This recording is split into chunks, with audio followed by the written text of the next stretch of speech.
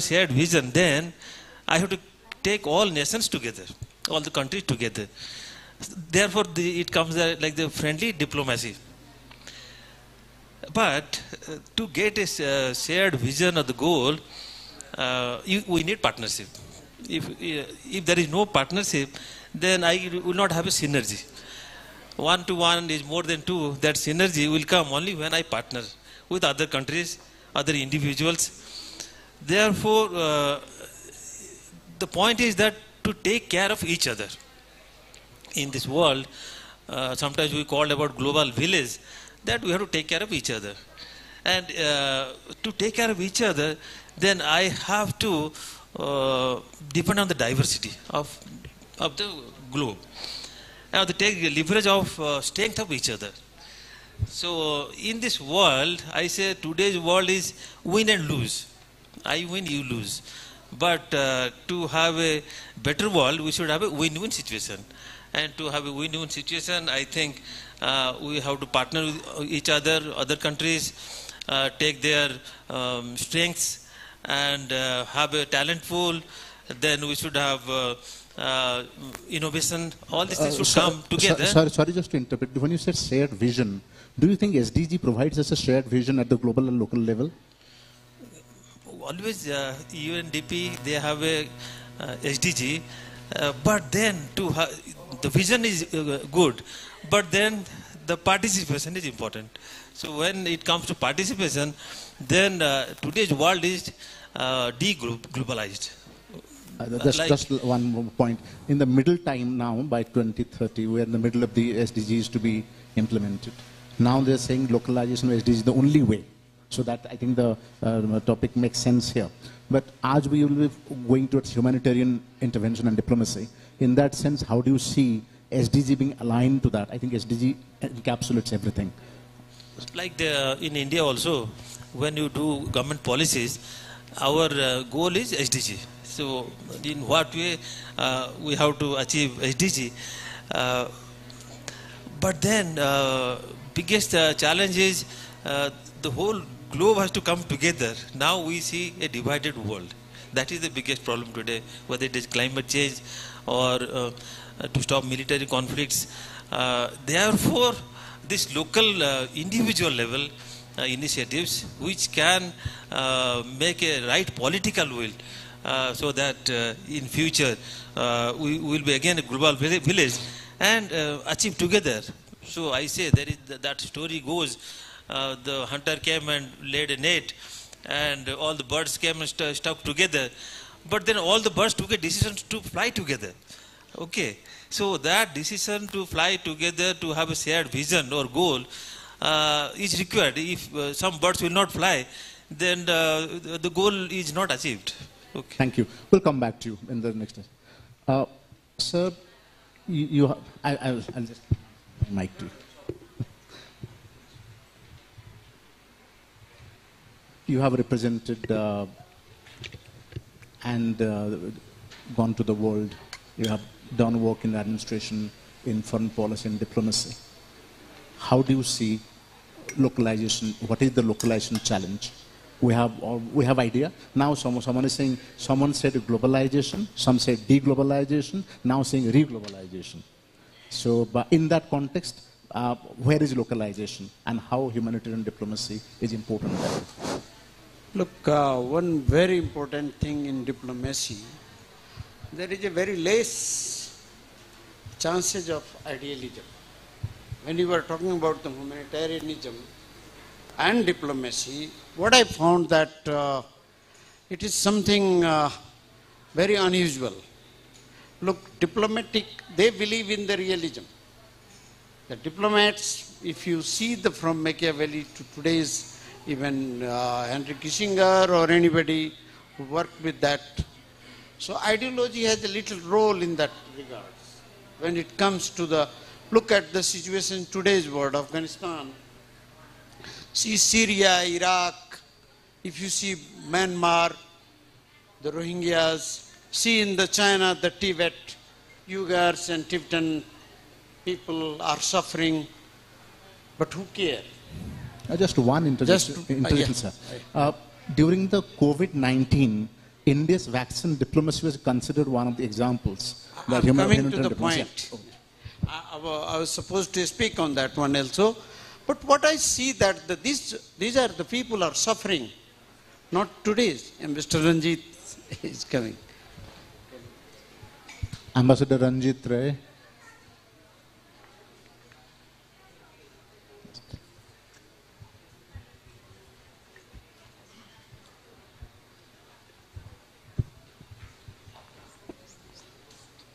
Thank you. So, we are waiting. No, it's all right, no problem. So it's today's world. You see that many of the humanitarian crises not created by the nature. It's created by the human being, and there are solutions there. There are solutions of each and every problem, but due to political power, due to hunger of power, that these problems are not solved. So the crisis, today's world, we are talking about the deglobalization, but now I am seeing that the world is heading towards another type of Cold War between China and USA. And then we are looking at our two neighbors, the China and India. They have been also competing on the regional and international forum. So look, as Mr. Parajuli told you that there are solutions. UN is working. There are many humanitarian organizations. What we observed during the COVID vaccine was not fairly distributed. Those superpower, those who they stopped giving the COVID to the country like Nepal, and we suffered much. And so at the time, we couldn't get it. And even from some of the big rich countries, they have a huge number of the vaccine at the time, but they didn't distribute it. So we, Nepalese, like Nepal and other small countries, has suffered much on the COVID vaccine. And vaccine diplomacy was very inhumane and cruel. Some of the countries we signed non-disclosure agreement for the vaccine. And the price is such a high. Even the price of today's market price is 20, 30 times more than that of we paid. We paid, Nepal government paid, and yet not disclosed the prices. So what we have seen that in the realist world, today's or even the past, we see that in international fora, might is right. That prevail everywhere, even in UN. Look, the situation of the Ukraine. A small country attacked by big neighbors. Can it justify it? And they are suffering. Their food is stopped. They couldn't send food. And that is affected to other European and African as well as all over the world. The whole world. Yeah, all over the world. So that is how I'm telling you that Russia declared unilateral backtrack from the food agreement.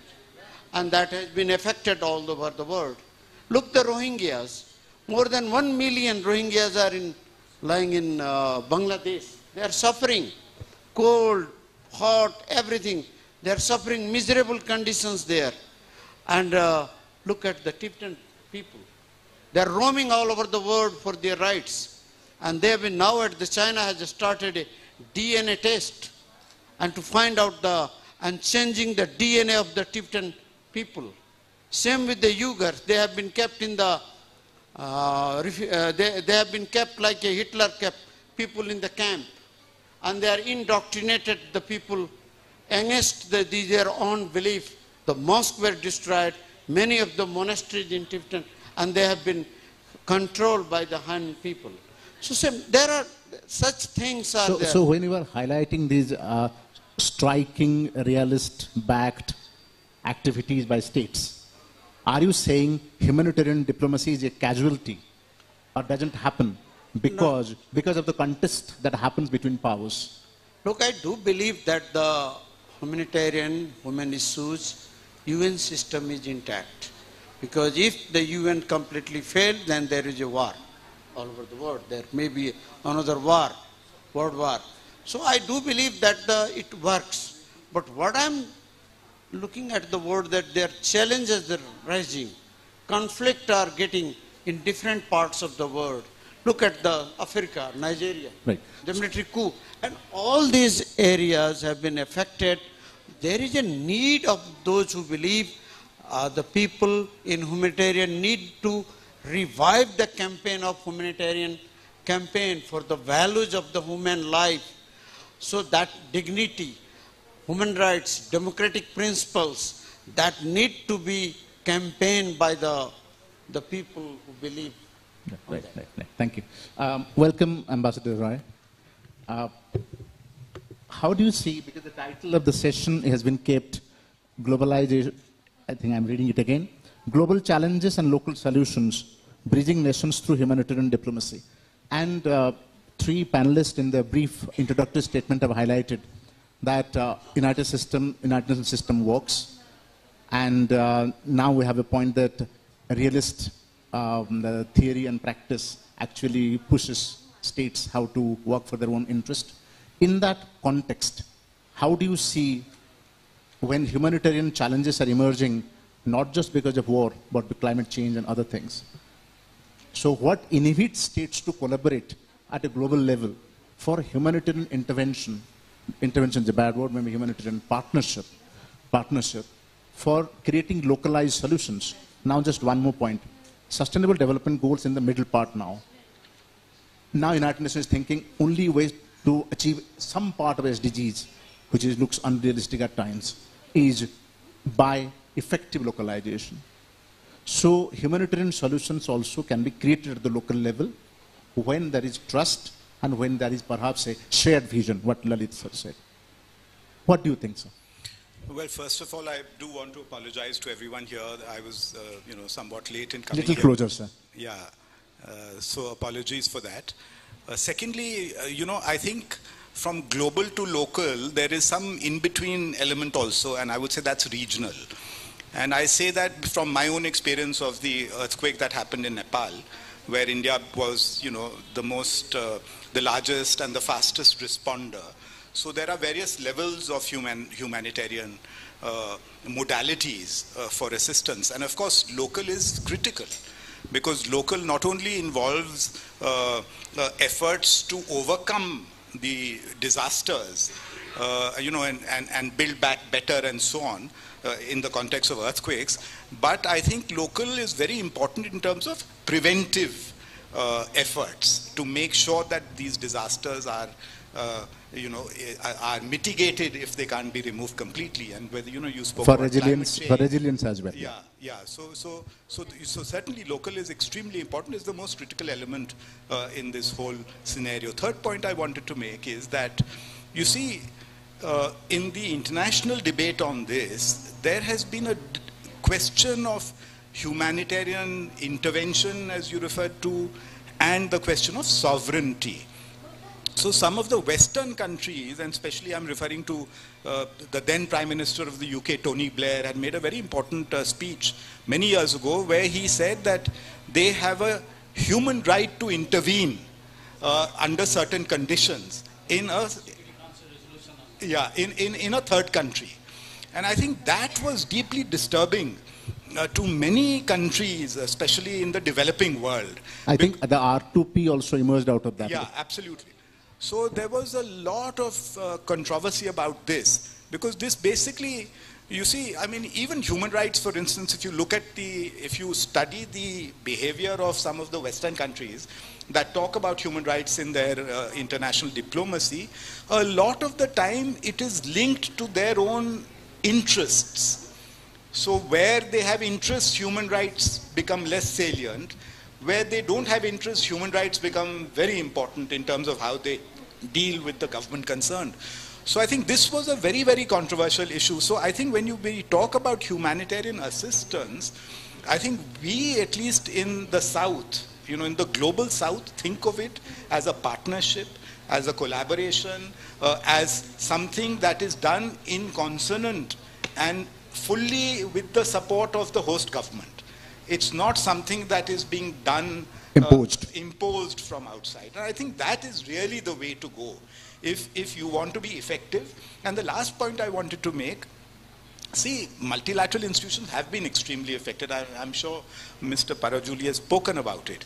But, in our region, I'll give you the instance of Chandrayaan that has just gone to the moon. The total cost that India has spent on the Chandrayaan is 1/4 the cost that Russia has spent. 1/4. And it's probably 1/10 or 1/20 of what the Americans spent. So I personally feel that if you go local and regional, then the same dollar will go much further away. You'll get much more value for the same dollar than if you do it through, some other modus. So I think, these were some of the points I wanted to make. Very important, of course, I think, the convening role of the United Nations. But the United Nations has to work in concert with the local government, with the regional powers, and I think that's what the Secretary General is trying very much to do. Even on things like peacekeeping, for instance. That, of course you have UN peacekeeping, but a lot of emphasis is now being given on regional peacekeeping operations. So I think that really is the way to go forward. And I know that, on a sub-regional level basis, we are doing a lot. Sorry, I've been going on too long. Last point, I think the organizations involved in providing humanitarian assistance, and I think the military has a very critical role to play. And so it's very important to have excellent military diplomacy and military-to-military relations. I speak from my own experience, and I know in the 2015 earthquake, because the Nepalese military was involved, General Gaurav Shamsher Rana was the army chief at that time. We had General Suhag, also a Gorkha officer on the Indian side. And so the relationship was so good, everything worked seamlessly. So I think I would like to highlight the importance of military diplomacy in the context of humanitarian support as well. Right. I think when Gareth Evans and the United Nations articulated that idea of responsibility to protect, short form R2P, and there is, I think when you are talking about the military being at the local level in the context of disaster, it becomes very important. In the context of violence and civil war, that might have little different impact as well. So in the African context, that have been different impact. And a military and a militia, both have been fighting. So my next round of question is just this caveat. So when I met Gareth Evans in Australia, I asked him that, sir, why can't we have R2C? He said, what do you mean by R2C? I said, responsibility to care. So responsibility to protect, when we are saying, it sounds like patronizing at one level. And second level, you have been divinely ordained the right, as you said, Tony Blair told, that we will go, because we are the custodians of the democracy, human rights, values, United Nations, all that, we'll go and protect people there. So R2C is non-intervention. You care with compassion, and then you ensure that resilience happens at the local level. Now that's a good idea, we should explore it. But R2P had a little more bias. Anyway, so coming back to our question, we started the round-robin discussion like that. So, Parajuli ji, what do you think is the 3 major challenges in local context? As Ambassador Roy highlighted, at the local level, we have to be at the local level for effectiveness, resilience, and maybe sustainability.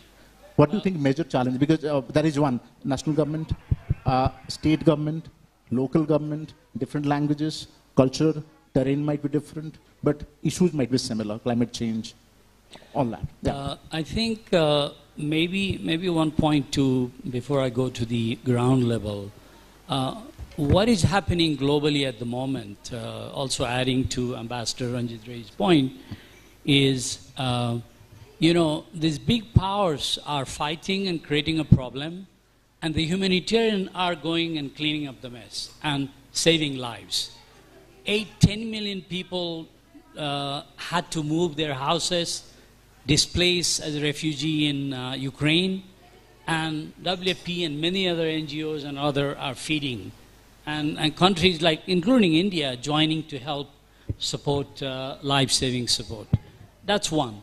So therefore, peace is the solution. And diplomacy is fundamental in that. peacekeepers play a very important role, India being one of the largest peacekeeper globally. But that's number one. Number two is always when you have a crisis, big crisis, resource is a challenge. And you have to generate resources. The local people who are already affected, they have nothing to share a lot of times. And unfortunately, a lot of these crises are happening in poorer countries, unfortunately. And that's where the humanitarian intervention from outside come in. So therefore, support from region or outside is fundamental. And a lot of times, the diplomacy element comes in is also because there are tribal people, there are military issues, there is conflict happening in the region, and also the issue of sovereignty come in. I will tell you, I moved in as a humanitarian coordinator in Myanmar in 2008 after the cyclone Myanmar. Myanmar stopped all the aid coming to the country. So we use ASEAN as a partner, exactly to give the example, and created a tripartite group between UN, ASEAN, and government to open up dialogue and to put everything on the table in a transparent way. We are working with government, we are working with the local people, we are working with the regional. So building that element of trust is fundamental. And there was a reference to right to protect. In fact, the Burmese military knew that there were ships, military ships waiting outside to come in. And their intelligence told, so they didn't let even any life-saving aid to come. So, sometimes these are the challenges. I mean, look at the Russia, this grain from Ukraine. The global price of food rose. Tremendous crisis. Fuel price rise, food price rise, fertilizer price rise. Three major crises, which caused a lot of chaos globally. But then the diplomacy, humanitarian diplomacy, negotiating free corridor, safe corridor, helped to take that food out and save many countries, etc. Right. Thank you. I'll come back to the last round of your final thoughts. So coming back to Lalit sir. Same question. What are the three major challenges of localization? So, of humanitarian assistance and support and work? I'm very optimistic because today's world, we are united through internet, social media, yes, and technology. I will say technology unites, whether it's a Tesla car or any other technology, that unites the world. I cannot live without technological support of another country. So, there may be some war here and there, otherwise, and the global stock market, trade and commerce. None of the country can survive separately. Maybe it is a cycle. So some time of war and conflict will come. But finally, I will say this new generation, they are more globalized because of the social media, internet, and their thought process. So I think at individual level, this new generation will unite this globe. Thank you. Okay, I think what I take from there, you said two points, technology and trust. Maybe two challenges at the level of, or maybe may not be challenges, they both can be opportunities as well. Right. Ambassador sir. What do you think, because you have taken a very hard Machiavellian understanding of international relations where we look at states as self-seeking entities looking for power. And in that context, they compete. Yeah. Then where comes of localizing support systems to get rid of or get out of humanitarian challenges? What challenges do you see? Three major challenges. Thank you. One important thing I would like to mention, Mr. Ranjit is here in 2015. The India's support in the first country who come during the earthquake time, and it was such a quick, it was not relief, it was for rescue. And I think RDF it is called in India, right? NDRF, right. So that has arrived in 3-4 hours of the time. And at the time our Prime Minister was in Indonesia. and Nepal's many of the system collapsed. When I was talking with the Home Secretary at the time, he was lost. There was no water, no telephone. Everything was in a no electricity, many things. And people are running on the street where it is safe and where it is not safe. People are running to the Ratna Park. At the time, people realized that. So what I found that at the people level, support from India was tremendous. It's not only the government of India, but the different states, the chief ministers, even the local people. During that time, I went to Sikkim to speak in a conference, and my teacher, Professor Baral, was with me. While we are talking in the Sikkim, and we said we are from Kathmandu, people tell us that we have sent you some goods. Did you get it? And that is same thing with the Siliguri Bazaar. So that was the tremendous, we see that our people, our CDOs receiving support in the border, and the ambassador's office in Birganj was such a effectively managing all from different corner of India's border. We have been receiving that support, and it was a, so what I see that there is a place of humanity, there is a place. It was not a call by the state, but the people themselves. So, and some support from China, from the Chinese government, from Tibet, and almost all Western countries. They come up. But the first and foremost support comes from India. And it was from state as well as from people. I think you are making a valid point there. States can be self-seeking. Yeah. Individuals and communities can be selfless. Yes, that is what I am telling you, that the, during even COVID, many of our Nepalese people cross the border and get vaccinated. So it was not government to government cooperation, but it was from the people to people relation. So that is, although India was itself was affected badly, and India stopped exporting the vaccine, but at the time it was a big crisis. So in the, look, as Parajuli ji said that, there is a place, people are helping, even in Ukraine, even in different parts of the world, that the human values works. Even in the different crisis time, people go and work there. People help them.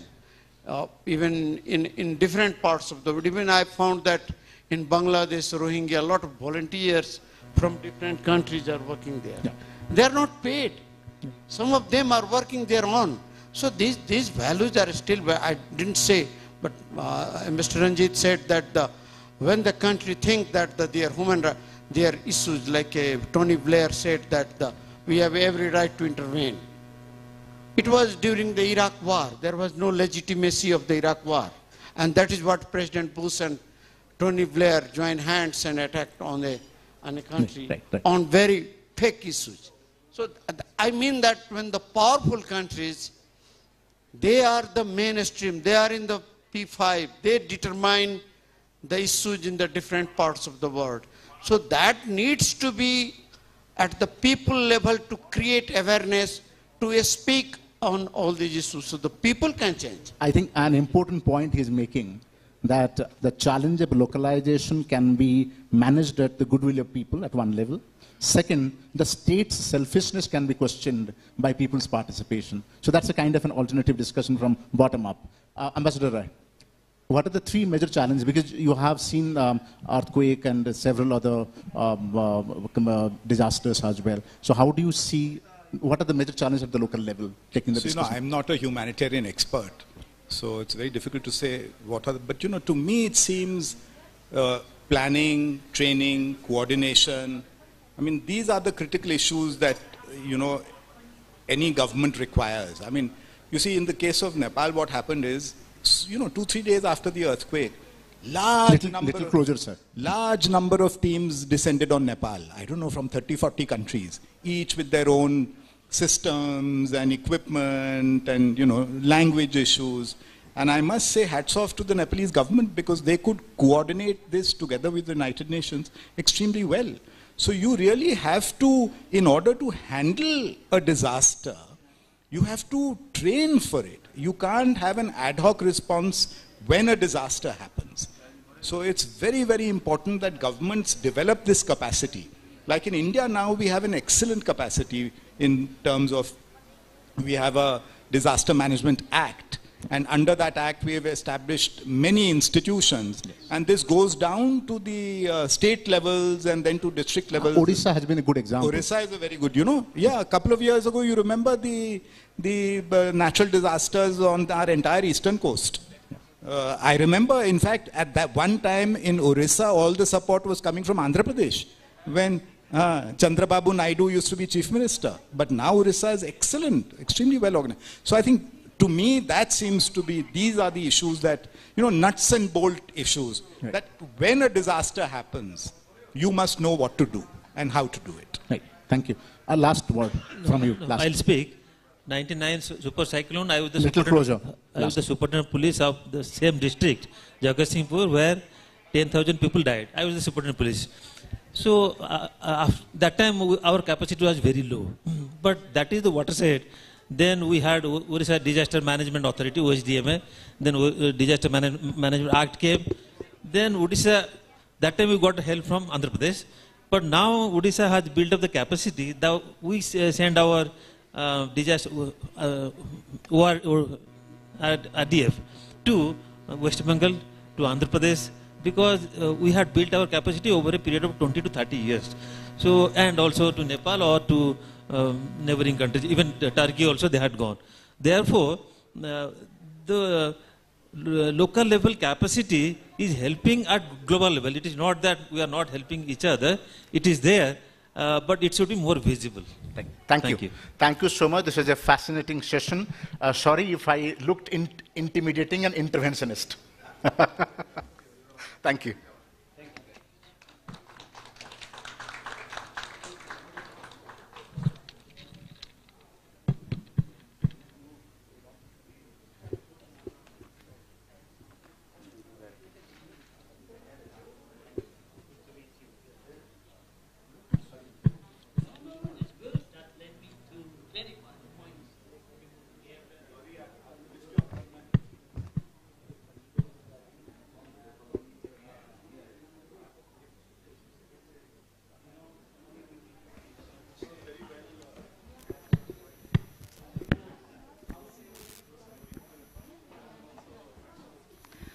So thank you, dignitaries. It was a very insightful session. It's always people over policy.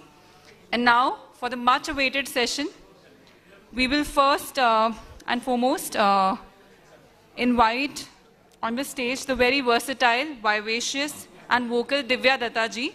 And the session is called Versatility and Voice, the Divya Datta Journey in Indian Cinema. So please, all of you, put your hands together for the Divya Datta.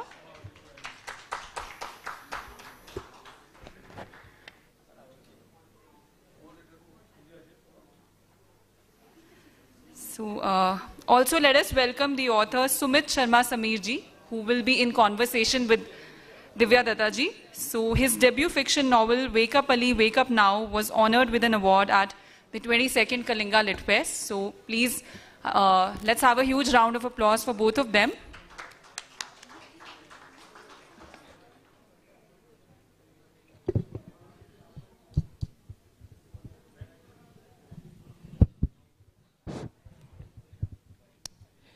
Good afternoon. Good afternoon, ladies and gentlemen. We are on a post-launch session, which I understand it's a bit difficult to come out of that slumber, but we'll try to do as best as we can. A very warm welcome to each one of you. My name is Sumit Sharma Samir, and I'm very thankful to the organizers for such a wonderful opportunity to interact with, one of the most versatile actors of our time, Divya Datta herself. I have been entrusted with one of the difficult job. I'm supposed to be introducing someone who needs no introduction at all. But I'll try to do whatever little I can from my side. Divya, we have seen her for the last 2 decades. I think her first movie was Isk Mein Jeena, Isk Mein Marna, that came in 1994. Since then, she has gone to act on more than 100 films now, and some of the phenomenal performance that we have seen on Delhi 6, Veer Zara. One of the films that I have seen is Train to Pakistan, Badlapur, and many more. And she has won more than 24 awards, including National Film Award as well.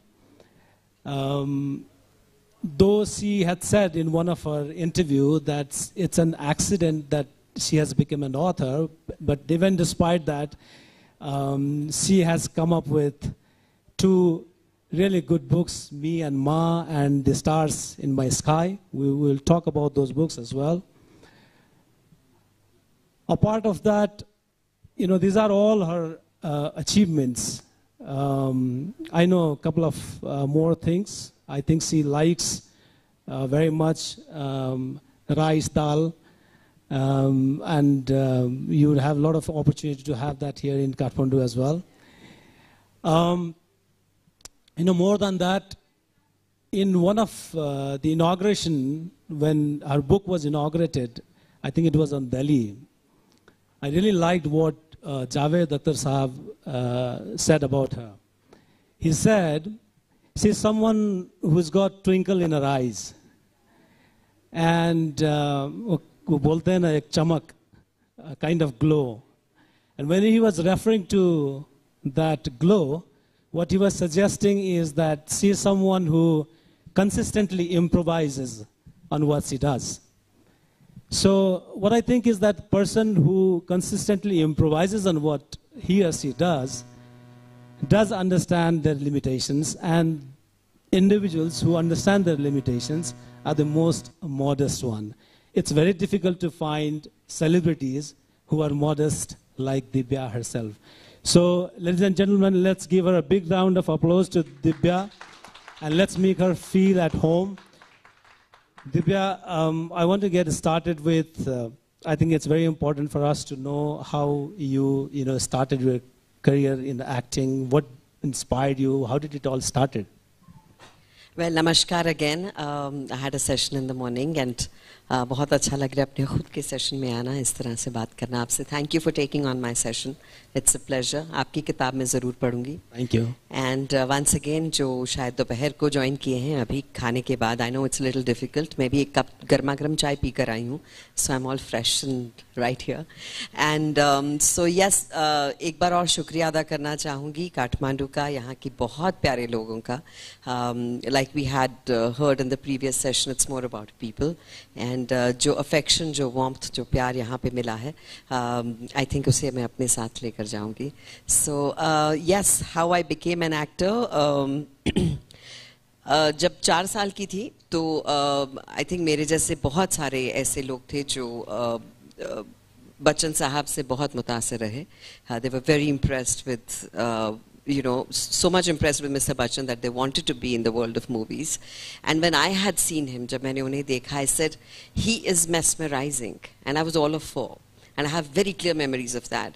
And I said, I want to belong to this world where he belongs. And I didn't know what that meant.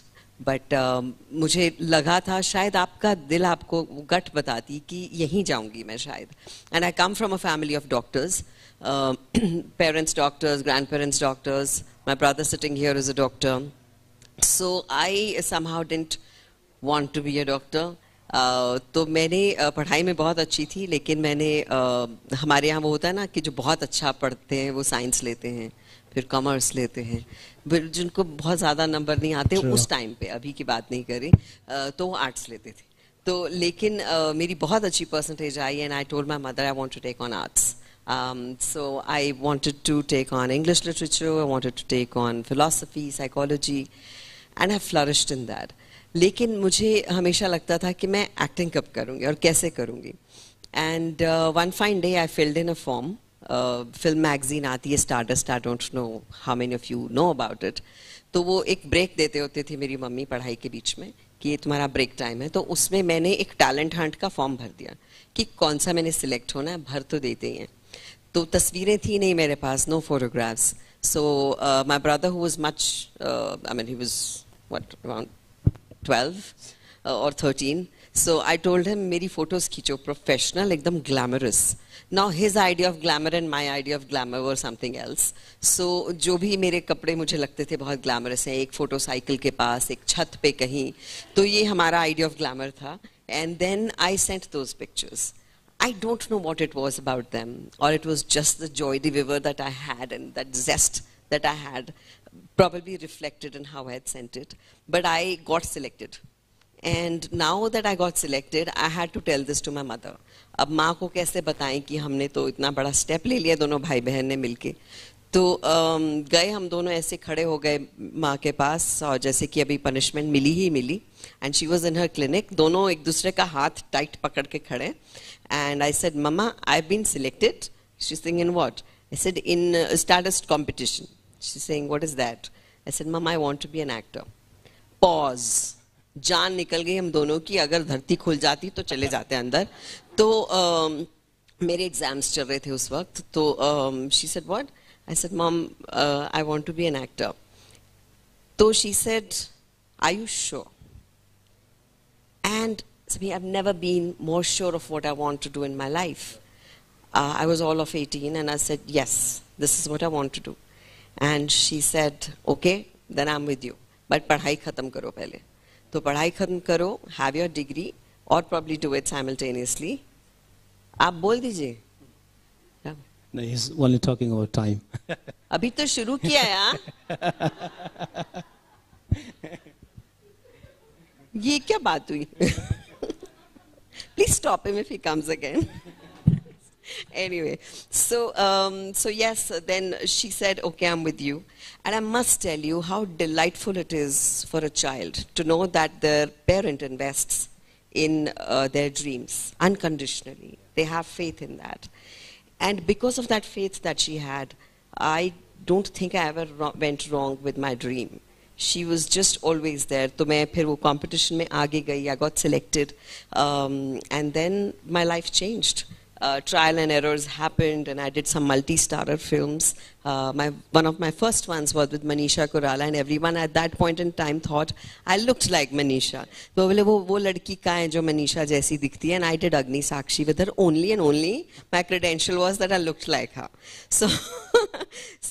But that started my journey. And then I said, "But this is not what I want to do. I want to do something more substantial." And that's when I got my first film like that, Train to Pakistan. And that's the film that opened doors for me for different kind of cinema. So yeah, and that's the journey is still on. And there never came a chance that you ever wondered that the path that you had taken was not a right one? Which part? The path. Choice, yeah. Yes, I know. I think your gut always guides you perfectly. And my heart knew that this is exactly what I want to do. It wasn't the easiest of professions. बहुत मुश्किल है. आपको पता ही नहीं होता आपका कल क्या लेकर आ रहा है आपके लिए. आपके साथ गॉडफादर्स नहीं हैं. आप किसी प्रोड्यूसर के बच्चे नहीं हैं. तो it took me 5-6 years to just know कि यहाँ फिल्म लेते कैसे हैं. सही फिल्म कैसे लेते हैं. फिल्में मिल जाती हैं. सही फिल्म फिर जब आप फिल्म कर लेते हैं फिर आपको लोग इमेज में बांध देते हैं कि अच्छा वो स्वीट वाली लड़की उसको ले आओ, तो वो पंजाबी वाली लड़की उसको ले आओ. I said I don't want to be bound in image. I am an actor. मुझे हर तरह के रोल्स करने हैं. And so that's what kept happening. My first change over film for me was Veer Zaara, because I was called for it and it was my dream to be a Yash Chopra heroine. And मुझे वो chiffon saris में dance करना था, मुझे शाहरुख के साथ romance करना था, वो सब करना था. तो मुझे शाहरुख और की फिल्म जब ये वीर ज़ारा अनाउंस हुई तो यश जी के यहाँ से फ़ोन आया that we are making Veer Zaara, please come. तो उन्होंने कहानी सुनाई दोनों ने, आदित्य चोपड़ा एंड यश जी ने. And I was very excited. This set so film में मिस्टर बच्चन हैं, हेमा जी हैं, शाहरुख हैं, रानी हैं, प्रीति हैं, मनोज हैं. तो मैं कहा मैं क्या कर रही हूँ, what am I doing? So they said we want you to play Shabbo, and that's Zara's friend. My face fell. I said most definitely don't want to do a friend's role in a Yash Chopra film, because I will be bound for life in an image. कि अब तो इसको friend के ही role मिलेंगे. But when I came back, it was, and Aditya Shayad, he realized it. He says, if anybody could have done it, we wouldn't have called you. So trust me, you will be always remembered for this role. I went back to my mother, I told her this. She said, beta, nobody knows that you're a good actor. ये तुम उनको कैसे बताओ कि तुम अच्छी actor हो? ऐसे कोई तो मुझे लेगा ना, ऐसे शाहरुख या सलमान के ऑपोजिट. She said, नहीं लिया तो ऐसे ही बैठी रहेगी घर पे वेट करती. I said, no, that's not a great idea. So she said, then take on this role that he's offering you. Do it so well that people write roles for you. Yeah. And Sameer, today, it actually happened. Yeah. People write roles for me. And it feels beautiful that you made best out of the opportunity that was given to you. And when I had come out of the premiere in the interval, I didn't realize I had become a star with that role. So in the most unconventional ways, universe सुनता है आपकी अगर आप बहुत शिद्दत से कुछ मांगते हैं. Right. So ये जो the kind of tag that people put for sometimes like saying supporting actors. I hate it. Don't even talk about it. We're not talking about it. It's thankfully left me, and I'm very happy about that. How difficult it is to craft your own niche despite going through all those things. It's amazing. So after Veer Zara, which was a super hit blockbuster, I was offered so many films. मतलब जितने बड़े banners थे, सबने मुझे काम offer किया. Flooded होता है ना, तो सब फिल्में 1, 2 जितनी भी 20 ऑफर हुई, मैंने मना कर दी. And my family thought I've lost the plot. तो they said इतनी अच्छी फिल्में मिल रही हैं, क्यों मना करिए? I said, मम्मा अगर मैं बोर हो गई तो मेरी ऑडियंस भी बोर हो जाएगी. अगर मैं एक्साइटेड हूँ और मेरे अंदर वो जज्बा और आग है कि that excitement, that butterfly in your stomach, that will be what my audience will receive. So after 1 year, I was called by Rakesh Mehra for Dilli Che. और तब तक मैं इतनी frustrate हो गई थी. मैंने he called me. I said, ये पंजाबी रोल है? He said, नहीं. I said, तो चुलबुला रोल होगा कुछ enthusiastic लड़की का? He says, नहीं. I said, तो मुझे क्यों बुला रहे हो? He's saying, because I think you're a good actor. So when I did that, it was a sensuous role, and I got so many offers of just sensuous roles. I said, ये कैसी industry है? यहाँ पे आप जिस role में पसंद किए जाते हो, लोग आपको वैसे ही रोल ऑफर करने लग जाते हैं. Then I started enjoying this process of breaking the mold. फिर उसके बाद मैंने की स्टैनली का डब्बा, फिर उसके बाद मैंने की भाग मिल्खा भाग. Then I became everyone's sister. कि सिस्टर, मुझे मेरी बहन याद आ गई. I said, it's lovely. मैंने कहा इसको भी काटना है. Then I did Badlapur. तो बदलापुर के बाद वो जो मेरा एक टैग था जो अभी आपने बोला, वो कट गया. And now also I enjoy this journey. जहाँ मुझे लगता है कि मैं बोर हो जाऊंगी किसी रोल में, वो मैं नहीं करती. और जहाँ मुझे लगता है कि डर लगेगा, घबराहट होगी, नर्वस होंगी, पसीने आएंगे, और बहुत अच्छा डायरेक्टर है, I just do it. So you have been there for the last 2 decades. How do you see the Indian film industry evolving, and the kind of role that's been given to women these days in Indian cinema? Well, I think it's evolved beautifully, and I'm so fortunate that I have grown with it. I've seen it grow as I grew, and it's an amazing, marriage between me and the beautiful times that have happened. So yes, from having no scripts at all, from just having proposal makings कि hero हमारा ये है तो heroine भी एक ले लो, उससे now saying कि we have a story, would you like to read it, would you like a workshop, would you like to meet the actors, बहुत कुछ बदल गया है और किरदार बदल गए. अब वो नहीं है कि आप हीरोइन हैं तो 20 साल की हीरोइन है और उसके बाद में हीरोइन के बाद सीधा मम्मी के रोल्स में आएगी. वो नहीं है अब there's a lot that a woman has, that gravitas, those gray areas, that it's accepted to be human. हम लोग सिर्फ अच्छे या बुरे नहीं हैं, हमारे अंदर हर बार हर सिचुएशन एक नया मैं निकालती है. तो वो इतने सारे मी जो मेरे अंदर हैं, वो इन फिल्मों के जरिए, इन वेब शोज के जरिए मुझे निकालने का मौका मिल रहा है. And I'm very happy with these times. You know, sometimes actors generally, it's said, I don't know, you are better placed to respond to it. I mean, you have to, put a shoes, on someone else's character. you have to act in a certain way, and then at the same time you have to retain your individuality. How do you balance that? I don't retain my individuality. No, you don't. That is the lesson I've learned. You have to leave yourself somewhere out for the character to take in. Because I'll share a little incident. ये मेरी किताबें हैं दो. First is Me and Ma, and the second is Stars in My Sky. जो Stars in My Me and Ma तो नाम से ही पता चलता है, is a memoir for my mother. और ये Stars in My Sky में अलग-अलग किस्से हैं with all the actors, directors that I worked with. So इसमें एक किस्सा है which is with Rakesh Mehra when I was doing Delhi 6. तो सीधा एक जब आप पंजाब से आते हैं यहाँ ऑडियंस पंजाबी है, they would know कि हम बहुत हाँ जी एंड अभी यहाँ पर भी सबसे मिली, इतने प्यार से सब नमस्ते जी करके मिलते हैं, तो मन करता है सबके साथ खड़े होके तस्वीर खिंचाओ, किसी को भी मना नहीं करो. It's so lovely. सो ऐसे ही आई थी मैं, और जब मैंने दिल्ली 6 की तो उसमें it was a bold character. She had a body language which was nothing like me. I was very inhibited, if I may say so. गालियाँ देनी थी, कुछ करना था. I was very nervous. And वहाँ कौन काम आया? मेरे co-actors. जितने co-actors थे, ऋषि जी थे, ओम जी थे, अभिषेक, everyone, and my director. They said, सुन ऐसे कर ले, सुन ऐसे कर ले. I was like, wow, this is such a team, beautiful team. तो वहाँ क्या हुआ, मैंने अपने डायरेक्टर को कहा, मैं कहा सर कुछ तो बता दो करना क्या. I didn't know exactly how I am supposed to do that brush role. Dialect कर लिया था मैंने Haryanvi, but I didn't know what to do with it.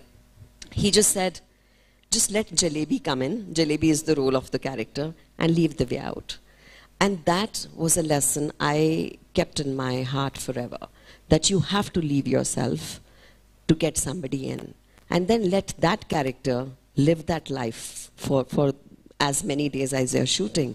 We are very lucky, हम बहुत खुशकिस्मत हैं कि बहुत सारी जिंदगियाँ किरदारों के ज़रिए हम जी लेते हैं, और you experience what they must have felt. So it's a very fortunate expression, this thing to profession to be in this, to be able to express like this. And so yeah, I guess you have to just forget yourself and then just be in that world for a while. और फिर वो जो uninhibited you है, that is the character you have. Wonderful. I was wondering, who do you love most, Divya an actor or Divya an author? That the readers and audience can tell you. I think I love both, yeah. Both are very sincere and straight from the heart.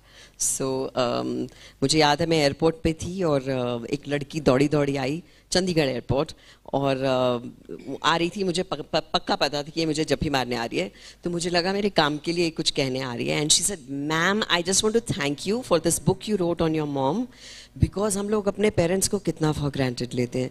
मैंने book पढ़ी और मैं गई अपनी mummy के पास, हमें कहा mamma I love you. So I think this is so nice to connect to your readers, to connect to your audience. जरिए बदल जाते हैं, माध्यम बदल जाते हैं, लेकिन मेन चीज़ है कनेक्ट करना, और मुझे लगता है मैं करती हूँ कनेक्ट, क्योंकि जो दिल से निकलती है बात वो कभी गलत जाती नहीं है.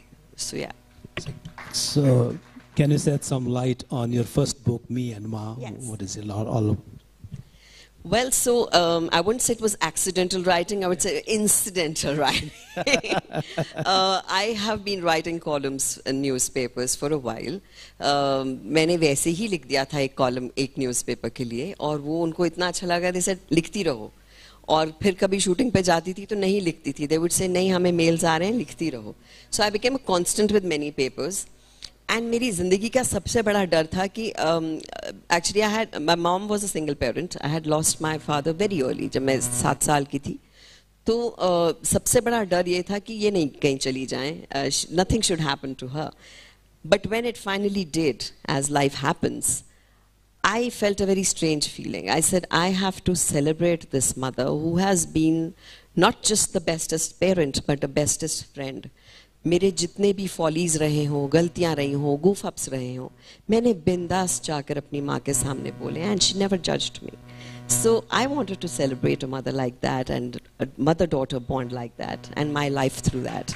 So that happened, and then it really did very well for me. And इसका हिंदी version भी आया, फिर इसका audio book भी आया. And then everyone started asking me, अगली book क्या? तो मुझे लगा thank God I'm not a one book wonder. I am going to be writing more. And I thought, what is it I'm most passionate about now? And it just, one word came, was my work. And my work and the people who made my journey so beautiful. So hence this is a dedication to all those people who came in my life during my work life and just did something that was beautiful in that time, and it helped me. Probably just bring me a smile when I needed it most. So I remember one line, I'm not sure if you agree with that, the one line of my book that I have written on parents. Is like, parents are intricately interwoven. Neither they will allow you to walk alone, nor they will let you free forever. They are there. Always beautiful. Always. Yes, absolutely. Love Yeah. So can you also shed some light on the second book, The Stars in My Sky? Is there any specific, chapter that? So a very interesting incident I remember.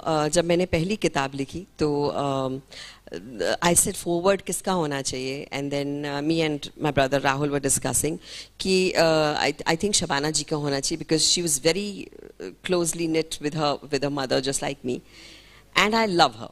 So so she wrote the forward for me, and then we said okay, it's my first किताब का launch, किसको बोलें कि हमारी book launch करें. So I said, if I had my word, it would be Mr. Bachchan. So he told me, why don't you go ahead and message him? I said, you crazy? What if he says no? He says, what if he says yes? I said, yeah, ये बात तो है, हाँ भी हो सकती है. तो he said, क्या होगा? कोशिश तो की ना. तो I sent him a message. Very skeptical I was, but I sent it. पूरा दिन मैं अपना मोबाइल देखती रही कि जवाब आया कि नहीं. और मैं कहा ऐसे ही गलती की, मैसेज कर दिया, क्या सोच रहे होंगे वो, ये सब चल रहा है मेरे दिमाग में. And then krang, there comes the ringtone, and then I just pick it up and he says, I will be there, tell me when. So it was beautiful that two of my favorite actors were an integral part of that book. She wrote, Shabana ji wrote the foreword, he inaugurated. For my second book, Bachchan Saab wrote the foreword and Shabana ji inaugurated with Javed Saab. So what I feel is, जब आपकी intention सही है, the kind of things you want for yourself kind of make their way to you. उनका तरीका अलग हो सकता है, लेकिन वो आती ज़रूर हैं आपकी ज़िंदगी में. Beautiful. Divya, आपको मेरा सेशन अच्छा लग रहा है? 5 मिनट बढ़ा दिए ना आपने? I would love to talk to the audience later, so just yes. We'll have a question and answer sessions after a few minutes. Before that, I still have one. No, I was telling him. Yeah, I'm not stopping. Not anyway. you. We have seen a lot of changes in terms of technology these days as well, and it has its own impact in movies and theater. Where do you see this taking our entire cinema towards? I mean, do you think it will still have the same kind of influence as a tool that it has been for the past so many years because of the invention of so many machines these days? Well, I think they can be just that, tools. What remains is what you write, what you express, and how it is said. जो आपकी आंखें कहती हैं वो तो वही कहती हैं, और जो आप जिस तरह से कहानी कहते हैं वो तो वही कहती है. I am a little skeptical about how it's going to be with the AI coming in, because I do feel original क्या है और AI क्या है में फ़र्क ही नहीं पता चलेगा. Yesterday I was reading Shekhar Kapoor's post. So he said, इन्होंने मासूम part 2 लिख के दिखाई है मुझे, but thankfully it's not as I would have written. So what I feel is, जो हार्ट है वो तो हार्ट है, और दिल के ऊपर कोई टेक्नोलॉजी नहीं आ सकती. We are still at the beginning of those phases, and yet to see how the things unfold. But I'm sure that the emotions and human emotions and all these things that's intertwined with these actings and creativity part would remain. I would also like to believe that. What are the new films that you are taking up? What kind of movies are you taking up? Well, there are quite a few. In fact, one of them is with Manisha. That's Dibakar Banerjee's film called Tees, where both of us are playing friends and rivals. And it's amazing. And this is my 4th film with her. Then I have 2 web shows coming in. One is, they're both beautiful, so I can't even really, we're not allowed to talk about. But I'm very proud of both of them. And I'm glad कि मुझे ऐसे roles मिले हैं जो you know, when you look into the mirror, आप शीशे में देखते हो और आपको लगता है यार कुछ तो अलग कर रही है तू. So that's very important because मेरी excitement, मेरी exuberance is going to pass on to my audience. So that's very important. So yes, I've signed on 3 more films I'm working on. I'm happy with how things are happening. I'm in no hurry, but I want ये खुश रहना चाहिए और मैं खुश रहनी चाहिए. और ये खुश रहने चाहिए. And how do you see, you know, the film and literature coming together and having some sort of influence in the wider society? You see that happening in cinema quite often these days? Well, of course. I mean, now, fortunately, because a lot of ये क्या हुआ? So a lot of importance, I think, now is being given to the scripts. And a lot of scripts are also being taken from your mythologies, your literature, anything. It's so amazing to see that we are going back to the basics, which I also said in my previous session. It's lovely to see art and literature mingling together. कौन है? किसका phone है? Sorted? So, possible? Ji. So yeah, I guess it's good times for writings, for filmmaking, for actors, for technicians, for everyone.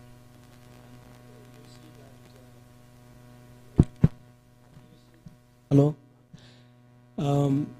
So that kind of reflection that you're talking about, looking into our own self in terms of looking back into our own society, this has been a trend in Indian cinema these days. That's what you're emphasizing. Yes, yes, Yeah. absolutely. Yeah. I think it's also lovely that whatever we are doing, simplicity has somewhere come in. हम जो बहुत complicated हो गए थे हर चीज़ में, थोड़ी grounding आ गई है, थोड़ा सा हम अपनी स्पीड्स को स्लो कर रहे हैं, थोड़ा सा बैक टू रियलिटी, जो हमारे बैक टू बेसिक्स था वो वहाँ जा रहे हैं. We are going back to our Ayurvedas, we are going back to healthy living, we are going back to mythologies, we are going back to our good old writings and literature. So I think these are good times for that. Now I shall open the floor for couple of questions, and if you guys have any questions, yes, over here. Someone can pass the mic to Amy over here on my left.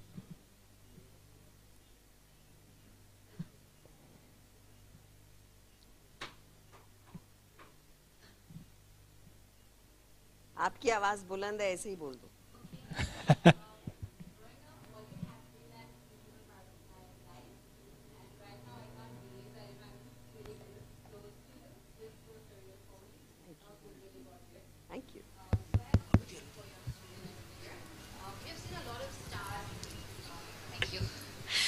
We have seen a lot of stars who change after stardom hits them, and after a point of time, the success is also kind of short-lived.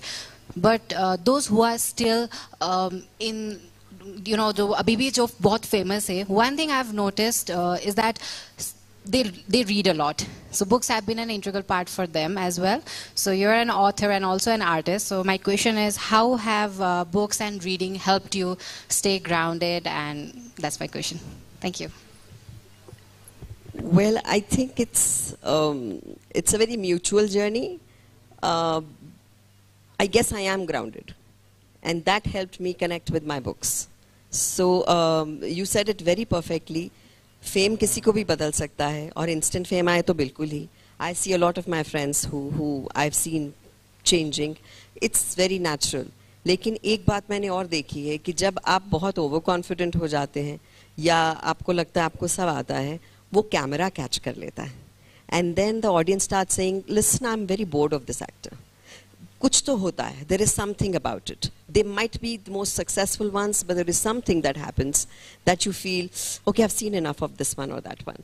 So I do feel actors should keep learning and actors should keep unlearning, because like Shabana ji was once saying कि एक director ने उन्हें कहा था कि हमें कितना perfect आता नहीं कि नज़र इधर है, फिर इतना उठाना है कितना सुंदर लगता है, फिर इतना उठाना है कितना सुंदर लगता है.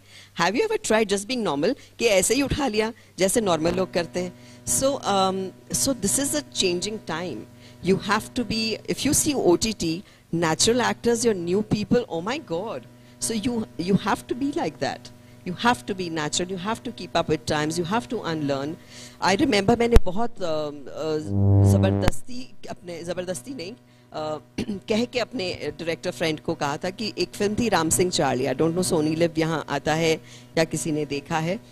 There's a film called Ram Singh Charlie. And when I heard the script, I said, ये मैं कर सकती हूँ वाइफ का रोल. He said, तुम कर सकती हो, but you're a star face. तुम इसमें फिट नहीं होगी, ये सब real actors हैं. I said, what do you mean by that? He said, you're too glamorous to fit in here. I said, you feel I can do it as an actor? He said, yes, you can. I said, तो फिर तुम्हारा काम, मेरा काम है student बनना, मैं unlearn करूँगी और लर्न भी करूँगी. So he made me remove सारा मेकअप. तो एक हमें होता है ना कि थोड़े स्वीट लग रहे हो, थोड़ा सा मेकअप तो कर ही लेंगे, ऐसे नो मेकअप लोग कहते हैं हम लोग. तो नो मेकअप लोग करके गई. said no, I meant completely remove the makeup. I literally felt naked. तो उसमें जो मेरा कॉन्फिडेंस एज दिव्या दत्ता था वो चला गया. Nervousness as Kajri the character it came in, and I didn't know how he totally transformed me into that role and how. But what I am saying is, एक तो भूख होना बहुत जरूरी है. When your hunger is satiated, you are done. भूख होना, excited होना, नर्वस होना एंड रेडी टू लर्न, ये बहुत सारी चीजें हैं जो as actors I think we should keep doing. Thank you. Geetika.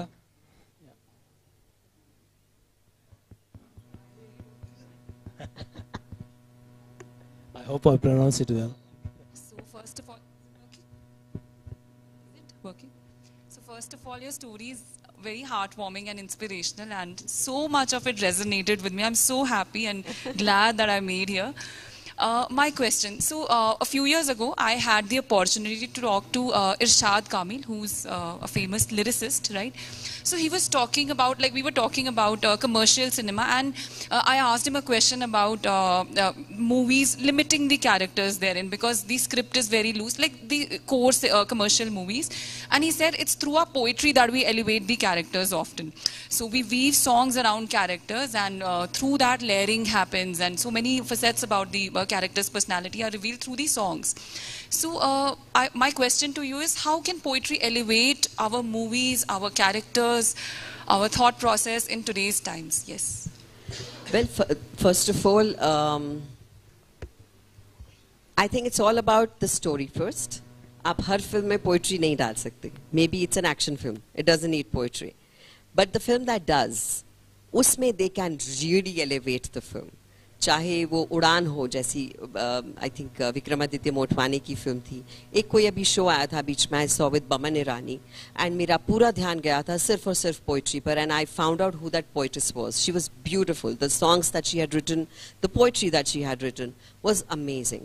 So of course where it is required, poetry and the words, और जो चीज़ कितनी खूबसूरती से कही जा सकती है, वो कई बार यूर राइट, हमारी अगर कमर्शियल फिल्म है जहाँ पर वैसे ही रोमांटिक सीन है, एक्शन सीन है, बेसिक, वहाँ आपको लेयर्स वो गाने देते हैं और आपके इमोशंस, बिकॉज ऑडियंस के लिए बहुत ज़रूरी है कि ये फील क्या कर रहा है.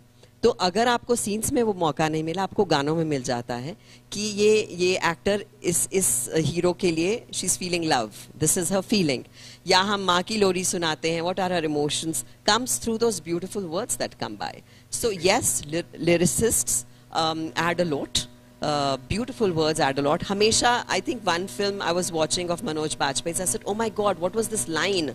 Line pe hi atak gayi main. It wasn't poetry, but it was poetic. So when you are saying the apt things in the most beautiful ways, I think it always is an asset for a film. Yeah. हाँ जी, दो बहुत मुस्कुराते हुए चेहरे. Throughout the session, you were the one smiling the most. So hello. Ji. Thank you so much. आपका नाम क्या है? मेरा नाम मनोज महर्जन है. जी. So my heart is beating so fast right now. Oh my God. It's really mesmerizing and pleasure to talk to you live, and I've been watching you in TV and films and all. So we see you as an inspiration, and we love you for what you are doing. And one of the main reason I'm actually volunteering in this event. So one of the main reason why I'm volunteering is you also, because when I'm listening to you, it feels like I can listen to you for the whole day and smile and smile. So you are so inspiring. So my question is, I'm also doing theater, and I also love acting, and sometimes, you know, I'm almost 25, 26 years old now. So sometimes it feels like when I'm doing theater, I love theater, I love acting.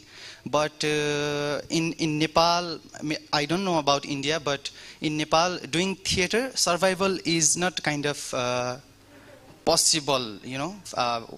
You understand what I'm saying? Yes. So when I'm auditioning for the films too, so I don't get the role, or I'm not financially strong with this profession. So I am asking you, do you have any suggestion or advice that for young and impatient learners like us?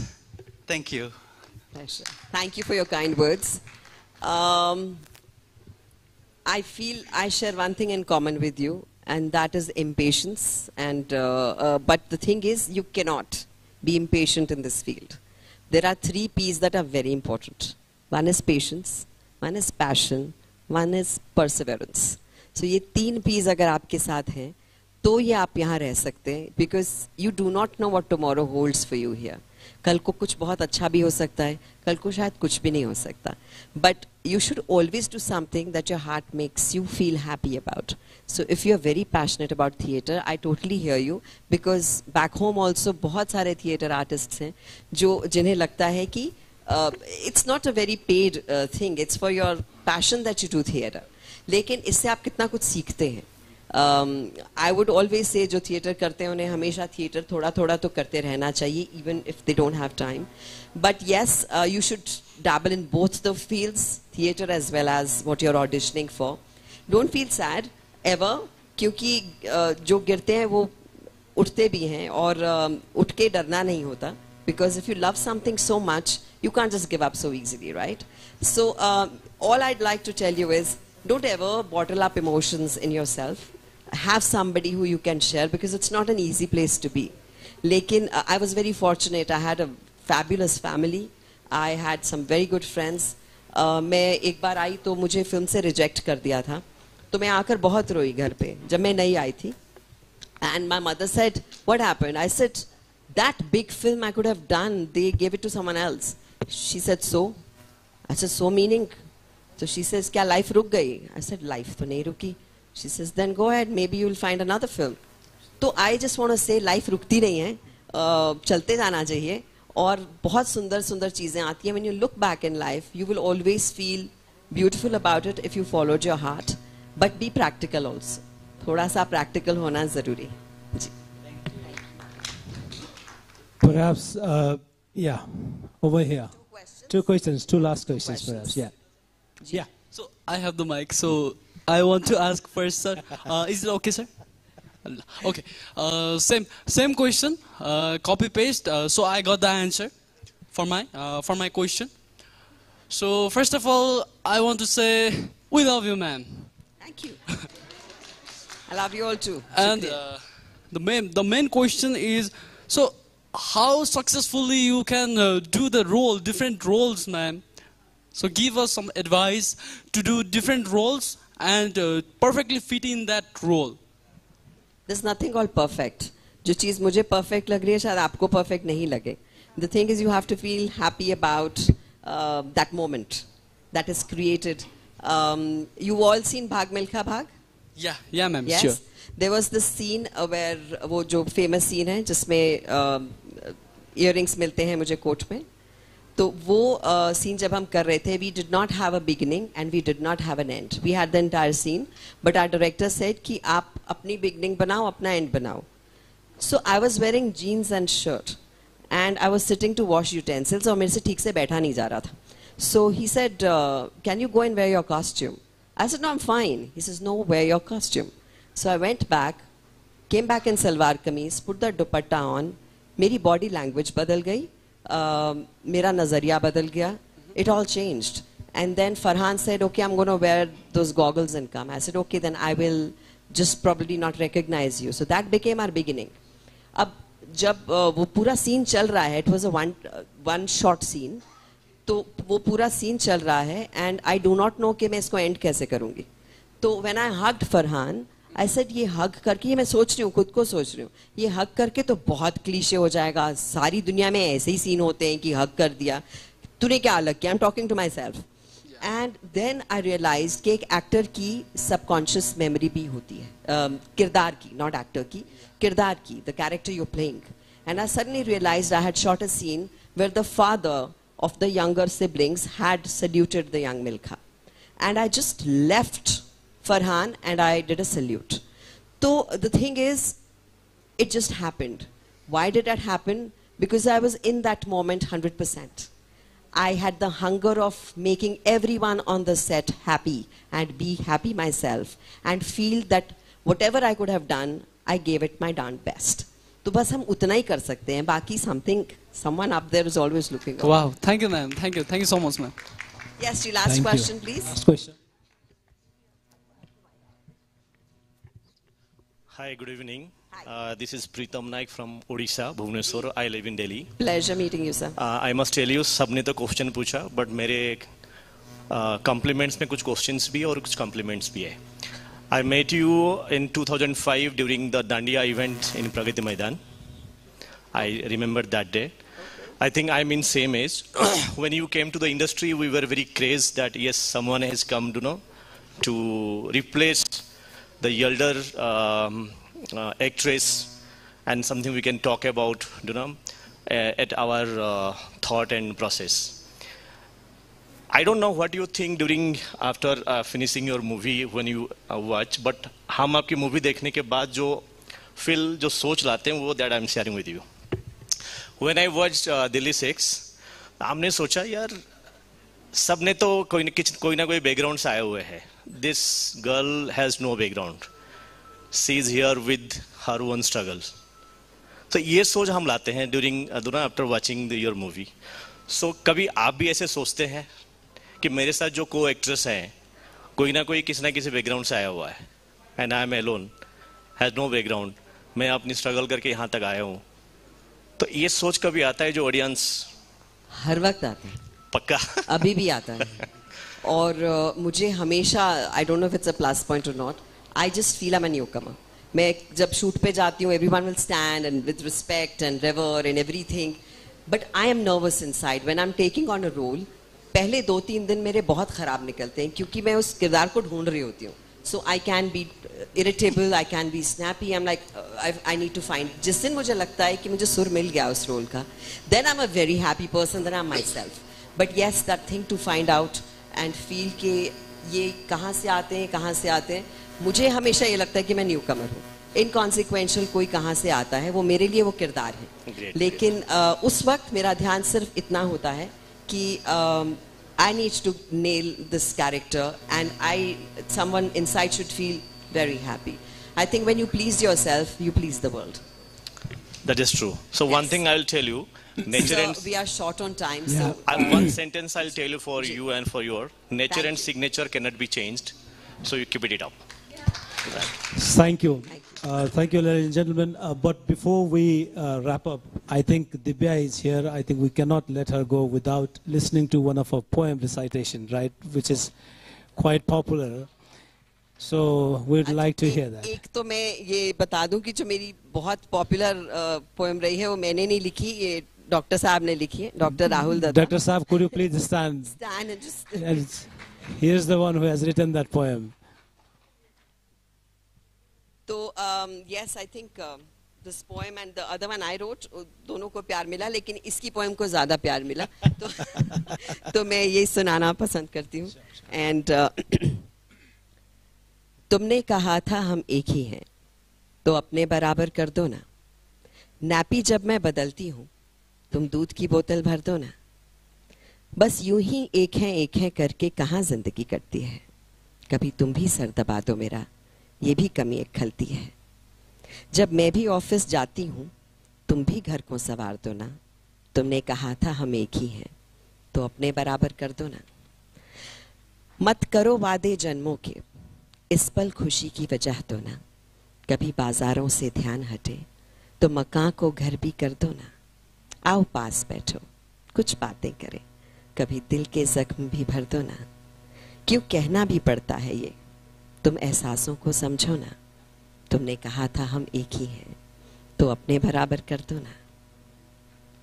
Thank you. Wonderful. Thank you so much, Divya. Thank you very much. Thank you. It's been a pleasure talking to you, and thank you again for all the love, for a full house, and for all the warmth. Shukriya. Thank you. Thank you all, ladies and gentlemen.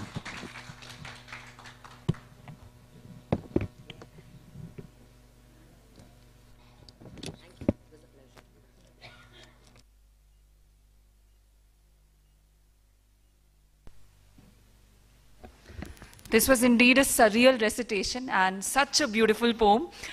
I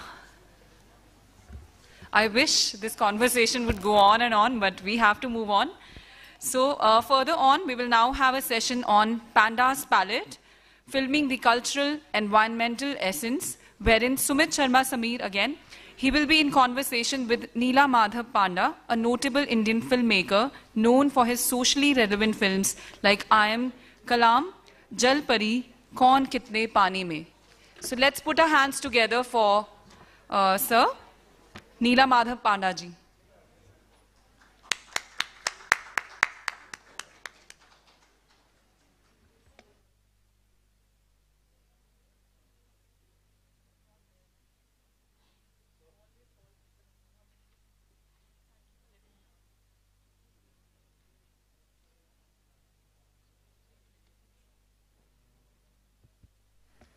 So may we have a huge round of applause for both of them?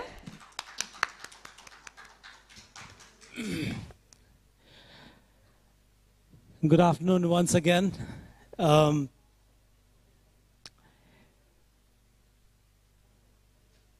have been entrusted once again to introduce one of the versatile director, Neela Madhav Panda, who is with us. Thank you, Neil, for making to Kathmandu and being a part of this session. Neela Madhav Panda is one of the potent force in Indian cinema today. I think so. And he is equally inspirational. We'll listen to his inspirational story because I think it's very important for the younger generation here in this country to really understand that people don't reach where they are just like that. It has got lots of dedication, hard work that goes into it. So we'll listen to it. Madhav has done more than 70 films that include documentaries and shorts as well. He's a Padma Shri Award winning of 2016.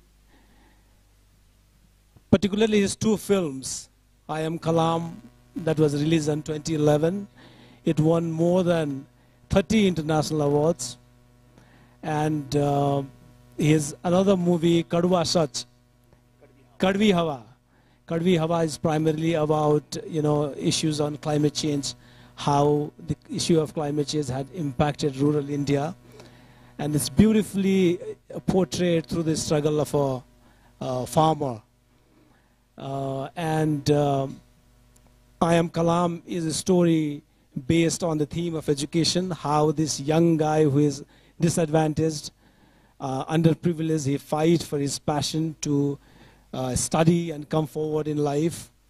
So Neil is very much known as someone who really is engrossed in social issues. He works on a lot of documentaries that's related to climate change, education, water, sanitation, and development issues. At a time when the lot of cinemas are made that's targeted particularly to generate income, his passion for the kind of films that he made is really stands tall. And therefore, ladies and gentlemen, let's give him a big round of applause for what he's doing in life, the kind of contribution that he's making. I would like to welcome you, Neil. So I want to get started with,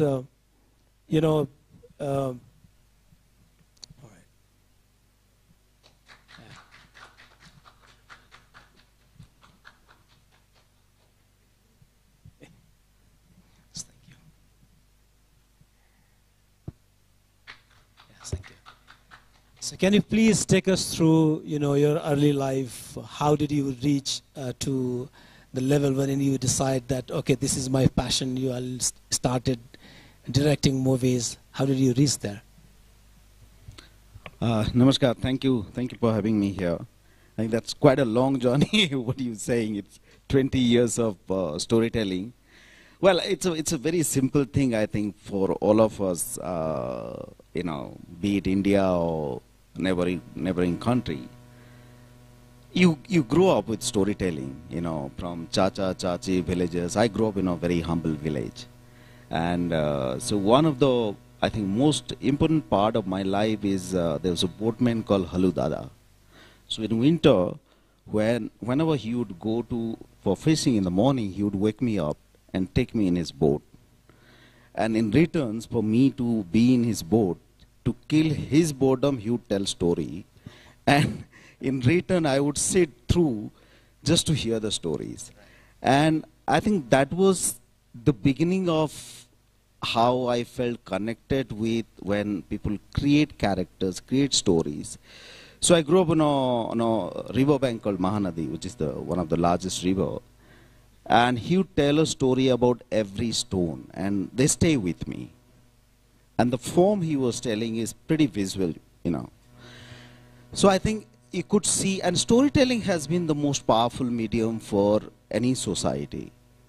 But it was pretty early for me to think that this could be something I could do. When you grow up that time in 70s, the only thing parent would look for that how you finish your education, get a job. There is nothing else. If you tell photography, painting, storytelling, they will say, then how will you survive? But the form of, and storytelling is also a major marketing form. In everything, in business or anything, it is storytelling. It is somehow creative. So it's not a whole new world. Yes, cinema, I realized why I would do cinema is when 80s, the first TV came to my village. And it was, I think, on the death of Indira Gandhi. And those blurry images would come. So the two villages completely would come and sit in the middle of the village, If the, mother-in-law is whining or the child is crying, it doesn't matter, they stay on. And I saw the power. And I never believed that time that it is man-made, that human can do this. Then comes straight to when I left for Delhi and I did a small marketing course. And I was selling first in 95, 96 when the whole globalization started, and I was selling mobile phones, door-to-door marketing. And that's how I met a guy from Sonpur, from my township. He was a cameraman in Doordarshan. And that's the first introduction to see that one captures the image and sound and show it to you. I felt it's the most powerful medium that you can bring your emotion, the stories which you want to say. And all I wanted to do was a very simple thing, like a typical village boy, that I wanted to tell the stories of our people. There's nothing more I had aimed in life, that time. I said, this is a great medium. So I started as a cameraman. And of course, within very short span of time, one of my first big camera work was with Robin Romanov, and it was produced by, it's called Stolen Childhood, a film on child labor. It was a feature-length documentary produced by Barbara Broccoli, James Bond's producer. So way back in 2000, 2001. And then, of course, you know, when you reach to James Bond's producer, New York, then the world is your home, you know. And from then, I made about 7 Hindi feature films, and most of them got awards and accolades. And recently, I released a show on Sony called The Jangaburu Cars. It's claimed to be the first cli-fi in India. So, you know, my question is, it's always very difficult when you start from that scratch and with that background, that too without a lot of support in a kind of industry that you are. What are the essential ingredients that one need to have to reach and do the kind of things that you are doing? Well, I think actors, I'm the storyteller and nobody is here because the actor has gone out. Without actors, you can't tell stories. No kidding. Yeah, no, the ingredient, the first thing in storytelling is you have to believe in a story. That's about it. And the form can be anything, whether you make a documentary, short film, feature, fiction, drama, anything. It is the belief in story that's the only thing which can make you a good storyteller. Because I've been an independent filmmaker. I never waited a star to fall. I never waited money to come. I never waited a studio to come. And sitting, I was not even in Bombay, you know, I was in Delhi. And I made 7 Hindi feature films, and all of them I released in theater. They're in different platforms like Amazon, Netflix, everywhere. So I think it is simply, you know, being an artist, being a storyteller. So one of the things I always say that it's a lonely journey, okay? And when you become a director, you realize you're like a bride's father during wedding. That you're responsible for everything, from your daughter to the groom's party, to the villagers, to food, to everything.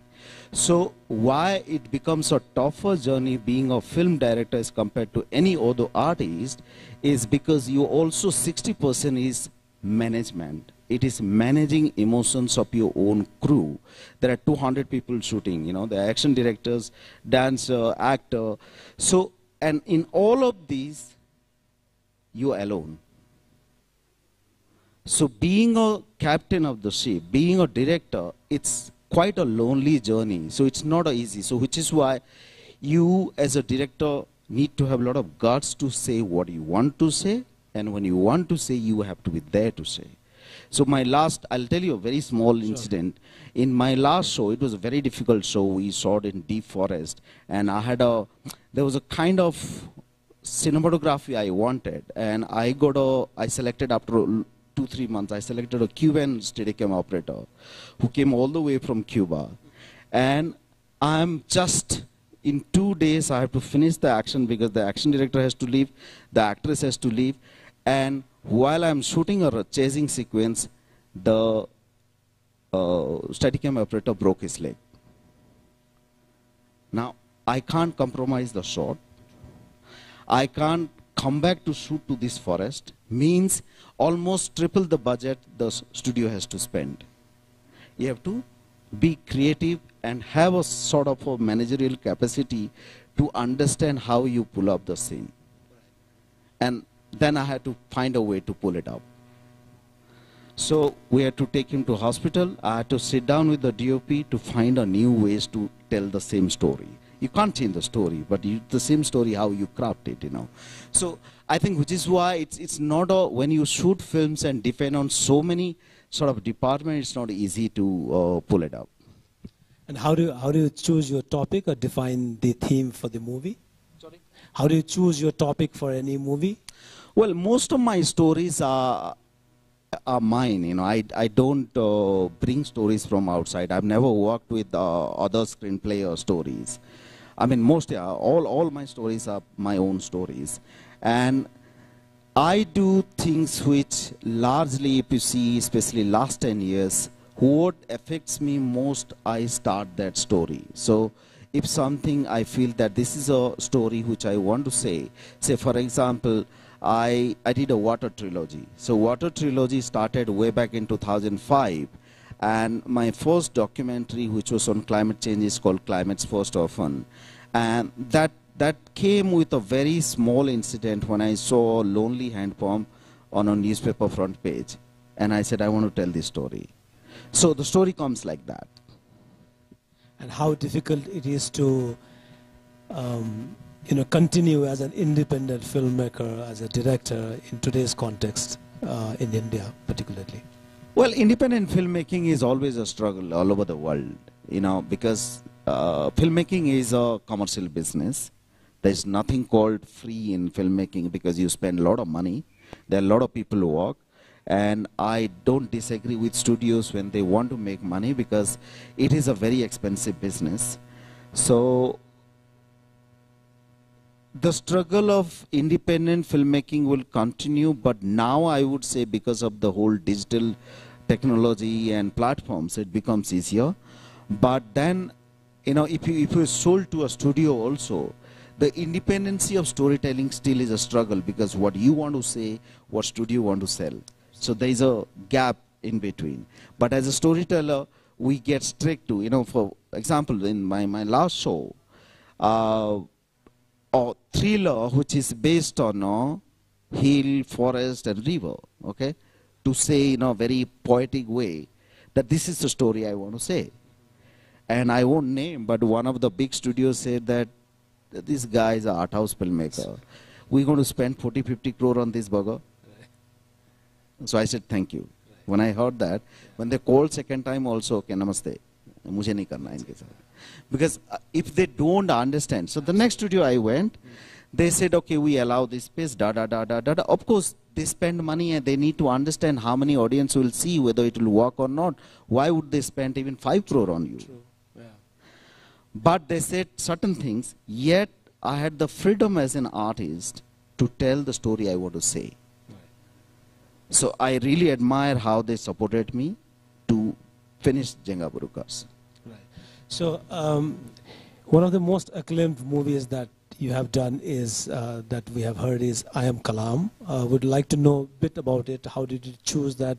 Why did you choose that? What was there any incident that you went through to finalize on that issue? Well, I think I Am Kalam, why also it becomes a trendsetter, and in Netflix during COVID it was a trending film also. Why many people related to that is because the story was in each of us. It was not just about education. It was what a child wants and how we treat a child. We don't treat child as a person, we treat like child, but there is a lot this child has to speak. And the film represents what he wants to speak, what he wants to say. The film gives a form of the voice of Chotu in I Am Kalam, and it came in a very small incident. I was doing this child labor film, Stolen Childhood, and I was traveling in a train from Kolkata to Bhubaneswar, and suddenly police came, and they were checking, these child laborers to take them out. Yeah, he was a child labor, rag pickers in the train, and he sought himself into a toilet, and while he's going, I could see him, and I chased him. It was locked, and I knocked him. I said, "Oh, मैं बोला दरवाजा खोलो." बोला police है, नहीं खोलूंगा. Window से कूद जाऊंगा ये वो, and he gave me धमकी, and I said, "No, don't worry. Police चला गया, मैं हूँ, मेरे को टॉयलेट जाना है, बाहर आ जा." Then we entered. I saw the police was outside, and I stayed with him about 15 minutes.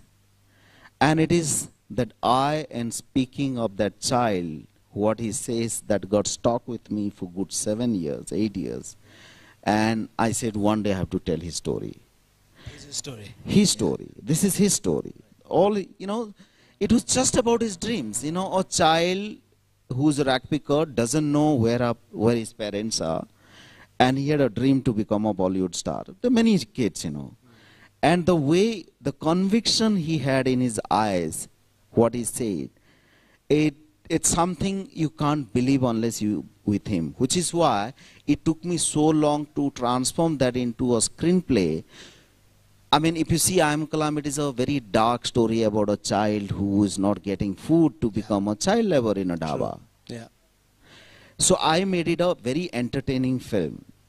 And which is what my whole idea was, that look at what these children are speaking. You got to have your ear. And that was the film. Right. And was it the same case with the Kadvi Hawa, or did you encounter any farmers, or it was in the back of your mind that the climate change is having a severe implications in rural India?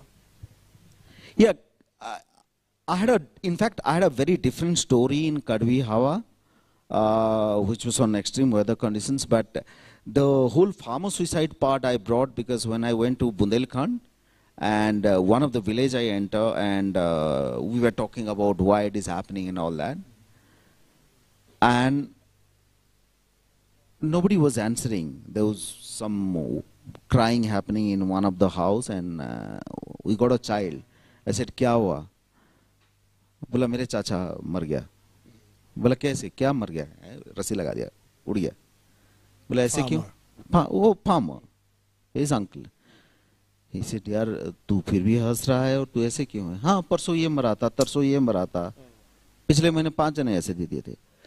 I was like, death is like, is it events, festivals? You wonder what's that weightage, what's the value of human being, and which is how I brought a story. If you see, the hero is an old man who's blind and poor. Is the hero of that film. What does he gaze to save his son from committing suicide? Is the story. And you would wonder the love, the connections of those people who wants to save. The child doesn't know. For him it's another event. But the person who gave birth, who want to see the family to grow, is into a dark future. So we have a very few of the directors like you are. And very few movies are being made on the kind of themes that you are making. Why is it so? I mean, it's just because people are more attracted to the economic incentive part of the movie, or is it there's not too much of sensitivity that's required to make the kind of movies that you are making? Well, I don't think I would have come without thinking even economic incentives, because I come from a family where for my last sister's wedding, we had to almost come in to sell the house in the village. So I would think more about economy. It is not about that. I wonder at times why also I get this question often. Even when I released the last show, there were a lot of such questions came. You wonder, how interesting the world is when an underworld don comes and do blasting in Bombay. There are 10 filmmakers comes with stories. Suddenly, if a terrorist attack happen in Kashmir, there are 20 films on that. So every day in and out, you read what happened to Kulu Manali, what happened. Every day you see disaster, but it doesn't affect you. You never make a story out of it. I've been questioned for last 1 month with every TV channel, radio, everywhere, that why people are not making films. I said, if people have become so insensitive, I can't help, I think as an artist, it's also your responsibility to tell the story, what's happening around you. Yeah, so it's kind of very strange situation we are living in right now. I mean, everything, looks connected and yet so disconnected, as you rightly put. We are attracted to some of the events that should not have pulled our attention, and we are least attracted. Will this scenario, will this context affect us as a storyteller, as a person who makes cinema in future? And do you think that even in future, cinema would have the same strong influencing capacity as it has been in the past for so many years? No, I think audience is getting smarter with platforms coming in post-COVID. With all the platforms coming in, audience is exposed to, brilliant content from all over the world. Okay, and if you see the content, even smaller countries like Israel, Iran, Turkey, they're doing fantastic content, and that's somewhere we lag. It's also, I believe there's a massive effect which has happened due to our over-drama, high entertainment TV. That has influenced films as well as OTT. And nevertheless, I think audience is changing. Audience is, now there's a whole new audience accepting different content, and so the creators are. And the new platforms are giving that opportunity to tell those stories. If you see a story like Kohra in Netflix, which is purely about human emotions, it's a slow one, but yes, audiences accepted it. So I think it's changing. The dimension of entertainment in India is changing. Yeah, except the fact that I feel as creators we need to be more sensitive towards what's happening to our world. It's beyond terrorism, it's beyond underworld done. I think we need to grow up from that. So because of all this OTT and digitization, you see the changes in the film industry in India, and do you see that we would continue to see that big mega blasters that we used to see in the past, or we are having a different kind of changes rapidly in Indian cinema? No, I think we should not see cinema as big plus or not. You see, I give example my own film. I Am Kalam released in 60 countries. My ratio of income in terms of commercial benefit is 300%. Look at Lunchbox. It went worldwide. So I think we cannot just say the blockbusters are not just about Shah Rukh or Salman Khan. We should see, look at Malayalam film. So India that way has a great connection to entertainment world, is because the Indian cinema consists of so many languages. We talk about Bollywood only, but go to Kerala, go to Karnataka, go to Tamil Nadu. Each of them is a big industry. Probably Tamil Nadu box office and industry is much bigger than Bollywood. So I think because of this language and because of this diversity, and because the kind of films we all do in different states, I think that's quite a growing digital economy in India. So what is the new project that you're planning to work on? I'm working on a book by a very famous author, as well as there's something which I've been developing for a long time, for 3 years, which is on quantum computing. Oh wow, that should be interesting, on quantum computing, right? Any plans of, Nepal is equally opening up itself in terms of cinema, and perhaps people like you who's sensitive enough could think of having, work together with the counterparts here as well. Have you thought anything about on those lines? No, absolutely. I'll tell you an interesting thing.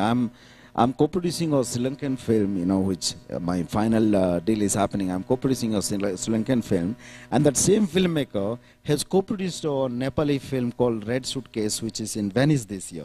It is a Nepal and Sri Lanka co-production. So I think there's a whole new generation which is growing with great storytelling. I'm happy to come and do something here, always. You should come here quite often, Neil. Thank you so much for your time, ladies and gentlemen. A big round of applause for Neil Madhav Panda. Thank you so much. Thank you. Thank you for having me.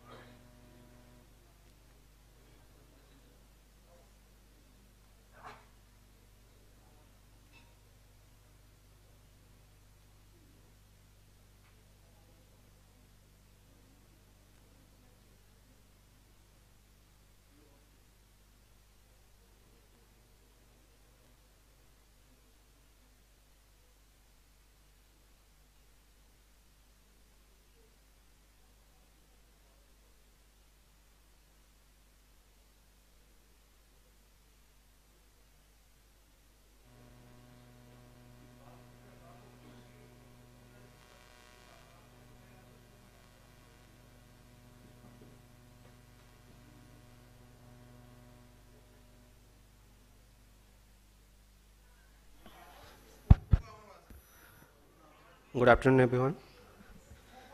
Thank you for being a patient audience. We will be having our next session, Art in South Asia. I would like to call upon Sri Ashish Malla ji to the stage. Ashish Malla is a renowned poet, fiction writer, playwright, and theatre director of Nepal. He has won many prestigious awards like Sajar Puraskar, Miyushta Puraskar, Moti Award for his contribution in the field of Nepali theatre and art. As the next guest, I would like to call upon Sri Sudarshan Patnaik. Sudarshan Patnaik is a renowned Indian sand artist known for creating intricate and impactful sculptures from sand, particularly recognized for his social and environmental themes.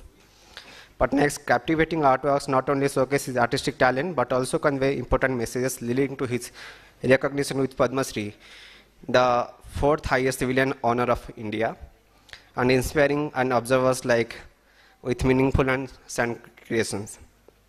As a moderator, I would like to invite Ms. Geetika Kohli. Geetika Kohli is a multilingual writer, public speaker, and entrepreneur from Jammu Kashmir.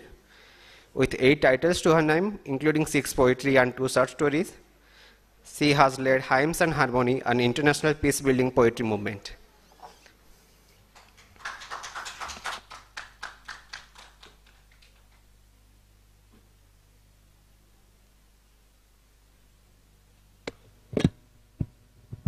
Check. So, welcome to this session, everyone, and I hope this will be very engaging for you, and you'll put forward some questions as well. And I have curated my session in English to also translate in Hindi. So, India is the seat of civilization. India is the birthplace of religions like Hinduism, Jainism, and Buddhism. And I think we should understand all of the art that is born in these regions from, also viewing the religious context behind it. तो जो भी art India में, नेपाल में, south Asia में जन्म लेता है, उसको हमें धार्मिक संदर्भ में देखकर प्रोसेस करना चाहिए. तो ये पहले मैं आपसे पूछना चाहूँगी कि आपका क्या विचार है इसके बारे में.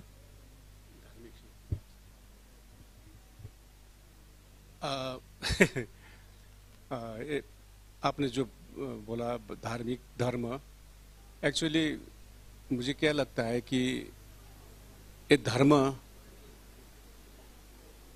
आजकल राजनीति हो गया है धर्म, लेकिन वो स्पिरिचुअल जो हम अध्यात्म कहते हैं वो इम्पोर्टेंट है.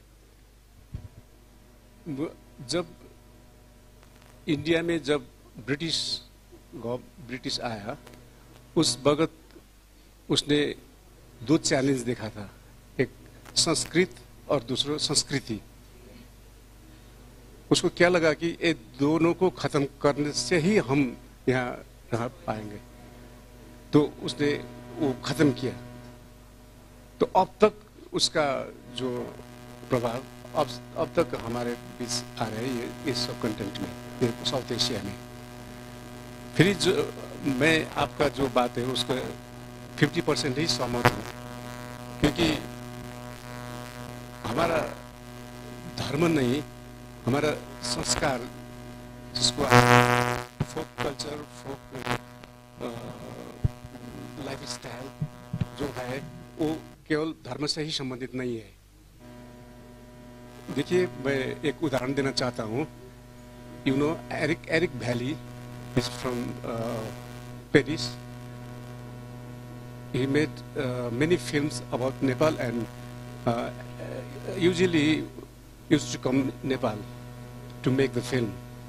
Once BBC interviewed to Eric Valley, उसने पूछा कि तुम क्यों नेपाल जाते हैं हर बरस? He replied that in Nepal, human being and nature, there is no difference between human being and nature. उसका कोई अंतर नहीं है. जो मैं न्यूयॉर्क में नहीं मिलता, पेरिस में नहीं मिलता, इसलिए यहाँ जाता हूँ. और उसका 2 film, honey hunter and Caravan तो अब बहुत विश्व प्रसिद्ध ही हुआ. वो मैं क्यों आपको ये बोल रहा हूँ कि एक यूरोपियन फिल्म मेकर यहाँ आकर फिल्म बनाना चाहता है? क्यों? This is our South Asia, not only heritage. Two things, मुझे क्या लगता है, दो चीज is very important that we have got. One is culture and second is nature, जो विश्व में कहीं नहीं है। और इसके पीछे जो आपने जो धर्म कहा है ना, वो नॉट ओनली धर्म, कल्चर धर्म अलग अलग है। जो भी हो, हमारा वी आर रिच उस माने में, और वो साहित्य कला में उसका प्रभाव अभी तक हो रहा है। But I guess when we talk about sand art, so it's like sculpture. So there is definitely an influence of, our religious tradition. So it need not take a very political angle. We need not assume over here. लेकिन हम जब sand art की बात करते हैं, क्योंकि वो भी मूर्तियाँ, एक मूर्ति जैसा कला है, तो उसमें हमारे धर्मों का कुछ जो हेरिटेज है उसका प्रभाव होता है, नहीं होता है, कितना रेलेवेंट है उसको समझना। नमस्कार। सैंड स्कल्पचर जो बनता है बेसिकली इंस्टॉलेशन आर्ट फॉर्म्स है, जो बीचेस के ऊपर बनता है, रिवर्स के किनारे, एनी जो टेम्पररी सैंड्स होता है, तो उसी में स्कल्पचर्स बनता है। और यूजुअली जैसे हमने शुरुआत के टाइम पे, जहाँ पर हमने शुरुआत किया था पूरी जगन्नाथ धाम, पूरी समंदर किनारे, वहाँ पर हमारा जो पहला जो स्कल्पचर्स था वो रिलीजियस के ऊपर था, बेसिकली जगन्नाथ जी का और भगवान शिव जी का, बुद्ध जी का, उसी को लेकर हमने शुरुआत किया था। क्योंकि हमारा जो रिलीजन्स आर्ट एंड स्कल्पचर्स जो भी है, इसलिए है क्योंकि हम लोग हमारा जो बिलीफ है वो रिलीजियस पे है, तो इसीलिए बहुत सारे मंदिर में और हर प्लेस में, जैसे हमारा ट्रेडिशनल प्लेसेस है, तो वहाँ पर स्कल्पचर्स और पेंटिंग बोथ जो होता है वो रिलीजियस के ऊपर होता है, क्योंकि हम लोग का बिलीफ उसी में ही है। तो इसलिए हमारा जैसे उड़ीसा में एक गांव है रघुराजपुर करके, पूरा इंटायर विलेज जो है वो पट्टचित्र करते हैं, ट्रेडिशनल पेंटिंग्स करते हैं। और इनका जो पेंटिंग्स का स्टोरी लाइन है वो बेसिकली रामायण, महाभारत, इसी को लेकर ये है। और बेसिकली स्कल्पचर्स को देखा जाए तो बुद्धिज्म को लेकर बहुत सारे स्कल्पचर्स हमारा उड़ीसा में बनता है। तो इसलिए कहीं ना कहीं हमारा जो रिलीजन्स के साथ आर्ट को जुड़ा हुआ है, ये बहुत सालों से जुड़ा हुआ है।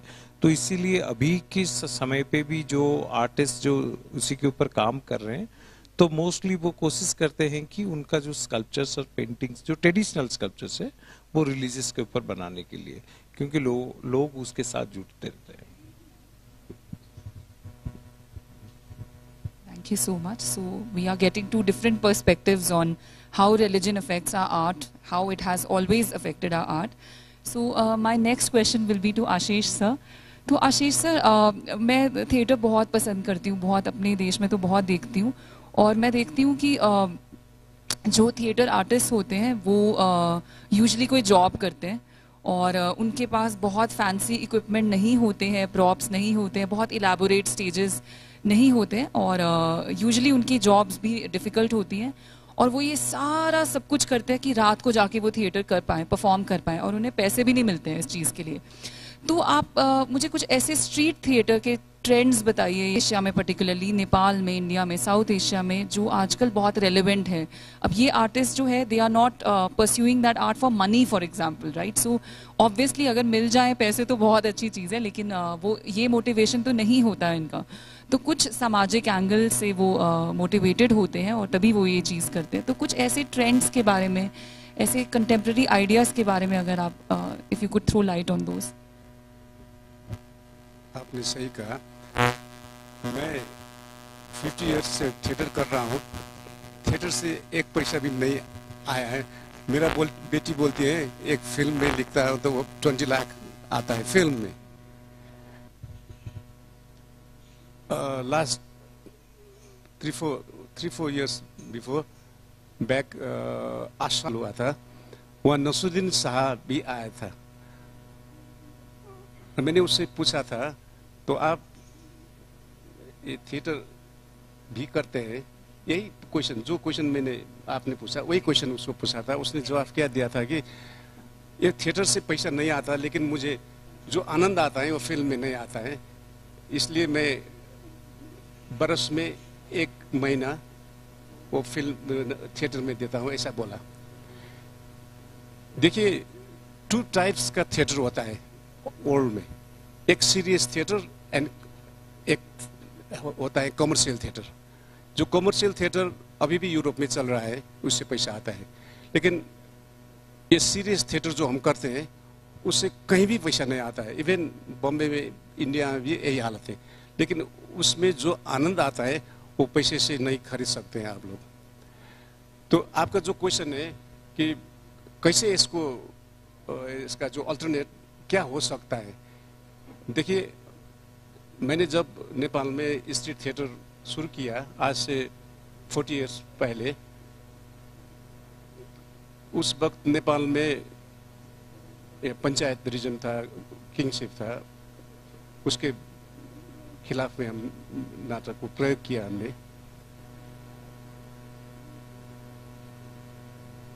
उस वक्त भी हमको लगा कि ये थिएटर मैं तो किसी तरह करता हूँ, लेकिन जो और लोग हैं तो कब तक करें वाई। तो हमने स्टार्ट क्या किया कि सामुदायिक नाटक कहकर किसी एनजीओ या किसी को जो करना है उससे रिलेटेड कैसा कर सके ये स्टार्ट किया, थोड़ा बहुत हुआ। लेकिन मेन क्वेश्चन इज आर्ट होना चाहिए, चाहे आप वो सामुदायिक जो करें या सीरियस थिएटर करें, वो आर्ट तो होना चाहिए, आर्ट के बचा के रहना चाहिए। फिर भी एकदम एक जो मेन सत्य क्या है कि थिएटर से पैसा नहीं आता, ये बिजनेस नहीं है। आपको पैसा चाहिए तो पान पसल खोलिए, थिएटर में नहीं आइए, ये पैशन है। यहाँ हमारा ही नहीं, ये होल वर्ल्ड का बिग प्रॉब्लम। अब प्रॉब्लम कही है या क्या क्या पता नहीं, इसका उत्तर मुझे भी नहीं है।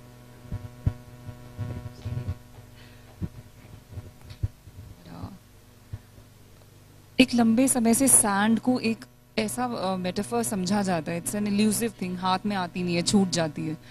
और हमारी civilisation, culture, languages, art, it's also like sand, right? It's always transforming. कोई ना कोई कॉन्क्वेस्ट हो रहा है हिस्ट्री में, कोई ना कोई रेवोल्यूशन आ रहा है, तो उसकी वजह से हमारा आर्ट पे भी इम्पैक्ट होता है और वो चीज़ें बदलती रहती हैं। लेकिन आजकल मैं देख रही हूँ बहुत सारी कम्युनिटीज़ में ये टॉक हो रहा है कि हमें रिस्टोर करना है ओरिजिनल चीज़ को, और हमें एक प्यूरिफिकेशन करना है। ये लैंग्वेजेस में है, ये म्यूज़िक में है, ये स्कल्पचर में है, ये आर्किटेक्चर में है, हर तरह के आर्ट फॉर्म में आप बात करो। So they want to restore to the authentic something, right? तो क्या ये पॉसिबल है कि किसी आर्ट फॉर्म की इतने इंट्रिकेट आर्किटेक्चर में उसकी रूट्स को ट्रेस कर पाना, क्या ये रेलेवेंट भी है? लेकिन एक ये चीज़ भी ज़रूरी है कि हमारा साउथ एशिया का जो आर्ट है, इतने सारे डाइवर्स फॉर्म्स हैं हमारे साउथ ईस्ट एशिया पर्टिकुलरली, तो ये भी असर्ट करना बहुत ज़रूरी है कि हमारी एक डिस्टिंक्ट वॉइस है। We have not derived from someone और somewhere, we have our own essence, right? तो कॉन्जर्वेटिव ना होते हुए उस एसेंस को कैसे इस्टेब्लिश करें? अब आप सैंड आर्ट क्रिएट करते हो तो obviously you always try to create something which can you can say inspire people who are looking at your art, and एक सोशल चेंज के लिए भी आप इस चीज़ को यूज़ करते हैं। तो कैसे आप बहुत कॉन्जर्वेटिव ना होते हुए उसके एसेंस को प्रोटेक्ट करने की कोशिश करते हैं, वैल्यू सिस्टम के एसेंस के? नहीं, बेसिकली आर्ट डिफरेंट टाइप का फॉर्म्स है, बट अभी जो आर्ट का फॉर्म है इंस्टॉलेशन आर्ट फॉर्म है। पहले जैसे हमने सैंड स्कल्पचर शुरुआत में बहुत सारे लोगों का सोच था कि सैंड स्कल्पचर में क्या वैल्यू है, जो हवा से उड़ जाएगा, पानी आने से टूट जाएगा। तब लोगों का एक सोच था कि जो परमानेंट नहीं है उसका क्या वैल्यू है। बट हमारा एक सोच था कि जो हम जो स्कल्पचर्स बनाते हैं उसको जितने लोग देखते हैं वही हमारे लिए बहुत बड़ा वैल्यू है, क्योंकि हम आर्ट के थ्रू जो मैसेज देते हैं स्कल्पचर के थ्रू, तो वो पॉजिटिवली हम सोचते हैं कि हमने जो भी मैसेज दिया वो पब्लिक को गया, और जो पब्लिक देखे वही हमारे लिए सबसे बड़ा है। तो उसी को लेकर आज के समय पे दुनिया भर थ्रू आउट वर्ल्ड में इंस्टॉलेशन आर्ट फॉर्म चल रहा है। मैक्सिमम आर्ट गैलरीज में इंस्टॉलेशन फॉर्म ऑफ आर्ट को यूज कर रहे हैं, जो पहले इतना नहीं था। क्योंकि इसलिए हुआ कि क्योंकि जो ट्रांसफॉर्म हुआ उसमें चेंजेस आया कि कैसे हम लोग अनयूजुअल चीज को लेके जोड़ के उसी के थ्रू हम कुछ सोसाइटी को मैसेज दे पा रहे हैं। जैसे कि प्लास्टिक बोतल से, तो प्लास्टिक बोतल को लेके हम क्या मैसेज दे सकते हैं सोसाइटी में, जो प्लास्टिक का इम्पैक्ट कितना हमारा एनवायरनमेंट को पोल्यूट कर रहा है। तो इससे बहुत सारी चीज है। तो आज के समय में इंस्टॉलेशन आर्ट फॉर्म इज एक डिफरेंट फॉर्म ऑफ आर्ट है, बट एनी हाउ जो परमानेंट आर्ट फॉर्म से उसका वैल्यू भी अलग है। जैसे आप साउथ ईस्ट एशिया में बता रहे थे, जैसे हमारा हेरिटेज मॉन्यूमेंट्स है, जैसे कोणार्क टेम्पल है, ताजमहल है, ऐसे बहुत सारे ओल्ड मॉन्यूमेंट्स हैं और जिसका वैल्यू अलग है। तो ये इसका जो फॉर्म है वो अलग है। जो टेम्पररी फॉर्म्स में जो इंस्टॉलेशन फॉर्म में बनता है, जो स्कल्पचर्स बनता है, वो सोसाइटी को मैसेज देने के लिए जो टॉपिक बेसिक पे, क्योंकि हम ये सोचते हैं कि जैसे कोई एक सोशल इश्यूज को लेके हमने एक स्कल्पचर्स क्रिएट किया। जैसे रिसेंटली इंडिया का चंद्रयान 3 लॉन्च हुआ और उसको लेके हमने सैंड स्कल्पचर के थ्रू मैसेज दिया कि इस किस तरीके से इंडिया इस सक्सेस को सेलिब्रेट कर रहा है, हम सब लोग इसके साथ जुड़ना चाहिए। क्योंकि ऐसे तो आपको एक परमानेंट स्कल्पचर नहीं मिलेगा चंद्रयान 3 का, बट उसको हमने सैंड में करके दिखाया कि ऐसा ऐसा है जो पब्लिक मैसेज है। जितने सारे लोग खड़े हुए वहाँ देखे वो स्कल्पचर्स को, तो उनका जो व्यूज था वो दे पाए वहाँ पर, उनका जो दिल में जो बोलना था। मैंने अभी रिसेंटली यूएस में काफ़ी आर्ट गैलरीज को ट्रैवल कर रहा था, तो उसमें मैंने बहुत सारे गैलरीज में न्यूयॉर्क में देखा, अदर सिटीज में देखा कि इंस्टॉलेशन फॉर्म ऑफ आर्ट को लोग ज़्यादा पसंद करते हैं, क्योंकि उसमें ज़्यादा मैसेजेस रहता है। जो सोसाइटी को वो चाहते हैं कि थ्रू आर्ट फॉर्म कुछ, अगर हमारे घर में कोई आ रहे हैं तो हम दिखाना चाहते हैं कि उनको कुछ मैसेज दे उसमें। तो इसलिए ये एक डिफरेंट फॉर्म है। जो ट्रेडिशनल फॉर्म है उसमें परमानेंसी है, जो जैसे स्टोन स्कल्पचर से, और जैसे हमारा जो हेरिटेज स्कल्पचर्स ऑलरेडी है तो उसका परमानेंसी है। बट बहुत सारे आर्ट फॉर्म है जो टेम्पररी फॉर्म्स है, बट लोगों का चॉइस के ऊपर डिपेंड करता है। बट मैं सोचता हूँ कि टेम्पररी फॉर्म और ट्रेडिशनल फॉर्म में परमानेंट और टेम्पररी का डिफरेंस होता है। See, we all focus on the impermanence of sand, and he is somebody who creates art focusing on its strength. So that is commendable. एक heightened experience art में create करने के लिए बहुत बार देखा जाता है कि लोग दो आर्ट को जोड़ देते हैं, जैसे म्यूजिक और पोइट्री, योगा और म्यूजिक, थिएटर म्यूजिक, और बहुत तरह की चीज़ों को जोड़ देते हैं। और आजकल ये भी देखा जा रहा है कि जो हमारे ईस्ट के कंटेम्प्रेरी थिंकर्स हैं, राइटर्स हैं, थिएटर पर्सनालिटीज़ हैं, वो वेस्टर्न आइडियाज़ का भी एक अमेलगमेशन थिएटर में देखा जाता है। तो क्या ये एक हेल्दी ट्रेंड है, ये अच्छी चीज़ है कि दोनों तरह के आइडियाज़ को जोड़ा जा रहा है? जैसे मैं आपको एक उदाहरण के तौर पे बताऊं, फेमिनिज्म आया, पहले लोग जानते नहीं थे कि फेमिनिज्म भी कोई वर्ड है, फ्रांस में ओरिजिनेट हुआ, फिर धीरे धीरे वो आइडियाज़ ट्रांसमिट होकर हमारे कल्चर में आ गए, और फिर हम जो यहाँ के एपिक्स हैं, यहाँ की माइथोलॉजी है, उसको चैलेंज करने लगे। जैसे अभी एक सेशन था सीता जी के बारे में, तो उसमें खैर इतना तो उन्होंने कहा नहीं, बट सीता को भी from that perspective they try to see, right. So आपको क्या लगता है कि ये वेस्ट और ईस्ट की थॉट प्रोसेस का जो अमेलगमेशन होता है और डिफरेंट आर्ट्स को जोड़कर एक हाइटेंड एक्सपीरियंस क्रिएट करने की चीज़ है, क्या ये एक हेल्दी ट्रेंड है? अगर है तो इसका क्या पॉजिटिव आउटकम्स हो सकते हैं? इसे कहाँ फर्दर हम लेकर जा सकते हैं, और थिएटर के रिस्पेक्ट में कहाँ लेकर जा सकते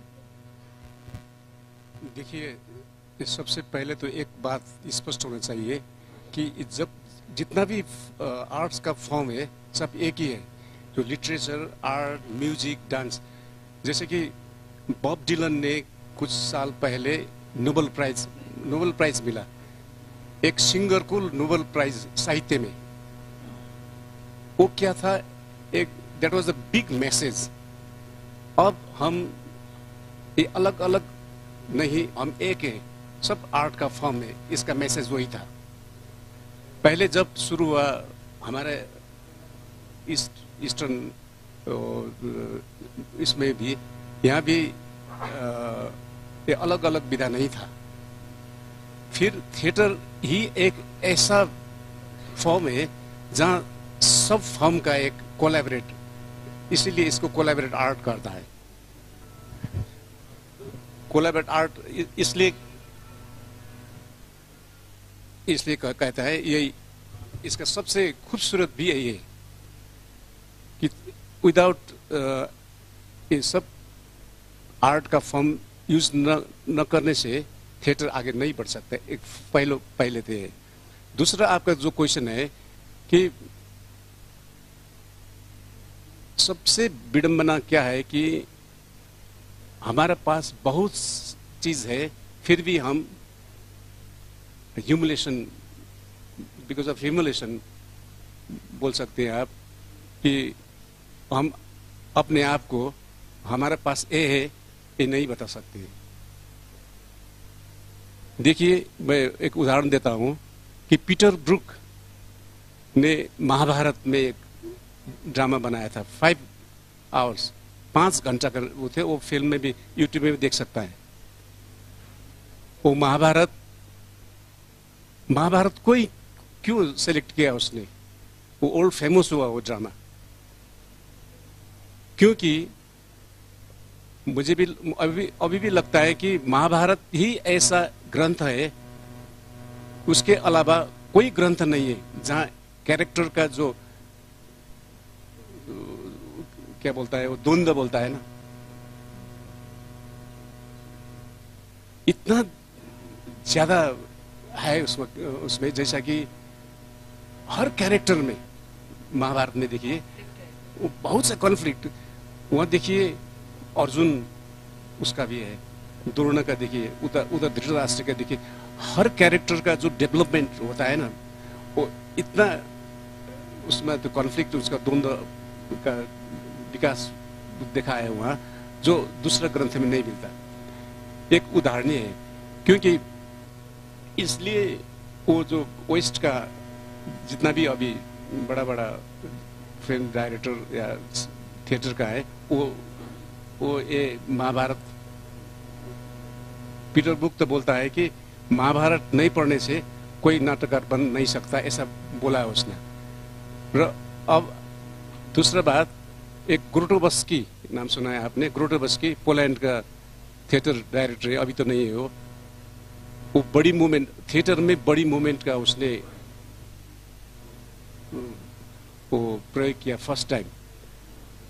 उसका एक इंटरव्यू में मैंने पढ़ा था कि वो इंडिया का साउथ इंडिया में गए थे और वहाँ वो भरतनाट्यम, और आपका उड़ीसा में भी उड़िया नाट्य। वो क्या बोलता है कि मैं तो कुछ नहीं, उसका जो मुद्रा है इतना देखा कि मैं कुछ नहीं हूँ, ऐसा बोला उसने। लेकिन हमको क्या लगता है कि वही बड़ा है, हम छोटा है। हमारे पास हम इतना ज्यादा एसेट है जिससे हम कर सकते हैं। जब फेमिनिज्म का बात किया आपने, सबसे पहले गौतम बुद्ध ने जब वो दीक्षा लिया, सबसे पहले एक वो भी दलित महिला को उसने दीक्षा दिया। वहीं से शुरू हुआ था आपका वुमेन्स राइट का प्रश्न।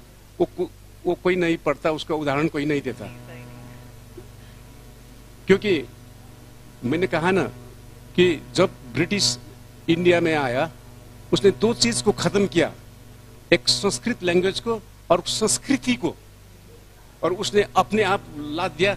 हमको इतना हीनता बोध, ह्यूमिलेशन बोलता है ना, हुआ कि हम कुछ नहीं, वही बड़ा है। इसलिए अब उसका बात हम कर रहे हैं हमारा आर्ट में।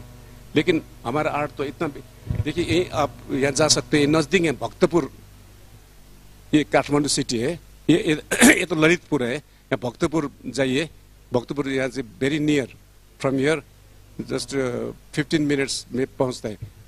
13th सेंचुरी में वहाँ का राजा ने स्टेज बनाया था। राजा खुद नाटक लिखते थे, डायरेक्शन करते थे और एक्टिंग तो करते थे। 13th सेंचुरी जब अमेरिका भी देश ही नहीं था, अब का बात नहीं।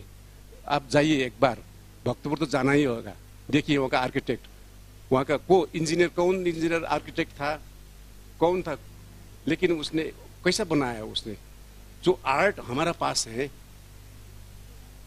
मैं जब यूरोप जाता हूं तो देखता हूं कि हमारा भक्तपुर जैसा तो कहीं नहीं है, लेकिन हमको लगता है कि नहीं, पेरिस ही सब चीजें। हम मोनालिसा देखने के लिए, मोनालिसा को देखने के लिए इतना लंबा क्यू था, सुबह से शाम तक। मैं भी वहां खड़ा, तो सुबह से शाम तक जाते, छोटा सा एक है। लेकिन भक्तपुर में जाइए, 13th सेंचुरी का पेंटिंग यहां भी है, क्योंकि हमको पता नहीं हम क्या है।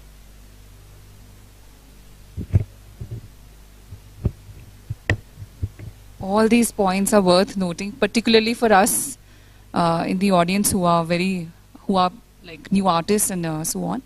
I would like to understand from you the role of international politics in the promotion of arts. So India के अब आज के टाइम में बहुत अच्छे relations हो रहे हैं countries, बहुत सारी countries के साथ। हमारे Prime Minister is making an effort, और हमारा आर्ट ट्रांसमिट करने के लिए उनके कल्चर्स में बहुत इसके बारे में बात हो रही है, एफर्ट्स हो रहे हैं, बजट्स आर देयर। सो आपको क्या लगता है कि इसमें how important a role is this going to play in your art and in the modern arts that our younger generation is pursuing today?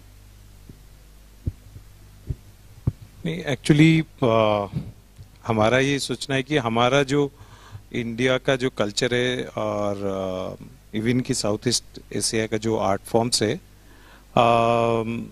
वो बहुत पुराना है। जैसे सर बता रहे थे कि 13th सेंचुरी का यहाँ पर जो पेंटिंग्स है वो डिफरेंट है देन मोनालिसा, बट हम लोग का जो सोच और विचार था वो अलग था, तो इसलिए हम लोग वो साइड में भाग रहे थे।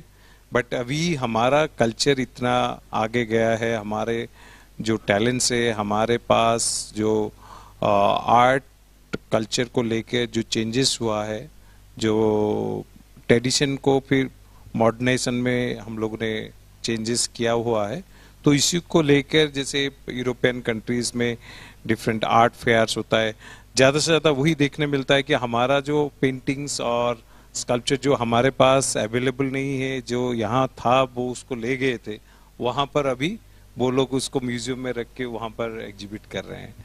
तो अभी काफ़ी पेंटिंग्स स्कल्पचर्स इस हमारा कंट्री को भी रिटर्न आ रहा है, और हमारे पास जो आर्टिस्ट हैं, हमारा जो क्रिएटिविटी है, जो हमारा जो पेंटिंग्स बनता है, जैसे मैंने बताया हमारा जो विलेज है उड़ीसा में रघुराजपुर करके, वहाँ जो पाम लीव्स के ऊपर जो पेंटिंग्स होता है, जो तालपत्र बोलते हैं उसको, तो वो इतना डेडिकेटेडली वो पेंटिंग वो करते हैं, उसको देखने से पता नहीं चलता है कि वो हाथ में कोई बनाया होगा। तो इससे बहुत सारे फॉर्म्स ऑफ आर्ट है जो हमारे पास है, जो वो सब कंट्रीज में नहीं है। बट हमारा अभी बहुत सारे आर्टिस्ट अब्रॉड में जाके उनका जो शो कर रहे हैं, उनका जो एग्जीबिशन कर रहे हैं, उसको देखने के लिए वहाँ पर भी लोगों का काफ़ी इंटरेस्ट है, क्योंकि वही जो चेंजेस को हम लोगों ने एक डिफरेंट फॉर्म में लाया, तो वो देखने मिलता है। और इसलिए आज की समय पे इंडिया में G20 हो रहा है, इंडिया का जो कल्चर है उसको इतनी वाइब्रेट के रूप पे दिखाया गया है कि होल वर्ल्ड देख रही है कि किस तरीके से कला संस्कृति से लेकर देश आगे जा रहा है, और उसका जो फॉर्म ऑफ आर्ट में कैसे चेंज हुआ है। तो इसी को लेकर मैं सोचता हूँ कि जैसे मैं एक सैंड आर्टिस्ट हूँ, जैसे पहले मैं सैंड स्कल्पचर पूरी बीच में बनाता था, तो बाद में मैंने जाके जो वर्ल्ड चैंपियनशिप और ये सब कॉम्पिटिशन्स में पार्टिसिपेट किया, कि वहाँ पर मैंने देखा कि जो वैल्यू ऑफ आर्ट है वो तो बहुत अच्छा स्कल्पचर्स बनाते हैं, बट उसमें जो मैसेज है उसमें वो नहीं था। तो जब हमने करंट टॉपिक इशूज के साथ, मैसेज के साथ आर्ट को जोड़ा, तो उसके बाद हमने बहुत सारे टाइम पे वहाँ पर people choice prize, world championship ये सब जीता। इसलिए जीता कि पब्लिक रिलेटेड आर्ट फॉर्म हुआ। तो इसलिए मेरा ये सोचना है कि आर्ट फॉर्म जब पब्लिक फॉर्म में चेंजेस होगा, वो ज़्यादा से ज़्यादा लोगों के पास इम्पैक्ट होगा, और वो सिर्फ पेंटिंग्स स्कल्पचर्स में नहीं है, थिएटर्स में है, मूवीज़ में है। और जैसे कि थिएटर्स हमारा एक इतना बड़ा फॉर्म ऑफ आर्ट फॉर्म है जिसमें हर टाइप का आर्ट फॉर्म है, तो इस टाइप का फॉर्म ऑफ आर्ट हमारा देश में ज़्यादा देखने मिलता है, और उसी को लेकर हम लोग डिफरेंट शोज और जैसे हम लोग अब बता रहे थे कि कैसे जुगलबंदी होता है आर्ट को लेकर। तो जैसे हमारा एक सैंड एनिमेशन हम लोग ग्लास के ऊपर करते हैं, तो बेसिकली उसमें क्या होता है ना, एक स्टोरी होता है, जो स्टोरी रिटन होता है उसको हम लोग सैंड के थ्रू उसको ड्रॉ करते हैं और उसी के साथ में एक म्यूजिक कंपोजिशन होता है। तो ये तीनों का एक साथ में जुड़ के एक कॉम्बिनेशन होता है जिसको हम स्क्रीन पे दिखाते हैं कि विद इन 5 मिनट्स के अंदर आपको एक स्टोरी दिखा देंगे कि 5 मिनट के अंदर 100 ग्राम सैंड में कैसे एक स्टोरी बन जाएगा, जो स्टोरी आपको थ्रू म्यूजिक और थ्रू पोएट्री उसको स्क्रीन में ला सकते हैं। तो इस तरीके से इनोवेटिव वे से हम लोग आर्ट फॉर्म को और आगे ले सकते हैं। So maybe the force of the sea can take away sand sculptures, but the impact that it causes is huge and it remains indelibly imprinted in our minds, and it is definitely an instrument for social change. Further on sir, आपसे मैं ये पूछूंगी कौन सी आजकल ऐसी चीजें हैं जिनकी बात थिएटर में होनी चाहिए। तो हम बहुत भटक रहे हैं, हमारी जनरेशन बहुत भटक रही है, हमारे पास एक बम्बार्डमेंट है इन्फॉर्मेशन का, सोशल मीडिया है, ये है वो है, उस पर हम बहुत फोकस करते हैं। उसकी वजह से कहीं ना कहीं एक जो हम कॉन्वर्सेशन करते हैं वो डाइल्यूट हो जाता है, तो वो एसेंस नहीं रहता है, वो डेप्थ नहीं रहती है कॉन्वर्सेशन में। तो कौन सी ऐसी चीज़ें हैं जो बहुत इंपॉर्टेंट है थिएटर इस टाइम पे दर्शाए, उन चीज़ों के बारे में बात करे?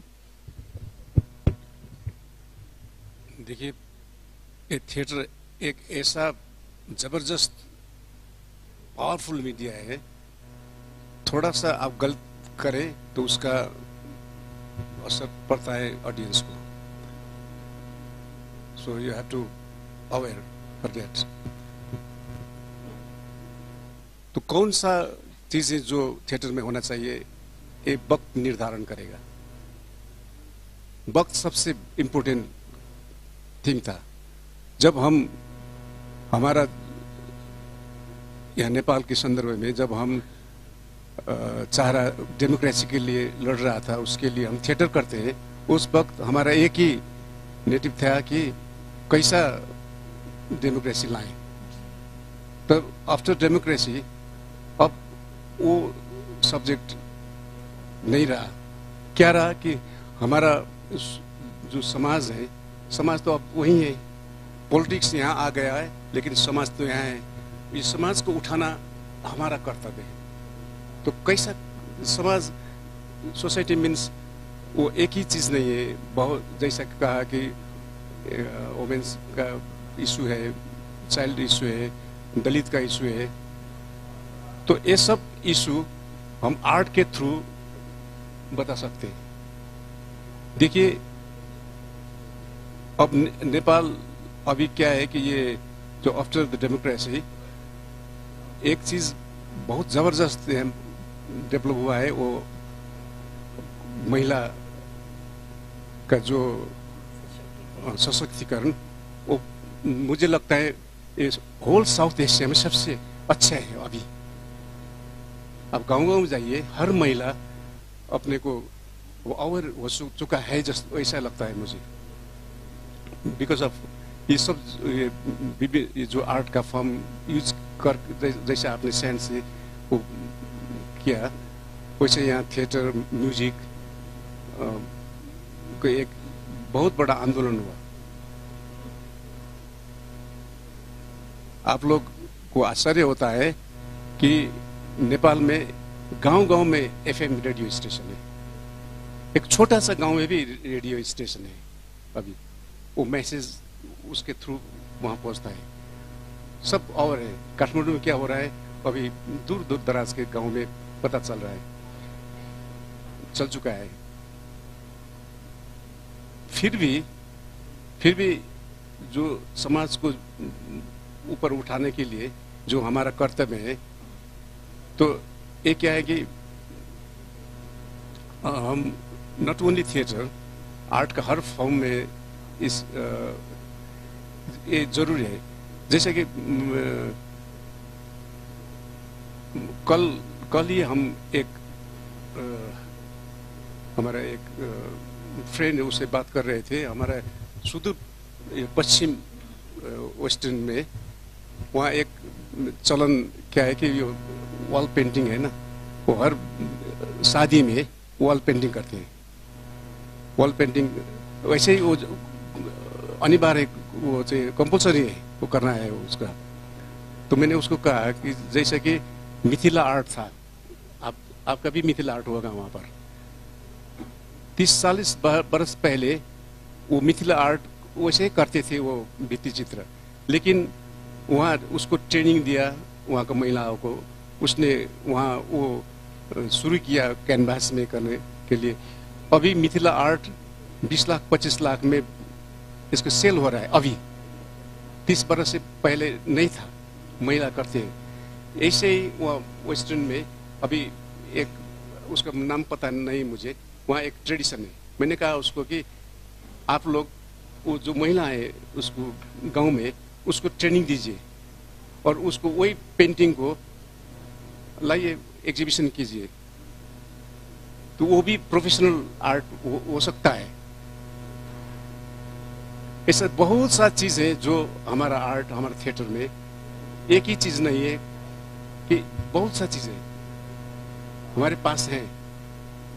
हमारे पास बहुत सा चीज है, वो दिखा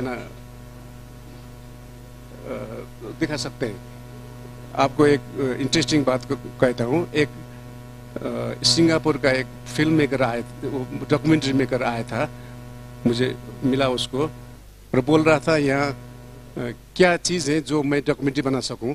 तो मैंने उसको कहा, no need to write script, just click your camera, everywhere is story, everywhere is. क्या नहीं है नेपाल में? यूरोप में जाइए, हजारों मिल जाइए, वही एनवायरमेंट, वही आदमी, वही। लेकिन इतना वर्सटाइल है हमारे पास। यहाँ से आप 50 किलोमीटर जाइए, वहां हर 2-3 किलोमीटर में डिफरेंट बातें हैं। आप वो कल्चर, इन्वायरमेंट, उसका ह्यूमन बीइंग, इतना सा चीज है हमारे पास है। तो एक ही चीज नहीं है जो थिएटर में इसको प्रयोग करे, ये लिखिए, ये नहीं है। बहुत सा चीज है हमारे पास। Thank you so much. So I think one short question and then we'll conclude.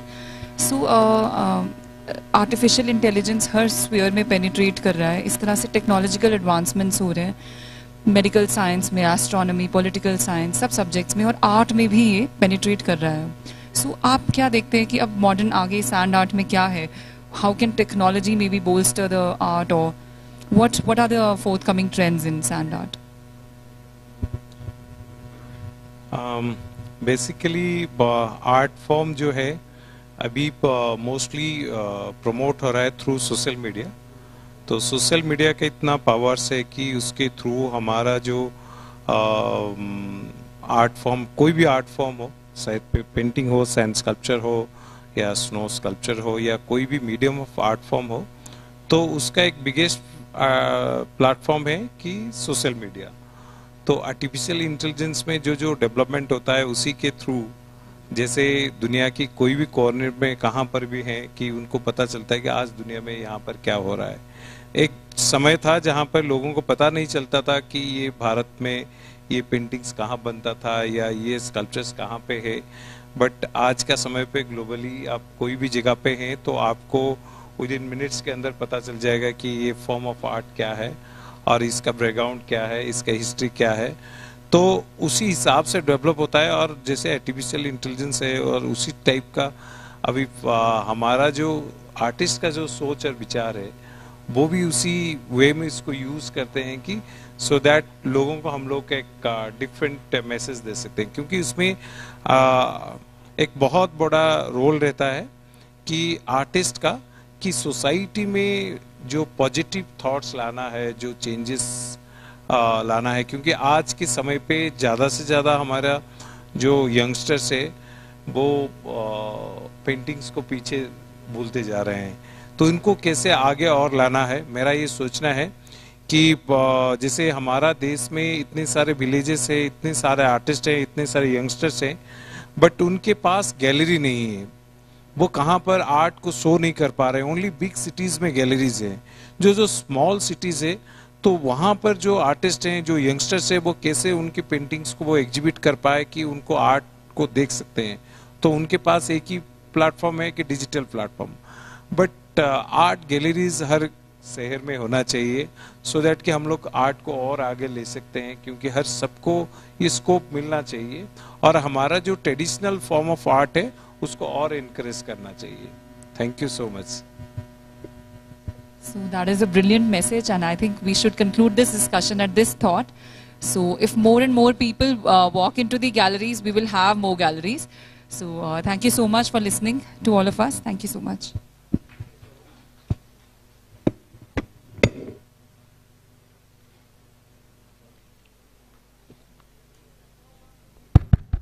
Hello. Thank you so much, sir, for a very insightful discussion.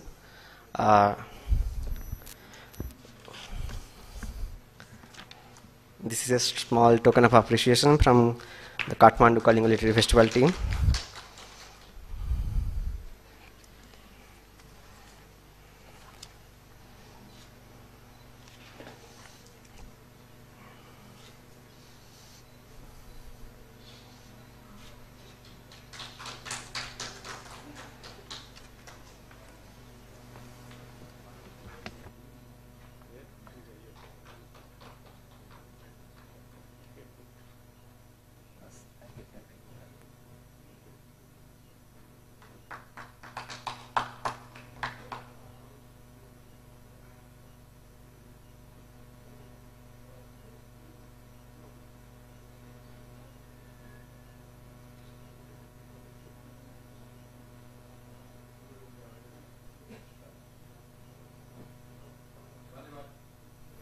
धन्यवाद यहाँहरु सबैजनालाई।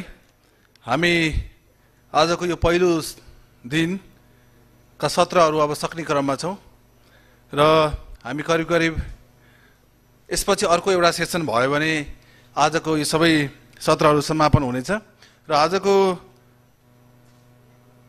महत्त्वपूर्ण सेसन रहेको छ अर्को बागडोरमा महिला भन्ने सत्र अब हामी सुरु गर्ने छौं। वक्ताको रूपमा दुर्गा बन्जाडे, इन्दु शर्मा र सुशीला अर्यालज्यूले हामीले बोलाएका थियौं। इन्दु शर्मा आउन सक्नु भएको छैन र यो कार्यक्रमलाई सहजीकरण सुमन वर्षाले गर्नुहुनेछ। अब म सुमन वर्षालाई यो माइक्रोफोन हस्तान्तरण गर्दछु। धन्यवाद।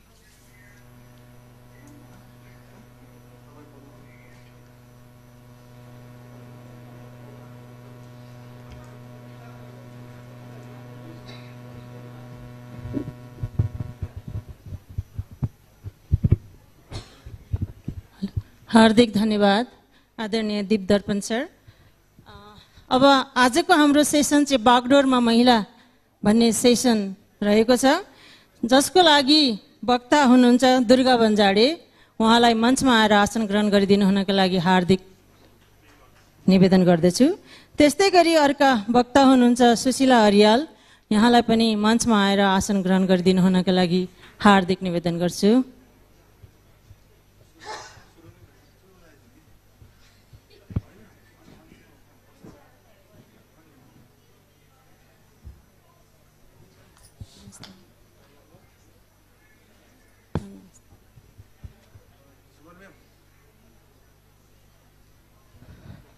खादा र मालाले स्वागत गरिदिनु हुनका लागि आदरणीय दीप दर्पण सरलाई म हार्दिक निवेदन गर्छु।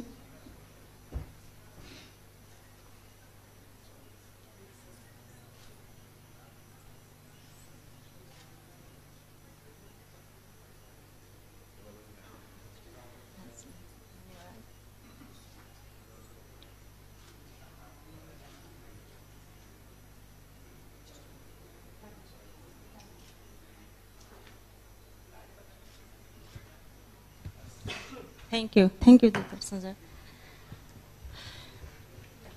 यो काठमाडौँ कलिङ लिटरेचर फेस्टिभलको महत्त्व भनेकै हामी महिलाहरूलाई विशेष महत्त्व दिन्छौँ। अब हामीले वास्तवमा धेरै समय फेरिसकेका छौँ। पहिलाका डिस्कोर्सहरू अब बिस्तारै चेन्ज भएर गइरहेका छन्। अब डिस्कोर्सहरू बदलिएको अवस्था छ। हामीले यस्तै प्लेटफर्महरूमा उपल्लो स्तरमा हुनुभएका महिला कर्मचारीहरूलाई, महिला पत्रकारहरूलाई, महिला कविहरूलाई, साहित्यकारहरूलाई सम्मान तथा प्लेटफर्महरू दिने गरेर यो कलिङ फेस्टिभलले चाहिँ एउटा उदाहरणीय काम गरिरहेकै छ। अब म यहाँ दुईजना वक्ताहरू हुनुहुन्छ जो चाहिँ कर्मचारी तन्त्रमा चाहिँ माथिल्लो स्थानमा हुनुहुन्छ। म उहाँहरूको सर्वप्रथम परिचय गराउन चाहन्छु। सर्वप्रथम म दुर्गा बन्जाडेको परिचय गराउँदैछु। उहाँ विभिन्न दुर्गम जिल्लाको प्रमुख जिल्ला अधिकारीको रूपमा कार्यरत हुनुहुन्छ। नेपाल सरकारको हाल अहिले उपसचिव हुनुहुन्छ। उहाँलाई यस कार्यक्रममा स्वागत छ। त्यस्तै गरी सुशीला अर्याल सहसचिव, नेपाल सरकारको सहसचिव हुनुहुन्छ। लेखा अधिकृतबाट सेवा प्रवेश गरी विभिन्न मन्त्रालयमा कार्य अनुभव गरिसक्नुभएकी हाल राष्ट्रिय किताबखाना निजामतीको उपमहानिर्देशक हुनुहुन्छ। यहाँलाई पनि कार्यक्रममा स्वागत छ। अब बिस्तारै हामीले देखिरहेको छौँ, पहिला हामीले अब भनौँ न हाम्रो त मुखमै जिब्रोमै झुन्डेको छ। हामीले म्याडम भन्नुभन्दा पनि सर भन्छौँ। कतिपय जेन्डर बायस वर्डहरू हामीले अनुभूति गरेकै छौँ। त्यसलाई करेक्सन गर्नका लागि भनेर महिला अधिकार कर्मीहरू हामी यसैमा लागि परेका छौँ। र म यसैसँग रिलेटेड एउटा प्रश्न दुर्गा बन्जाडे म्यामलाई सोध्छु। अब हामी शारीरिक बनावटको आधारमा अनि भनौँ न यो महिला भएकै आधारमा हामीले लैङ्गिक हिंसाहरू भोग्नु परेको कुरा कतिको सत्य हो जस्तो लाग्छ यहाँलाई?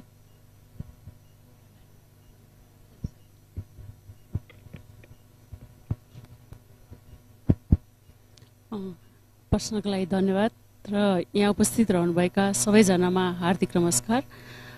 विशेष गरी महिला भनेपछि प्रश्न नै के आयो भने सुरुमै हिंसाको कुराहरू आइसक्यो।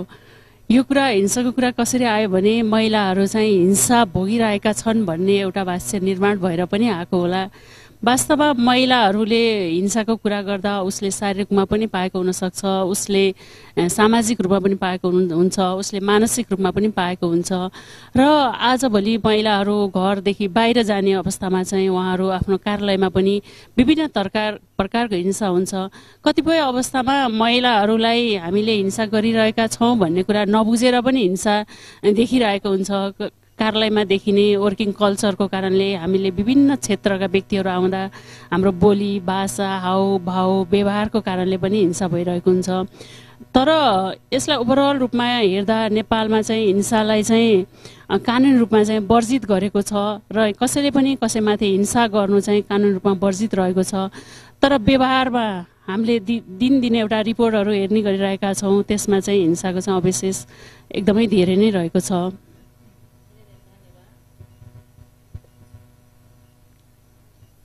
सुशीला म्यामलाई एउटा प्रश्न फेरि म यता चुलादेखि निजामती सेवाको चुलीसम्मको यात्राको दौडमा हुनुहुन्छ यहाँहरू हैन। चुलीको यात्रा भनेको अब हामीले मुख्य सचिवको यात्रा भनौँ न, अहिलेसम्म महिला त्यो नेतृत्वमा पुगेको त्यो तहमा पुगेको नेपालमा छैन भनौँ। त्यो यात्रामा हुनुहुन्छ, त्यहाँसम्म पुग्नका लागि कति व्यवधान होलान्, त्योसम्मको यात्राको लागि साहस जुटाउनु पक्कै पनि भएकै छ होला। त्यो क्रममा यहाँले भोग्नुभएका चुनौती हैन, अब पाउनुभएको अवसरहरू र त्यहाँसम्म आइपुग्नका लागि गर्नु परेको सङ्घर्षको बारेमा अलिकति आफ्ना अनुभवहरू बताइदिनुहोस् न।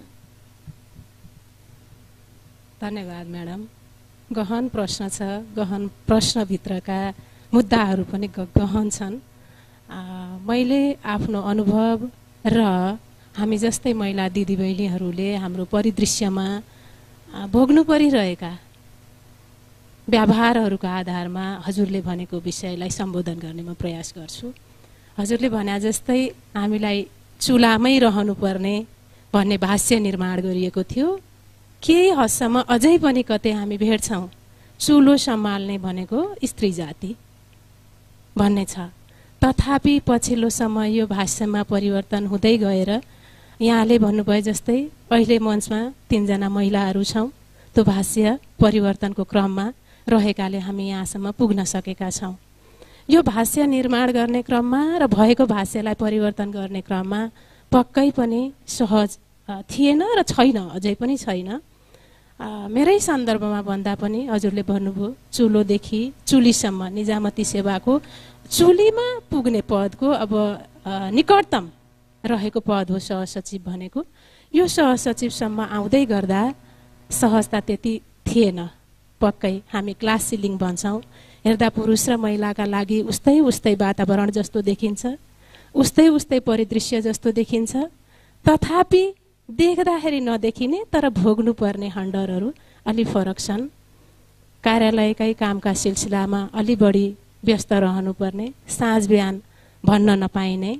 त्यसो गर्दा परिवारले कतिपय अवस्थामा प्रश्न उठाउला अथवा कुनै परिवारले प्रश्न नउठाएकै सन्दर्भमा पनि समाजले कहीँ कतै चाहिँ प्रश्न गर्ने अवस्था पनि हुन्छ। तथापि हामीले त्यस्ता प्रश्नहरूलाई आफैले प्रमाणित गर्दै अगाडि बढिराख्नुपर्ने अवस्था छ र त्यो अवस्थाबाट हामी पार पाउँदै माथि उठिरहेका छौँ। पहिलाभन्दा निकै भिन्न भएको छ। अझै भिन्न बनाउनु पर्ने हाम्रो पनि आफ्नै दायित्व हो। हाम्रो आफ्ना सोचमा र आफ्ना व्यवहारद्वारा आफूलाई प्रमाणित गर्दै अब चुलीमा जानका लागि कुनै अमुक लिङ्ग मात्रै योग्य छ भन्ने भाष्यलाई परिमार्जन गरेर जुनसुकै लिङ्गका व्यक्ति पनि जुनसुकै क्षेत्रको चुलीमा पुग्न सक्षम छ। वी आर इक्वली कम्पिटेन्ट भन्ने भाष्य निर्माण गर्ने क्रममा छौँ। यो निर्माण हुँदै गइरहेको छ म्याडम। एकदमै शुभकामना छ। म्यामहरू जस्तो सबै महिलाहरूको पनि यही अन्डरस्ट्यान्डिङ होस्, यही साहस होस् र छिट्टै त्यो चुलीमा त्यो माथिल्लो निकायमा पुगेको हेर्न पाऊँ। अब दुर्गा म्यामलाई प्रश्न म दुर्गा म्यामतिर जाँदैछु। अब घर सम्हालेका महिलाहरू र देश चलाउने महिला उस्तै हुन् कि अथवा घर चलाउन सजिलो छ कि अब प्रशासन चलाउन सजिलो छ? अलिकति प्रश्न पारिदिनुहोस् न। प्रश्न गहन छ। घर चलाउन र देश चलाउन उत्तिकै गाह्रो छ। हामीलाई थाहा छ घर चलाउन बिहानदेखि साँझसम्म हाम्रो हजुरआमा पुस्तादेखि आमा पुस्ता, हाम्रो छोरी पुस्ता र बहिनी पुस्ता हेरौँ भने घर चलाउने कुराहरूले जसरी म्यानेजमेन्ट गरिरहेको हुन्छ, घरको परिवारको व्यवस्थापन, उनको खानाको व्यवस्थापन, उनको अन्य कुराहरूको व्यवस्थापन जसरी गरिन्छ, कार्यालय चलाउने पनि त्यो एउटा योजनाको आधारमै गर्ने हो। तर गाह्रो र साह्रो भन्ने कुरा कुन व्यक्तिले कहाँ गर्छ भन्ने कुरा राम्रोसँग गर्नको लागि जहाँ पनि उत्तिकै गाह्रो छ। र अब महिलाको बाहिर आउने महिलाको र अहिलेको हाम्रो सङ्क्रमणकालीन अवस्था भएको हुनाले महिलाले घर, परिवार, समाज र राष्ट्रको लागि उत्तिकै रोलहरू, भूमिकाहरू निर्वाह गर्नुपर्ने हुनाले अहिलेको हाम्रो जेनेरेसनको जुन हामी एउटै पुस्ताको जस्तो पनि लाग्छ, हामी जुन जेनेरेसनमा रहेका छौँ, हाम्रो जेनेरेसनको रोलहरू चाहिँ ट्रिपल रोल रहेको हुन्छ, दोहोरो तेह्रो जिम्मेवारी रहेको हुन्छ। अब हाम्रो छोरी पुस्ता अथवा हाम्रो बहिनी पुस्ताले केही रोलहरू चाहिँ मिनिमाइज गर्छन् होला। त्यो कारणले गर्दा घर र देश चलाउन उत्तिकै गाह्रो छ। तर त्यसको गाह्रोको लागि कसरी हामीले म्यानेज गर्न सकिन्छ भने हाम्रो चुलामा पनि, अहिले क्वेसन पनि आयो, चुलोमा पनि हाम्रो दाजुभाइहरू, बुवाहरू पनि जान सक्नुपर्छ। एउटा घरमा मोटरसाइकल किन्दा जति खुसी हुन्छ, जस्तो मोटरसाइकल किन्ने कुराहरू चाहिँ हामीले धेरै गरिरहेका छौँ, त्यही घरमा चाहिँ वासिङ मेसिन किन्ने कुराहरू धेरै पछि मात्रै आइरहेको हुन्छ। जबसम्म हामीले वासिङ मेसिन चाहिँ यो घरको लागि सजिलो भन्ने कुरा चाहिँ हामीले हाम्रो परिवारमा ल्याउन सक्दैनौँ, त्यो गाह्रो हुन्छ। वासिङ मेसिन र मोटरसाइकलको मूल्य हेर्दा अलिकति वासिङ मेसिनै कम हुन्छ होला, तर हाम्रो पहिलो प्राथमिकता केमा जान्छ भने हाम्रो चाहिँ मोटरसाइकलमा जान्छ। त्यो कारणले गर्दा देशमा पनि कस्तो हुन्छ भने, देशमा पनि अहिले म सिंहदरबारमा काम गरिरहेको छु। योभन्दा धेरै वर्ष चाहिँ म दुर्गममा काम गरेँ। दुर्गममा काम गर्दा कस्तो देखिन्छ भने अलि सजिलो छ कि कस्तो छ भने सिंहदरबारभन्दा दुर्गममा चाहिँ अलिकति नागरिकहरूलाई एकदमै विश्वास गर्ने देखिन्छ, राज्यप्रति माया छ, अपनत्व छ। अर्को चाहिँ नेपालीहरूको हृदय यस्तो सफा, यति स्वच्छ छ कि तपाईँहरू जहाँ जानुहुन्छ एउटा सानो सेवाले पनि सम्झिराख्नु भएको हुन्छ कि उहाँले। त्यसले गर्दा देश चलाउने हामी जुन वर्गमा आएका छौँ, उहाँहरूले गरेको एउटा सानो कामले, घरको कामले चाहिँ घरलाई मात्रै हुन्छ भने हामीले आफ्नो अफिसको काम गरिरहेका हुन्छौँ, तर राष्ट्रको लागि सेवा पनि गरिरहेका हुन्छौँ, नागरिकलाई पनि सेवा गरिरहेका हुन्छौँ। र हामीले अलिकति उहाँहरूप्रति समानुभूति राखेर हामीले सोचिदियौँ भने, हामीले केही डिसिजनहरू त्यस्तो गरिदियौँ भने उहाँहरूलाई धेरै सजिलो हुन्छ। र हामी जस्तो यस्तो एउटा स्तरमा अथवा कुनै क्षेत्रमा सम्हालिरहेको व्यक्तिहरूले अलिकति समानुभूतिको भावना पनि राख्न सक्यो भने अझ राम्रो हुन्छ जस्तो पनि लाग्छ मलाई। हो, ठिक भन्नुभयो। अब यहाँ त विभिन्न जिल्लाहरूमा जस्तो त्यस्तो जाजरकोट जस्तो रुकुम जस्तो जिल्लाहरूमा बसेर काम गरिसक्नु भएको छ। अब आउने नयाँ पुस्ताहरूले अथवा अब आउने नयाँ प्रशासकहरूले चाहिँ त्यस्तो समस्या भोग्न नपरोस् भनेर यहाँले केही त्यस्ता परिवर्तनका कुराहरू त्यहाँ गरिदिनु भएको छ जसले गर्दा चाहिँ अब आउने त्यहाँ प्रशासन चलाउन आउने गर्ने मान्छेलाई चाहिँ तपाईँले भोग्नु परेको समस्या फेरि दोहोऱ्याएर भोग्न नपरोस्। मलाई यहाँले चाहिँ एकदमै सम्झना गराउनु भएर मलाई चाहिँ यो आफ्नो जिल्लाको अनुभव गराउँदा म एकदमै भावुक पनि हुन्छु। म जिल्लामा जाजरकोटमा जति बेला झाडा पोखलाको थियो त्योभन्दा अगाडि म द्वन्द्वकालको समयमा जाजरकोट बसेर काम गरिरहेको थिएँ। त्यो अवस्थामा मैले काम गर्दा म भर्खरै स्कुल पास गरेर पास आउट भएर गएको विद्यार्थी थिएँ र त्यति बेला मेरो बिहा भएको थियो र बिहा भएको अवस्थामा म 7 महिनाको पेटमा बच्चा पनि थियो। जति बेला सरकारी कर्मचारी भनेपछि अहिले जस्तो आरक्षणको व्यवस्था पनि थिएन। काठमाडौँदेखि जाजरकोटसम्म जानको लागि चाहिँ बाटोमा चाहिँ मलाई धेरै किसिमको प्रश्नहरू सोधिन्थ्यो। एकातिर व्यक्ति देख्दा पनि डर लाग्ने अवस्था थियो, अर्कोतर्फ सुरक्षाकर्मी देख्दा पनि डर लाग्ने अवस्था थियो। मैले सानो मेरो सिफारिस को चिठी बोकेर म काठमाडौँदेखि सुर्खेत हुँदै नेपालगञ्ज हुँदै जाजरकोटसम्म जाँदाखेरि एकदमै तपाईँ पनि कर्मचारी जागिर खाने, यत्रोले पनि जागिर खान्छ, सरकारी कर्मचारी भन्ने थियो। अर्को द्वन्द्वकालको अवस्था भएको हुनाले सरकारी कर्मचारी यहाँहरूले हेर्ने अब कस्तो दृष्टिकोण रहेको छ सरकारी कर्मचारीको लागि चाहिँ एकदमै गाह्रो अवस्था थियो। त्यो अवस्थादेखि जागिर मैले निजामती सेवामा जागिर खाएको हुनाले मलाई निजामती सेवाप्रति एकदमै गर्व पनि लाग्छ, सम्मान पनि लाग्छ। मेरो बहिनी पुस्ता अर्को पुस्ताहरू आओस् भन्ने लाग्छ। अर्को मैले जाजरकोटबाट जुम्लातिर जाएँ। जुम्लामा चाहिँ मैले एउटा अवसरको रूपमा प्रमुख जिल्ला अधिकारीको रूपमा काम गर्ने अवसर पाएँ। जति बेला म जुम्ला जाँदै थिएँ त्यति बेला चाहिँ म सिन्धुपाल्चोकमा काम गरिरहेको थिएँ। भूकम्प पछिको सबैभन्दा व्यक्तिहरू मृत्यु भएको जिल्लाको रूपमा चाहिँ सिन्धुपाल्चोक लिइन्थ्यो। त्यो सिन्धुपाल्चोकमा काम गरिरहँदा चाहिँ सिन्धुपाल्चोकदेखि यात्रा चाहिँ मेरो जुम्लासम्म भएको थियो। अब अनुभव कस्तो हुन्छ भने हामीले काम गर्दै जाँदा त्यहाँ गएपछि थाहा हुँदो रहेछ। एउटा सिन्धुपाल्चोकको घटना भनेर मैले जुम्लासँग यहाँ जोड्न चाहन्छु। सिन्धुपाल्चोकमा विपदको बेला थियो, भूकम्पको अवस्था थियो। भूकम्पको अवस्थामा पनि कसरी महिलाहरू जानुपर्छ भन्ने कुराले अहिलेको म्यामले भनेको क्वेसनसँग पनि मैले कसरी रिलेट गर्न चाहेँ भने विपदको कुरा थियो। विपदमा चाहिँ हामीले सबै कुराहरूलाई समान रूपमा दिँदा पनि इक्वल त्यो वर्गहरू चाहिँ के हुँदो रहेछ, उहाँहरूले समान अवसर अथवा समान सुविधाहरू पाउनु हुँदो रहेछ। सिन्धुपाल्चोकको घटना के भन्छ भने भूकम्पको बेला त्यो पछिल्लो भूकम्पमा भुइँचालो आइरहेको अवस्था थियो। अब भित्र चाहिँ बाहिर निस्किनुपर्छ, यस्तो गर्नुपर्छ उस्तो गर्नुपर्छ हामीले भनिरहेका हुन्छ, सिकाइरहेका हुन्छ। तर घरको परिवारले समान रूपमा भएन भने एकजना 4 महिनाको सुत्केरी दिदी हुनुहुन्थ्यो। उहाँलाई भूकम्प आयो। भूकम्प आइसकेपछि एकचोटि अब हामीले सोच्दैन हर सबैजना निस्किसकेपछि उहाँले निस्केको 5 मिनटपछि त ला मेरो बच्चा छोडेछु नि भन्नुभयो। बच्चा छोडेपछि अरू परिवारको गइदिएको बच्चा हुन्थ्यो। अब सुत्केरी मान्छे बच्चा लिन भित्र जानुभयो। जाने बेला फेरि अर्को धक्का आयो। आमा बच्चा चाहिँ दुवैको दुःखद निधन भयो। यस्तो कुरा कस्तो हुन्छ भने त्यो कुराले मलाई कस्तो हुन्छ र हामीले चाहिँ केही कुराहरू समानता हुनुपर्छ भन्छ। तर समानताको लागि चाहिँ सँगै अर्कोले जसले सक्षम छ त्यसले सहयोग गरेन भने त्यो आमा र बच्चा हामीले गुमाउनु पर्यो। म जहाँ जाँदा पनि त्यो भन्छु कि हामीले कामको लागि महिलालाई सम्मान दिएर हुँदैन। त्यसको लागि चाहिँ हामीले उहाँहरूलाई पनि सहयोग गर्नुपर्छ, हातेमालो गर्नुपर्छ, पछाडिबाट ब्याक फोर्स दिनुपर्छ भन्ने चाहिँ मैले सिन्धुपाल्चोक भन्न चाहेँ भने अर्को जुम्लामा म गएँ।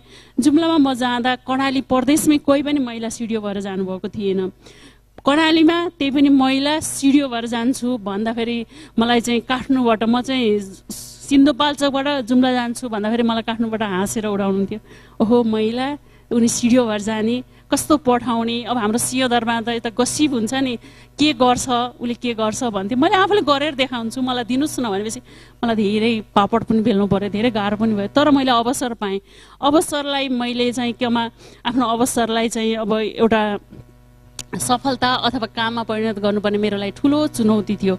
एयरपोर्टदेखि नै मान्छेहरू हेर्न आउँथे। के अरे प्रशासन अड्डा भन्थे, जिल्ला प्रशासन कार्यालय प्रशासन अड्डामा होइनी मान्ठा आछ अरे। होइनी मान्ठा भनेको चाहिँ महिलालाई त्यहाँको भाषामा चाहिँ भन्ने शब्द। अब त्यसले सिडिओको काम भनेको यहाँलाई थाहा छ, जिल्लाको शान्ति सुरक्षा जिम्मेवारी लिने, ओभरअल विकास निर्माणको काम गर्ने, सबै सरकारी अफिसहरूलाई समन्वय गर्ने र अन्य कामहरू तत्काल पर्ने कामहरू गर्नुपर्ने अवस्थामा चाहिँ महिला त्यसले पनि कसरी गर्छ होला। अझ यङ जेनेरेसनको महिला भनेर सुरुमा चाहिँ मलाई एकदमै विश्वास हुन्थेन। हरेक मान्छेले मेरो क्वेसन मात्रै गरिराख्नुहुन्थ्यो तर मलाई त्यो क्वेसनलाई पनि मलाई एउटा पावर हुन्थ्यो कि त्यो क्वेसनलाई चाहिँ मैले अवसरमा देखाउँछु भन्ने थियो अर्को चाहिँ सिंहदरबारबाट चाहिँ मलाई हेर्ने दृष्टिकोणहरू चाहिँ के गर्छ भन्ने तरिकाले हुन्थ्यो जब महिला जान्छ उसले कसरी गर्यो भन्ने कुरा मात्रै क्वेसन सोधिन्छ हामीले अब 33% को कुरा उठाउँछ तर 67% को कुराहरू चाहिँ हामीले कहिले पनि बाहिर 67% ले के गर्यो भन्ने कारणको हुन्थ्यो त्यसकारण हामीले प्रत्येक प्रश्नहरूको उत्तर दिँदै हामीले काम गर्दै गऱ्यौँ तर जुम्ली दाजुभाइ र कर्णाली प्रति चाहिँ म अहिले पनि एकदमै नतमस्तक छु उहाँहरूलाई यहीँबाट म सम्झिन चाहन्छु हार्दिक नमन चाहन्छु उहाँहरूको यस्तो सहयोग पाइयो कि मैले सुरुवात गरेँ तर हाम्रो टिमले काम गर्यो हामीले छाउपडी भनेर जति बेला चाहिँ गोठहरू भत्काउने अभियान चलिरहेको थियो जुम्लामा हामीले गोठहरू कुनै पनि भत्काएन जुम्लामा म छाउ भनेको अब छुई भन्ने कुरा चाहिँ म पनि महिला भएको हुनाले त्यो कुरा चाहिँ महसुस गर्न सक्थेँ हामीले के गर्यो भने गोठ नभत्काएर मनका गोठहरू हामीले कसरी भत्काउन सकिन्छ भन्ने तरिकाले हामी गयौँ मनको गोठ भत्काउनको लागि मैले दिदीबहिनीहरू राख्यौँ दिदीबहिनी राखेर म अब सँगै जाउँ मलाई जाँदा सिडिओले यस्तो गर्यो भन्दा पनि मैले त्यहाँ छाउ किन महिलाहरूले छोड्न सकिराख्नु भएको छैन किन परम्परादेखि नै छाउलाई उहाँहरूले अँगाली राख्नु भएको छ भन्ने कुराहरू मैले बुझेँ अब सूक्ष्म रूपले बुझ्न चाहेँ त्यहाँ आमाहरू आउनुहुन्थ्यो त्यस बुझ्दै जाँदा के भयो भने छाउ चाहिँ मेरो छोराको मैले छुई भएकोलाई छैन मेरो छोराको आयु कम हुन्छ कि मेरो श्रीमानलाई के गर्छ कि देउता रिसाउँछन् कि भन्ने खालको एउटा चाहिँ महिलाहरूको मानसिकतामा त्यो राखेको रहेछ अब के कसरी गर्न सकिन्छ भनेपछि हामीले चन्द्रनाथको गुरुलाई नै छाउ विरुद्धको अभियानमा राख्यौँ चन्द्रनाथको गुरुलाई राख्यौँ धामी झाँक्री डाङ्ग्री स्वास्थ्य कर्मी शिक्षक र वडाध्यक्षको एउटा टिम राखेर हामी एम्बासडर भन्छौँ नि हिरो हिरोइनको एम्बासडर हाम्रो छाउ विरुद्धको सद्भावना दूतको एम्बासडर हामीले वडा गाउँमा हामीले प्रत्येक पालिकामा 7-7 जनाको टोलीबाट गठन गर्यौँ म सिडिओबाट मात्रै होइन उहाँहरूको टिमबाटै छुई भनेको कुनै धर्ममा पनि यहाँलाई राखेको छैन कुनै पनि महिलाले आफूले सुत्केरी हुँदा अथवा उहाँहरू चाहिँ मासिक स्राव भएको अवस्थामा उहाँले बार्नु भएन भने कस्तो कस्तो असर पर्छ भन्ने कुरा महिलाहरूलाई सिकाउँ अब हामीले प्याडको कुरा गर्छौँ प्याडको कुरामा पनि त्यहाँ गइसकेपछि के भयो भने हामीले प्याड लाउनुपर्छ यस्तो गर्नुपर्छ उस्तो गर्नुपर्छ भनेर भनिरहँदा चाहिँ त्यहाँ मेरो आमा पुस्ताको आमाहरूले चाहिँ अन्डरवेयर भित्री बस्दै लगाउनुहुन्थेन कतिपय कुराहरू हामी एउटा भावनामा एउटा बाहिरको कुराहरू कपी पेस्ट गर्दा चाहिँ त्यहाँको वर्गलाई थाहा नहुने अनि मैले आमाहरूसँग आमा हामीले अब अन्डरवेयर लाउनुपर्छ अन्डरवेयर लगाएपछि हामीले यस्तो हुन्छ सुरक्षा हुन्छ नि कर्णाली स्वास्थ्य विज्ञान प्रतिष्ठानबाट डाक्टरको टिमहरू गएर उहाँहरूले सिकाउनु भयो हामी टिम वर्कमा काम गर्यौँ टिम वर्कमा काम गरिसकेपछि रिजल्ट कस्तो आउँदो रहेछ भने जुम्लाको त्यति बेला छ फागुनको शिवरात्रिको महाशिवरात्रिको दिनमा चाहिँ हामीले छुई जातीय विभेद र लैङ्गिक हिंसा विरुद्ध चाहिँ हामीले महायज्ञ गऱ्यौँ जुम्लाको टुडी खेलमा त्यति बेला चाहिँ आमाहरू यस्तो तरर रुनुभयो बुवाहरूले के गर्नुभयो भने हामीलाई त पाउने काल कहाँ आयो के अरे पाउने काल आयो माघ मास आएपछि भनेपछि मलाई अलिकति खस भएको छ त्यति धेरै आउँदैन भनेपछि कालसँग जोड्नु थियो काल आयो भनेर हामी के गर्छौँ यो माघ मासको चिजमा पनि हामी यहाँ गएर बस्नुपर्छौँ भन्ने खालले त्यो जोडेकोले आमाहरूले चाहिँ यस्तो गर्नु यस्तो चाहिँ यो ऊ हो भनेपछि बुवा आमाहरूतिरबाटै गइसकेपछि त्यो सजिलो भयो अर्को त्यहाँ चाहिँ त्यो गरिरहँदा चाहिँ एउटा चाहिँ मैले विरोधको आवाजहरू बाहिर रूपमा चाहिँ महिला अधिकार एकदमै ठुला ठुला कुरा गर्ने तर चाहिँ महिलाहरूलाई चाहिँ त्यो आमाहरू चाहिँ छुई जातीय विवाद र लैङ्गिक हिंसाबाट चाहिँ अन्त्य भएको नचाहने वर्गहरू पनि त्यहाँ केही रहेछ वर्षौँदेखि डोनर गइरहेछ पैसा गइरहेछ कसैको पेसा हो कि व्यवसाय मलाई थाहा भएन उहाँहरूले चाहिँ केही पर्सेन्टले चाहिँ विरोध गराउनु भयो तर त्यही जुम्ली महिला त्यही जुम्ली आमा जुम्ली दिदी जुम्ला दाजु जुम्ली भाइहरूले चाहिँ उहाँहरू विरुद्ध गर्नुभयो त्यति बेला सदनमा पनि मलाई के भने छाउपडी सिडियोसम्म भनेर आरोप लाग्यो कि मभन्दा पहिला गएकोलाई कसैले छाउपडी सिडियो त्यस्तो भनिएको थिएन कि त्यो भइसकेपछि मान्छेहरूले के गर्दो रहेछ भने सुरुमा तपाईँले पोलिसीहरू कार्यान्वयन गर्न मैले यो नेपालको पोलिसीसँग जोड्छु नेपाल सरकारले पहिलेदेखि नै यो छुई जातीय विभेद विरुद्धलाई अपराध पनि मानेछ तर त्यो पोलिसीहरू कार्यान्वयन गर्नको लागि चाहिँ मान्छेको मनमा जाँदा पनि के सीमित वर्गहरूबाट चाहिँ कसरी असर हुँदो रहेछ भन्ने कुरा पनि मैले त्यो सिक्न पाएँ अर्को चाहिँ अब शान्ति सिडियो भएको हुनाले शान्ति सुरक्षासँग जोडिएको कुरा पनि जिल्लाको ओभरअल शान्ति सुरक्षा म्यानेज गर्ने अवस्थामा हामीले चाहिँ चन्द्रनाथको मन्दिर यहाँहरूले पछि पनि गुगलमा सर्च गर्न सक्नुहुन्छ 72 सालमा चन्द्रनाथको मूर्तिबाट मुख्य मूर्ति हराएको छ जुन चाहिँ 18 केजी चाँदीको थियो दर्ता तयको मूर्ति थियो चाँदीको थियो त्यो मूर्ति नभेटिसकेपछि हरेकचोटि सिडियो जाँदाखेरि क्वेसन के सोधिन्थ्यो भने तपाईँले त्यो मूर्ति कहिले भेटाउनुहुन्छ के गर्नुहुन्छ तपाईँले के गर्नुहुन्छ त्यो भेटाउनु भएन भनिन्थ्यो ल हाम्रो सब टिम जिल्ला सुरक्षाको टिमहरू नागरिक सबैजना गरेपछि हामीले नै चन्द्रनाथको मूर्ति भेटाएर हामीले चाहिँ त्यो चन्द्रनाथ मन्दिरमा लगेर हामीले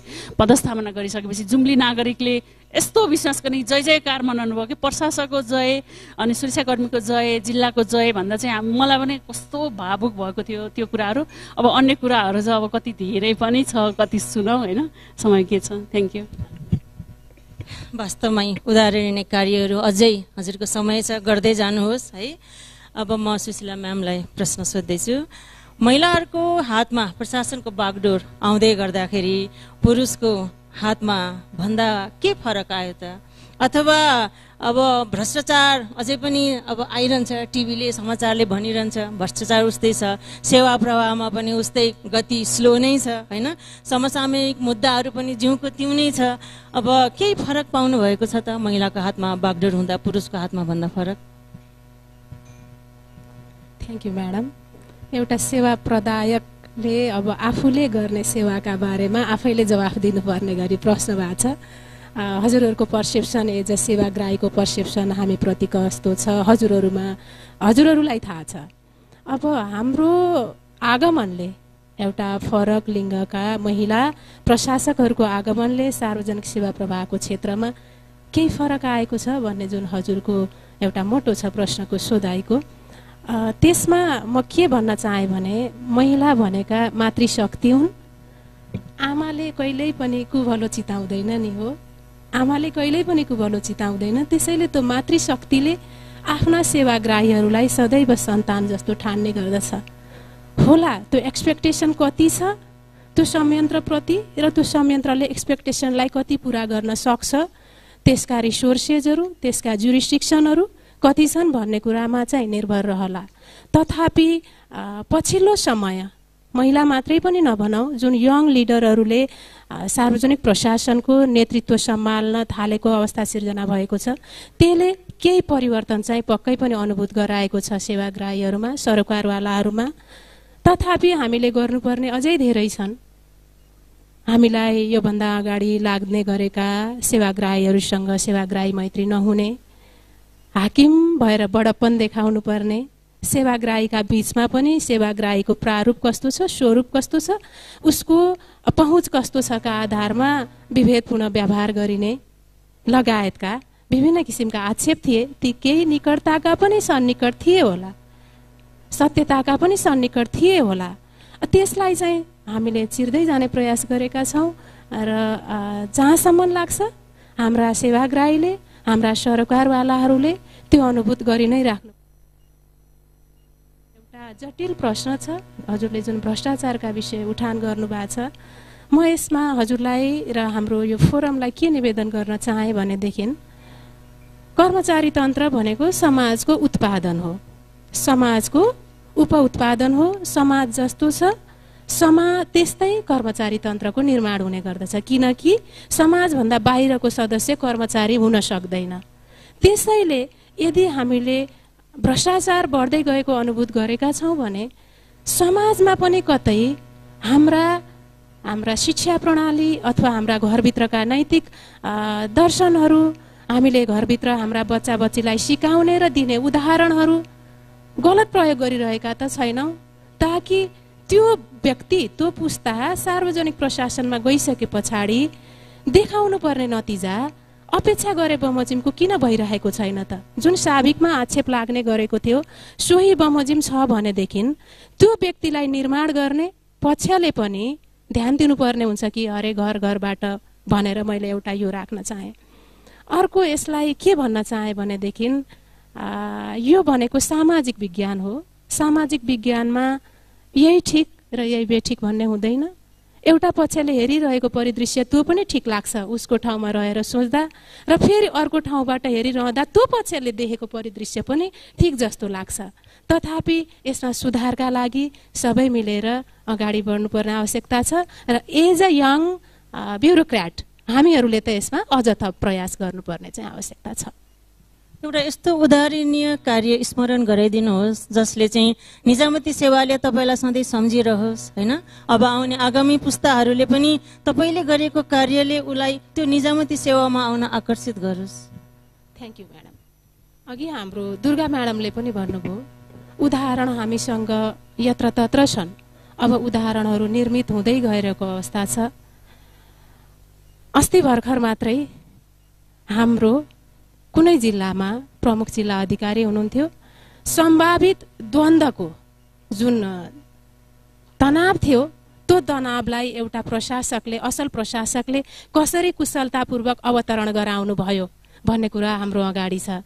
त्यस्तै गरी पछिल्लो समयका हाम्रा युवा प्रशासकहरू र पछिल्लो समयको जुन टेक्नोलोजी फ्रेन्डली युवा प्रशासकहरू छन्, तिनले चाहिँ दूरदराजमा रहेका सेवाग्राहीहरूलाई प्रोएक्टिभ तरिकाले उहाँहरूले दुःख नपाउने गरी सकेसम्म सहज तरिकाले जुन त्यो कार्यालय विशेषको, त्यो संस्था विशेषको क्षेत्राधिकार भित्र पर्दछ त्यस्ता विषयहरूलाई सम्बोधन गरेको, सहज बनाएको हामीसँग उदाहरणहरू धेरै छन्।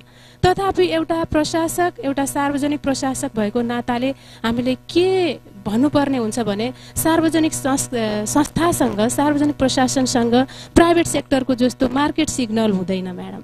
के हुन्छ भने हामीसँग अपेक्षा धेरै हुन्छन्, त्यो अपेक्षा बमोजिम हामीले काम गरिरहेको अवस्था पनि हुन्छ। तर प्राइभेट सेक्टरले जस्तो बजारीकरण पब्लिक सेक्टरले, सार्वजनिक प्रशासनले त्यसको गुणै हुँदैन रहेछ।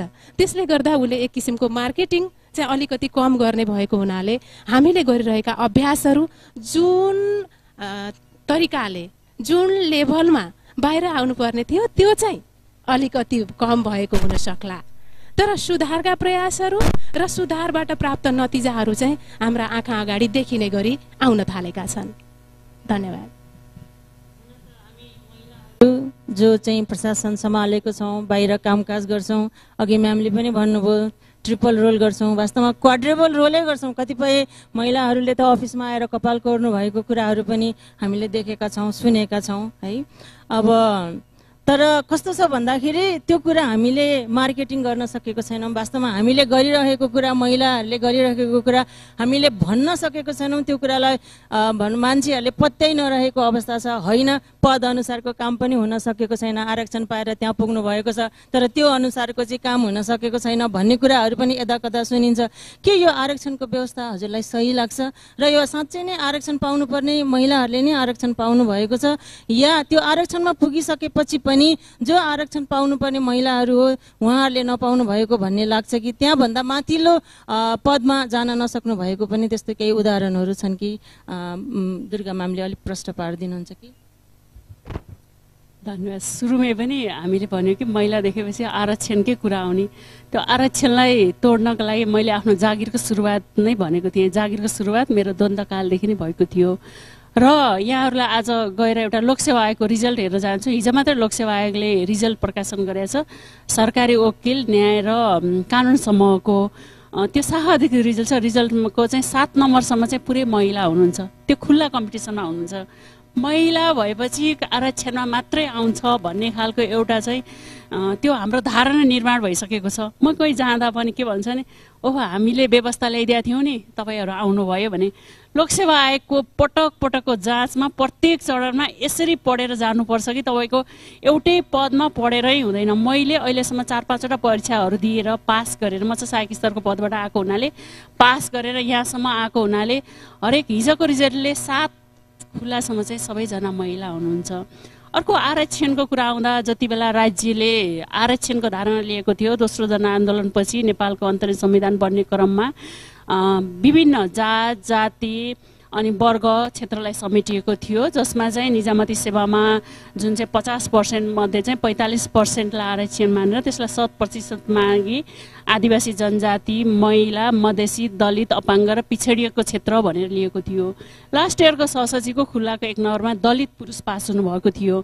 यस कारणले गर्दा आरक्षण अब तत्कालको लागि जरुरी छ वा छैन त्यो राज्यको तर्फबाट हेर्ने कुरा हो र जति बेला निजामती सेवामा आरक्षण आएको थियो त्यसको 10 वर्षमा पुनरावलोकन गरिनेछ भन्ने भनिएको थियो। अहिले 13 वर्षभन्दा बढी भइसकेको हुनाले लास्ट इयर चाहिँ समावेशी आयोगले 2 वर्ष अगाडि चाहिँ समावेशी आयोगले त्यसबाट रिजल्ट निकालेर केही तर्मा र वर्गहरूले पाए भन्ने तरिकाको भइसकेपछि त्यसको लागि सुधारको सुझावहरू पनि दिएको छ। त्यो सुझावहरू भइसकेको अवस्थामा चाहिँ मैले त्यो सुझावहरू यहाँ भन्न चाहेन।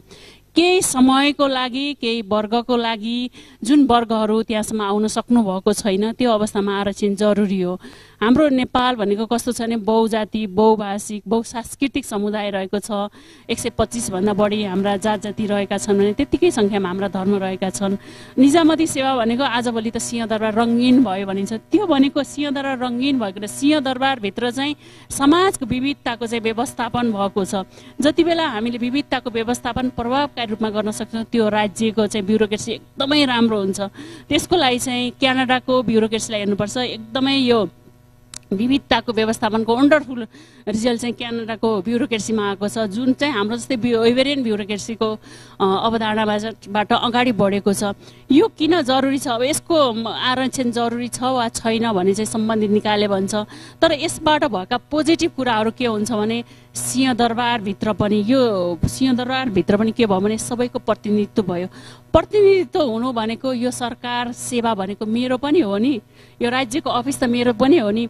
जुम्लामा जति बेला म कार्यरत रहेको अवस्थामा हामीले स्तनपान गर्भवती र नवआमाको लागि स्तपान कक्ष राख्यौँ। त्यति बेला चाहिँ गर्भवती महिलाहरू आएर आनन्दले यसरी बस्ने र सुत्केरी भएका आमाहरू आएर चाहिँ बच्चा राखेपछि ओहो हाम्रो अफिस हो नि, यो त सरकारी अफिस हो नि, मेरो अफिस हो भन्ने चाहिँ एउटा धारणा भयो। अर्को कस्तो हो भने हाम्रो माला छ नि, यो माला जस्तै भनेपछि विविधता रङको मालाहरू चाहिँ राज्यको निजामती सेवा भएपछि एउटा मालामा उनिन सक्यो, राम्रो तरिकाले उनिन सक्यो, त्यसलाई राम्रो बनाउन सक्यो भने यहाँहरूले तिहारमा हेर्नुहुन्छ नि रङ्गोली, विभिन्न रङहरू मिलेपछि एउटै रङले भन्दा चाहिँ रङ्गोलीको रङहरू कति सुन्दर हुन्छ नि। आरक्षणमा चाहिँ त्यो राम्रो भएको छ। अब यसलाई चाहिँ को वर्गले पायो, त्यसको लुपोल्सहरू के रहेका छन्, यसका के कमी कमजोरी थिए, राज्यले कस्तो कस्तो अवस्था ल्याउन खोजेको थियो, त्यो कुरामा चाहिँ हामीले अब पुनः मूल्याङ्कन गर्ने आएको छ। अर्को चाहिँ धेरै लामो समयसम्म आरक्षण दिँदा चाहिँ सम्बन्धित योग्य, यो हाम्रो ब्युरोक्रेसी भनेको कर्मचारी तन्त्र भनेको योग्यता प्रणालीको सम्प्रेषण गर्ने भएको हुनाले राम्रो ल्याएको 80% ल्याउँदा पनि कोही पास हुन नसक्ने, कसैले 40 ल्याएर पनि भयो भने चाहिँ एकदम योग्य व्यक्तिहरूलाई चाहिँ त्यसप्रति चाहिँ अब कस्तो हुन्छ भने म चाहिँ योग्य भएरै भएन भने भौतिक पलायन पनि हुनसक्छ, ट्यालेन्टहरू चाहिँ बाहिर जान पनि सक्छ। त्यसलाई विचार गर्नुपर्छ। त्यसलाई विचार गर्नको लागि चाहिँ जस्तै बङ्गलादेशमा 1998मा चाहिँ अब आरक्षण चाहिँ चाहिँदैन भनेर एउटा आन्दोलन भएको थियो भने भारतमा के भयो भने आरक्षण चाहिँ सहायक स्तरको पदमा मात्रै दिनुपर्छ भनेको थियो भने मलेसियामा चाहिँ भूमिपुत्रलाई पनि दिनुपर्छ भनेर आरक्षण अङ्गालेका देशहरूले चाहिँ यसको रिभ्यू गरिरहेका छन्। यसलाई चाहिँ अब पुनः रिभ्यू गरेर कस्तो वर्गलाई हामीले ल्याउन खोजेका छौँ भन्ने कुरा ल्याउने। तर मलाई चाहिँ के लाग्छ भने व्यक्तिलाई लग्ने मात्रै ठुलो कुरा होइन कि व्यक्तिलाई लगेर त्यसले चाहिँ त्यहाँ गएर कस्तो काम गर्न सक्यो भन्ने कुरा ठुलो कुरा हो। कर्णालीमा छँदा चाहिँ जहिले पनि कर्मचारीको अभाव हुने, तर पिछडिएको क्षेत्रबाट पनि हाम्रो दाजुभाइ दिदीबहिनीहरू त पास हुनुभएको छ नि। आरक्षणबाट गएको वर्गले चाहिँ कतिको कुरा चाहिँ त्यसले चेन्ज गर्न सक्यो। मधेसमा चाहिँ अब केही कम भयो भने मधेसबाट गएकोले कतिको गर्न सक्यो भन्ने खालको चाहिँ हामीले ल्याउनु पर्यो। जस्तै अब म महिला भएको हुनाले महिलाको कुरामा मैले कसरी उठाउन सकेँ भन्ने कुरा चाहिँ त्यो धेरै महत्त्वपूर्ण हुन्छ। आरक्षणको हेर्नुपर्छ। मैले केही दिन अगाडि मात्रै एउटा आर्टिकल लेखेको छु जुनमा चाहिँ म असल हुन नसकेको सरकारी कर्मचारी म भनेर एउटा लेखेको छु। त्यसमा के छ भने मैले अहिलेको सिस्टमलाई नै मैले थ्रेड दिएको छु। कस्तो गरेको छु भने राज्यभित्र 2 थरी कर्मचारी निर्माण भएर 2 थरी चाहिँ सेवाग्राही निर्माण भयो। सेवाग्राहीले पनि आफ्नो सेवा फाइदा हुन्छ भने कसैलाई प्रलोभनमा पार्ने, यता लग्ने, दबाब पर्वमा चाहिँ कसैले कर्मचारी लग्ने, यस पर्सन खोज्दा चाहिँ झिसमिसेदेखि लाइनमा बसेका, जुन चाहिँ लाइन तोड्यो भने सोच पनि गर्न नपाएर बसेका नागरिकहरूले चाहिँ राज्यप्रति कस्तो धारणा बनाउलान् भन्ने तरिकाले एउटा नागरिकले कस्तो कस्तो ठाउँमा दुःख पाउँछ र एउटा इमान्दार कर्मचारीले कस्तो कस्तो ठाउँमा पुग्छ भन्ने कुरा लेखेको थिएँ। अब त्यसको लागि चाहिँ अब पुनः मूल्याङ्कन चाहिँ हुनुपर्छ। एकदमै राम्रो कुरा उठान गर्नुभयो। वास्तवमा यो आरक्षण चाहिन्छ कि चाहिँदैन भन्ने कुरा बिस्तारै यसमा अनुगमन भएर यसले आफै एउटा निकास पाउँछ भन्ने कुरा पक्कै पनि तपाईँ हामीले आशा गरौँ। अब हाम्रो देशमा अलिकति पोलिटिकल इन्स्टेबिलिटी भइरहेकै अवस्था हो। अब निजामती सेवामा पनि अत्यधिक राजनीति भएको कुरा सर्वविदितै छ, जताततै सुनिन्छ होइन। अब यो राजनीतिज्ञहरू अथवा कर्मचारीहरू को चाहिँ जिम्मेवार होला नि त वास्तवमा यसरी निजामती सेवामा पोलिटिक्स छिर्नु भनेको। र अब यसले चाहिँ निजामती सेवामा महिलाहरूलाई चाहिँ बागडोरमा पुग्नका लागि यो राजनीतिक चाहिँ यो भनौँ न इन्टरफेरेन्सले कतिको एउटा तगारोको काम गरेको छ होला जस्तो लाग्छ। सुशीला म्यामलाई धन्यवाद म्याडम। वास्तवमा कर्मचारी तन्त्र सार्वजनिक प्रशासन भनेको त्यो सरकारकै सहयोगी हात हो। सरकारले ल्याउने नीति तथा कार्यक्रम उसका घोषणापत्रहरू कर्मचारी तन्त्रले सम्पादन गरिदिने र राज्यको अनुभूति सरकारको अनुभूति सर्वसाधारण सेवाग्राही र आम जनताहरूलाई दिने हो। त्यसैले कर्मचारी तन्त्र सरकारको नेतृत्व गर्ने राजनैतिक दलप्रति अथवा सरकारका नेतृत्वकर्ता सरकारका कर्ताहरूप्रति सदैव उत्तरदायी हुनुपर्ने हाम्रो यो ब्युरोक्रेसीको एउटा प्रिन्सिपल नै हो। सार्वजनिक प्रशासनमा रहने नेतृत्वकर्ताहरू डाइरेक्टली सरकारको नेतृत्वप्रति उत्तरदायी हुनुपर्ने र अप्रत्यक्ष रूपमा जनताप्रति उत्तरदायी हुने भनेर त कर्मचारी तन्त्रलाई एक किसिमको आरोप नै लाग्ने गर्दछ। त्यो सैद्धान्तिक रूपमै कर्मचारी तन्त्रको अवधारणामा नै। अब हजुरले भन्नुभएको हाम्रो हालको परिदृश्यमा कर्मचारी तन्त्रमा राजनीतिको प्रभाव कसका कारणले आयो भन्ने सन्दर्भमा हामीले कुरा गर्दा हाम्रो हरेक अभ्यासहरू कानुनमा रहेर अभ्यास हुने गर्दछ। हरेक प्रयासहरू कानुन सम्मत हुने गर्दछन्। त्यसै गरी निजामती कर्मचारीका लागि पनि केही सङ्गठित हुने अधिकार कानुनले प्रदान गरे बमोजिम निजामती कर्मचारीले एक किसिमको सङ्गठनको निर्माण गरेर त्यसलाई प्रयोग गर्न थाल्यौँ हामीले। त्यस पछाडि के भयो त भन्दा त्यसले आदर्श अवस्थाको परिकल्पना गरेको थियो। हाम्रा पछिल्ला अभ्यासहरू हामी आदर्श अवस्थाबाट अलिकति डिटेरियोट भएर अभ्यास गरिरहेका कारणले सिर्जना हुन गए कि जस्तो देखिन्छ। जस्तो हामीले एउटा आधिकारिक ट्रेड युनियनको परिकल्पना गरेको छ हाम्रो निजामती सेवा ऐनले, तर हामीसँग धेरै ट्रेड युनियनहरू भए र पछिल्लो समय यहाँले भने जस्तै राजनैतिक नेतृत्वमा आउने फेरबदलले सोही बमोजिमको कर्मचारी तन्त्रको खोजी गरेको हो कि जस्तो पनि लाग्छ। कहिलेकाहीँ आफै पनि भुक्तभोगी भइन्छ। त्यही कुरालाई हामीले स्वीकार्नु पनि पर्ने हुन्छ। त्यस्तो अवस्था सिर्जना हुन नदिनलाई एउटा अभिभावकको रूपमा कर्मचारी तन्त्रको अभिभावकको रूपमा राजनैतिक नेतृत्वले पनि ध्यान दिनुपर्ने हुन्छ। भनेदेखि कर्मचारी तन्त्रले पनि आफूलाई कानुन बमोजिम प्रदत्त क्षेत्राधिकारको प्रयोग गर्नका लागि हामी स्वतन्त्र छौँ भन्ने किसिमले आफ्ना काम गर्दै त्यसका लागि आफूले प्रमाणित भएर देखाउनु पर्ने अवस्था पनि हाम्रो अगाडि छ। हजुरले भन्नुभएको विषयमा केही फरक मात्र रहन सक्ला, तर निकटता चाहिँ छ त्यो विषयमा। हजुरले भन्नुभयो जस्तै कर्मचारी तन्त्रमा पछिल्लो समय राजनैतिक प्रभाव अलिकति बढी देखिन थालिएको हो कि भन्ने कुरा हामी पनि अनुभूत गर्छौँ यदाकदा।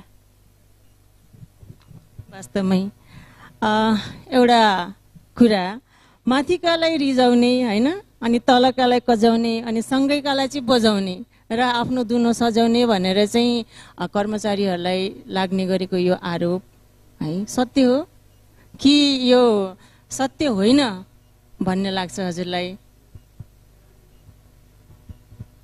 आरोप त्यति बेला लाग्छ त्यहाँ केही कुराहरू चाहिँ सत्य पनि भइरहेका हुन्छन्। माथिकालाई रिजाउने, तलकालाई के भन्नुभयो कजाउने, आफू समाजलाई बजाउने। एकदमै राम्रो तरिकाले यहाँले कनेक्सन गरेर पनि भन्नुभयो। त्यो केही हदसम्म चाहिँ सत्य पनि छ। जस्तै एउटा थ्योरीले पनि भन्छ नि बाइसाइकल प्याडिङ भन्छ भने तलकोलाई चाहिँ साइकल जस्तै साइकल यस्तो गर्छौँ नि साइकल जस्तै पेलिराख्ने र साइकल चाहिँ माथिकोलाई चाहिँ हामीले साइकल समातेपछि यसरी कुटेर पार्ने भन्ने तरिकाले यो थ्योरी पनि छ। यो केही हदसम्म सत्य पनि छ। त्यो कसले गर्छ भने जसले चाहिँ दबावमा पार्न चाहन्छ, प्रभावमा पार्न चाहन्छ र तत्कालको लागि धेरै फाइदा लिन चाहन्छ, त्यस्तो व्यक्तिहरूले गरिरहेको पनि हुन्छन्।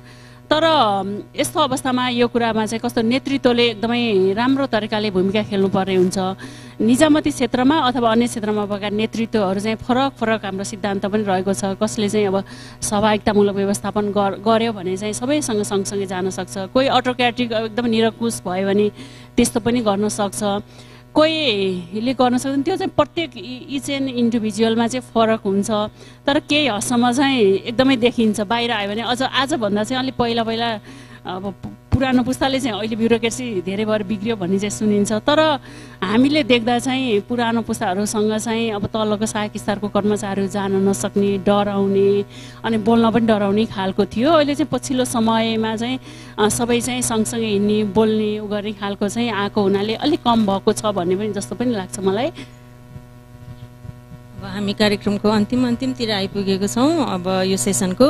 अब हजुरलाई अन्तिम प्रश्न, यो लोकसेवा आयोगमा चाहिँ किन हामी अरू अब आउने पुस्ताहरू आकर्षित हुनुपर्छ र यो लोकसेवा आयोग नै चाहिँ एउटा यो हामी ओभरअल भनौँ न यो नेपालको एउटा ब्युरोक्रेसी त्यस्तो हो जसमा चाहिँ मान्छे चाहिँ एकचोटि छिरिसकेपछि त्यसलाई कसैले पनि हल्लाउन सक्दैन अरे, त्यसैले पनि त्यो ठाउँ चाहिँ एकदमै वान एन्ड ओन्ली सुरक्षित ठाउँ हो भनेर तपाईँले जस्टिफाई गर्नुहुन्छ र पछिल्लो पुस्ता चाहिँ त्यही कन्सेप्ट लिएर आउने कि अरू केही भिन्न थट लिएर आउने भन्ने कुरा अलिकति स्पष्ट पारिदिनुहोस् र यो हजुरलाई अन्तिम प्रश्न नै हो।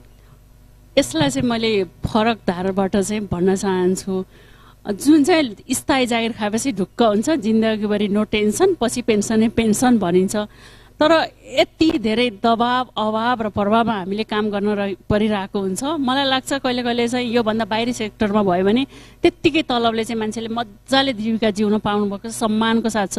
मेरो बच्चाले के भन्छ भने कहिले कहिले हामीले दिएको करबाट चाहिँ तपाईँले तलब खाएको नि भनिरहेको हुन्छ, तर हामीले पनि कर बुझाइरहेका छौँ र हामीले चाहिँ आफ्नो जिन्दगीको मैले भने स्कुल पछिको मेरो आफ्नो उर्वर समय मैले यहीँ बिताएँ र मैले भविष्य पनि यहीँ बिताउँछु भनेर मैले देखिरहेको अवस्थामा चाहिँ मेरो सबै क्षेत्र, मेरो आफ्नो जवानी भनौँ, मेरा रहरहरू भने सबै क्षेत्र बितेको हुनाले चाहिँ लोकसेवाभित्र काम गर्नेलाई गाह्रो छ। अर्को यहाँले हेर्नुहुन्छ बिहानै 10 बजे कर्मचारी पुग्यो कि पुगेन भनेर यहाँहरू जस्तै मिडियाकोले हजुर किन आएको कसो आएको माइक तेर्साइरहेको हुन्छ। स्थानीय तहमा जाउँ त्यो काम गर्दा कहाँ के भयो भनिन्छ, बाटो काम गर्दै जाँदा चाहिँ सीमित कर्मचारीले असीमित कर्मचारीहरू बिच गएर असीमित के अरे कामहरू गर्नु परिरहेको अवस्थामा केही मानवीय त्रुटि भयो भने हेरौँ भन्छ 100वटा काम राम्रो हुन्छ, एउटा काम बिग्रियो मानवीय कारणले बिग्रिँदा पनि यस्तो भयो भन्ने तरिकाले चाहिँ एउटा लोकसेवाभित्र गएको व्यक्तिहरू चाहिँ एउटा रोबोट जस्तै हुन्।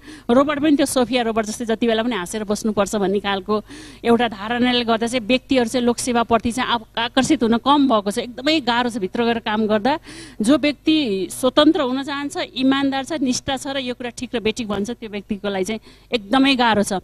तर किन आउनुपर्छ भन्ने कुरा चाहिँ अहिले आउन पनि आउनुभएको छ। विभिन्न युनिभर्सिटी पढेको व्यक्तिहरू, बाहिरको व्यक्तिहरू आउनुभएको छ। किन आउनुपर्छ भन्ने भने तपाईँले आफ्नो काम गर्दा पनि नागरिकलाई सेवा दिइराख्नु भएको हुन्छ कि मैले जुम्ला, सिन्धुपाल्चोक, जाजरकोट र अब काठमाडौँका के मुस्लिम आयोगमा बस्दा मुस्लिम समुदायको महिलाहरूसँग पनि काम गर्दा चाहिँ आफ्नो काम गरिरहेको हुन्छ। मैले केही गरे हुँदैन, आफ्नो काम मजाले गरिरहेको हुन्छ। मान्छेलाई त यति धेरै सजिलो भइरहेको हुन्छ, तर उहाँहरूप्रति अलिकति समानुभूति राखेर काम गर्दै भने उहाँले वर्षौँसम्म सम्झिनुहुन्छ र हामीले चाहिँ पोलिसीमा कस्तो प्रभाव पार्न सक्छ भने हामीले गरेको सानो कामले चाहिँ मान्छेको जीवन नै परिवर्तन हुन्छ। नागरिकता दिने कुराले एउटी आमाले अब कस्तो भयो भने एउटा आमाले चाहिँ छोराले के भन्नु भने मैले मेरो नागरिकतामा मेरो आमाको नाम राख्न पाएँ, संसारको सबैभन्दा मेरो ठुलो कुरा यही हो भनेर तर रुनु भएको थियो कि व्यक्तिको लागि कस्तो हुन्छ भने उहाँले हामीलाई नागरिकता सरर गरेर लिने मान्छेलाई नागरिकता खासै ठुलो कुरा लाग्दैन। जसले चाहिँ बाउ बेपत्ता भएको छ तर आफ्नो आमाको नाम राख्दा चाहिँ उसलाई जिन्दगीभरि नेपालको नागरिकता हुँदा ठुलो कुरा भएको हुन्छ। त्यस्ता कुराहरू चाहिँ लोकसेवा भएको व्यक्तिहरूले प्रभाव पार्न सक्ने हुनाले त्यसको लागि चाहिँ लोकसेवामा आउनुपर्छ।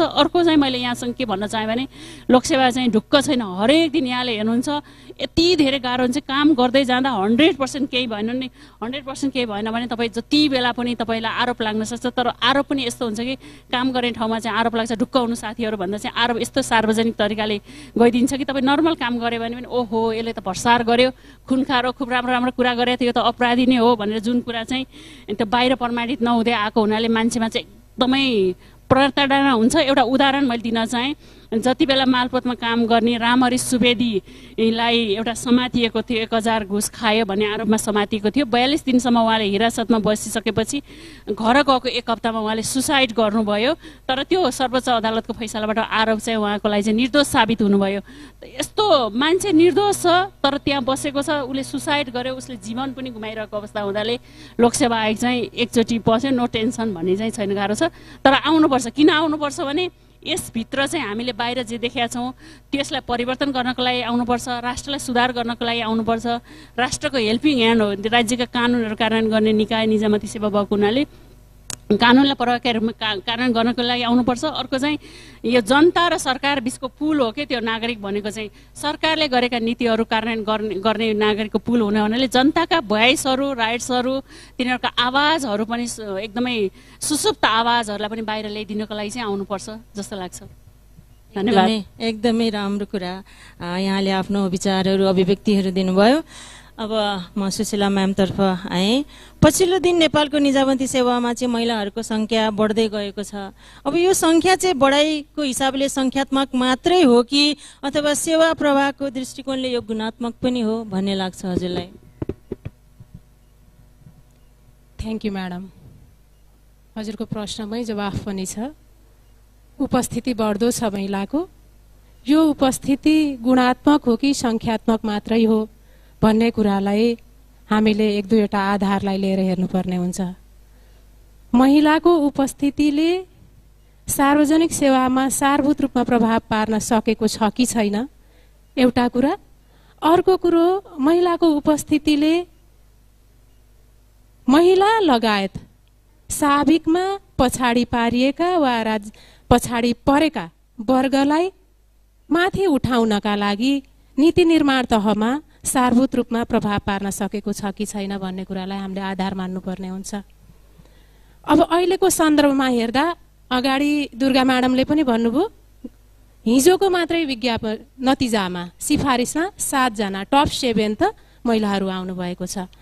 त्यस्तै गरी म राष्ट्रिय किताबखानाको उपमहानिर्देशक भएको नाताले मसँग केही डाटा छन्। कर्मचारीहरूका सङ्ख्यामा महिलाको उपस्थिति कति छ भन्ने कुरालाई त्यसले सङ्ख्यात्मक उपस्थितिलाई अलिकति इङ्गित गर्छ। हामीसँग 85,960 जना निजामती कर्मचारीहरूको रेकर्ड रहेको देखिन्छ। त्यसमा पुरुष हुनुहुन्छ हजुरको 61,909 र महिला 24,051 जुन कुल कर्मचारी सङ्ख्याको 27.97% हुन्छ। यसैबाट पनि सङ्ख्यात्मक उपस्थितिले पनि के यो पुगिसक्यो कि सकेन भन्ने कुराको उत्तर एक किसिमले दिन्छ। हामी महिलालाई आधा आकाश ढाक्ने भन्छौँ, म त आधा आकाश ढाक्ने भन्दिनँ, आधा धरती ढाक्ने हौँ हामीहरू। आधा धरती ओगट्ने हौँ। आकाश त निरपेक्ष छ, त्यो निराकार छ, कसरी ढाक्न सक्नु, त्यसैले ढाक्ने भनेको धरती हो। आधा धरती ढाक्ने महिलाहरू अहिले निजामती सेवामा 27.97% छौँ। पुरुषहरू 72.03% पुरुषहरू हुनुहुन्छ। भनिसके पछाडि सङ्ख्यात्मकै हिसाबले पनि हामीले त अझै आफ्नो सङ्ख्या बढाउनु पर्ने आवश्यकता छ एउटा। अर्को कुरो, अब गुणात्मक हिसाबले भन्दा हामी हेरौँ, जब सङ्ख्याको गुणात्मकता त्यतिखेर देखिन्छ जतिखेर निर्णय निर्माणमा पहुँच पुर्याउन सक्ने तहमा उपस्थिति हुन्छ। अब हामीले हेरौँ, सामान्यतया निर्णय निर्माणमा सहभागी हुने तह भनेको सचिव, सहसचिव र केही मात्रामा सहयोगी रूपमा उपसचिव। त्यस्तो सहसचिवहरू 65 जना हुनुहुन्छ निजामती सेवामा, त्यहाँ 6 जना मात्रै महिला हुनुहुन्छ। के सारभूत रूपमा प्रभाव पार्न सक्छ त यो उपस्थितिले? त्यसैले त्यस्तै गरी सहसचिव हुनुहुन्छ हजुरको 679 जना, त्यसमा महिला हजुरको 61 जना मात्रै हुनुहुन्छ। जम्मा 8.98% मात्रै महिला सहसचिव हुनुहुन्छ। भनिसके पछाडि हामीले परिकल्पना गरेको समावेशी शासन व्यवस्था, समावेशी प्रशासन संयन्त्रलाई पुरा गर्नका लागि अहिलेकै उपस्थिति पर्याप्त छैन सङ्ख्यात्मक हिसाबले, र सङ्ख्यात्मक हिसाबले नै पर्याप्त नभइसकेको सन्दर्भमा माइनोरिटीले निर्णयमा पक्कै पनि प्रभाव त्यति धेरै मेजोरिटीले जति पार्न सक्दैन। निर्णयमा सारभूत रूपमा प्रभाव पार्न सक्ने हुनका लागि पनि यो उपस्थितिलाई बढाउनु आवश्यक छ।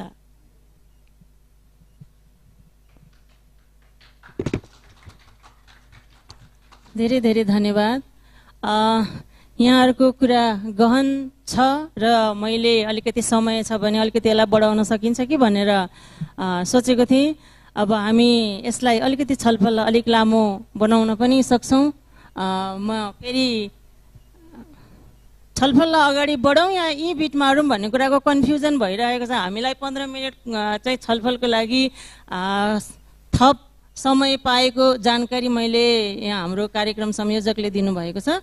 म त्यसैले अब म्यामहरूको कुरा अब सुनौँ भन्ने नै मलाई लाग्यो, किनभने हलमा पनि अडियन्सहरू अहिले आउनु भएको छ। अघि बोलेको कुराहरू तपाईँहरूले पक्कै पनि सुन्नु भएको थिएन, फेरि पनि यसलाई हामीले अलिकति लम्ब्याउन कोसिस गरिरहेछौँ। अब म प्रश्न दुर्गा म्यामलाई नै सोध्न चाहन्छु। अब यो प्रशासनमा हामीले काम गर्दै गर्दाखेरि यो हामीलाई हेर्ने दृष्टिकोण, समाजको दृष्टिकोण होइन, परिवारले गर्ने हामीलाई सहयोग र हामीलाई चाहिँ अब पुरुष मित्रहरूले पनि गर्ने सहयोग र त्यसमाथि पनि अब ओभरअल भनौँ न त्यो एउटा प्रशासनिक वातावरणले गर्ने सहयोग कस्तो पाउनु भएको छ?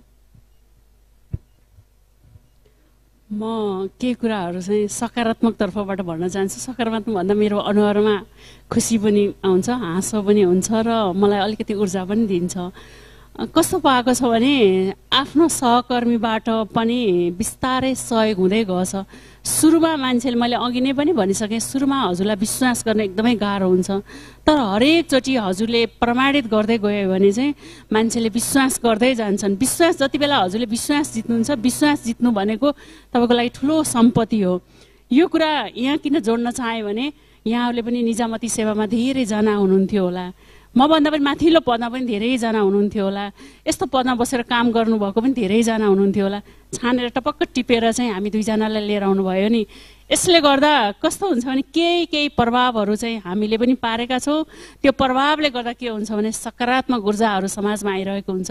मैले आज बिहान हिजोसम्म अल्लमल्ल भएँ, बोल्ने भन्ने भयो, त्यो लिटरेचर फेस्टिभलको यसो हेरेँ, साँझ छ के गर्ने होला, तर पनि एकचोटि चाहिँ फेसबुकमा पोस्ट राखाउने, म बोल्न जाँदैछु भनेपछि यति धेरैजनाले बेस्ट विशेष भन्नुभयो कि मिलेसम्म म आउँछु भन्नुभयो। एक दुईजनाले केमा हो म्याम भन्नुभयो। त्यो भनेको कस्तो भने निजामती सेवाप्रति, हाम्रो सेवा प्रवाहप्रति हामीले गरेको उप्रति चाहिँ धेरैजनालाई चाहिँ एउटा चासो पनि रहेको छ। अब हामीले पनि कसरी सहयोग गर्न सकिन्छ, कसरी हातमालो गर्न सकिन्छ भन्ने खालको बिस्तारै भावनाहरू चाहिँ बढ्दै गएको छ। यसलाई एकदमै सहयोग तरिकाले लिन्छु।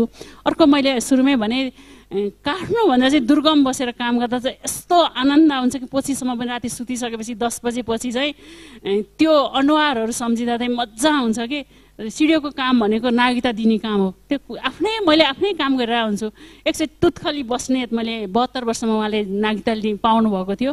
उहाँले त्यो नागरिकता पाउँदा चाहिँ यस्तो मुज्जा परेको, मेरो हजुरआमाको चाहिँ मुज्जा परेको हातले चाहिँ यस्तो गर्दै चाहिँ खुसी भएर चाहिँ थर कामदाखेरि अब त मैले भत्ता पाउने भएँ भन्दा चाहिँ त्यो आमाहरूको अनुहारमा खुसी देख्दा चाहिँ यस्तो मजा आउँछ।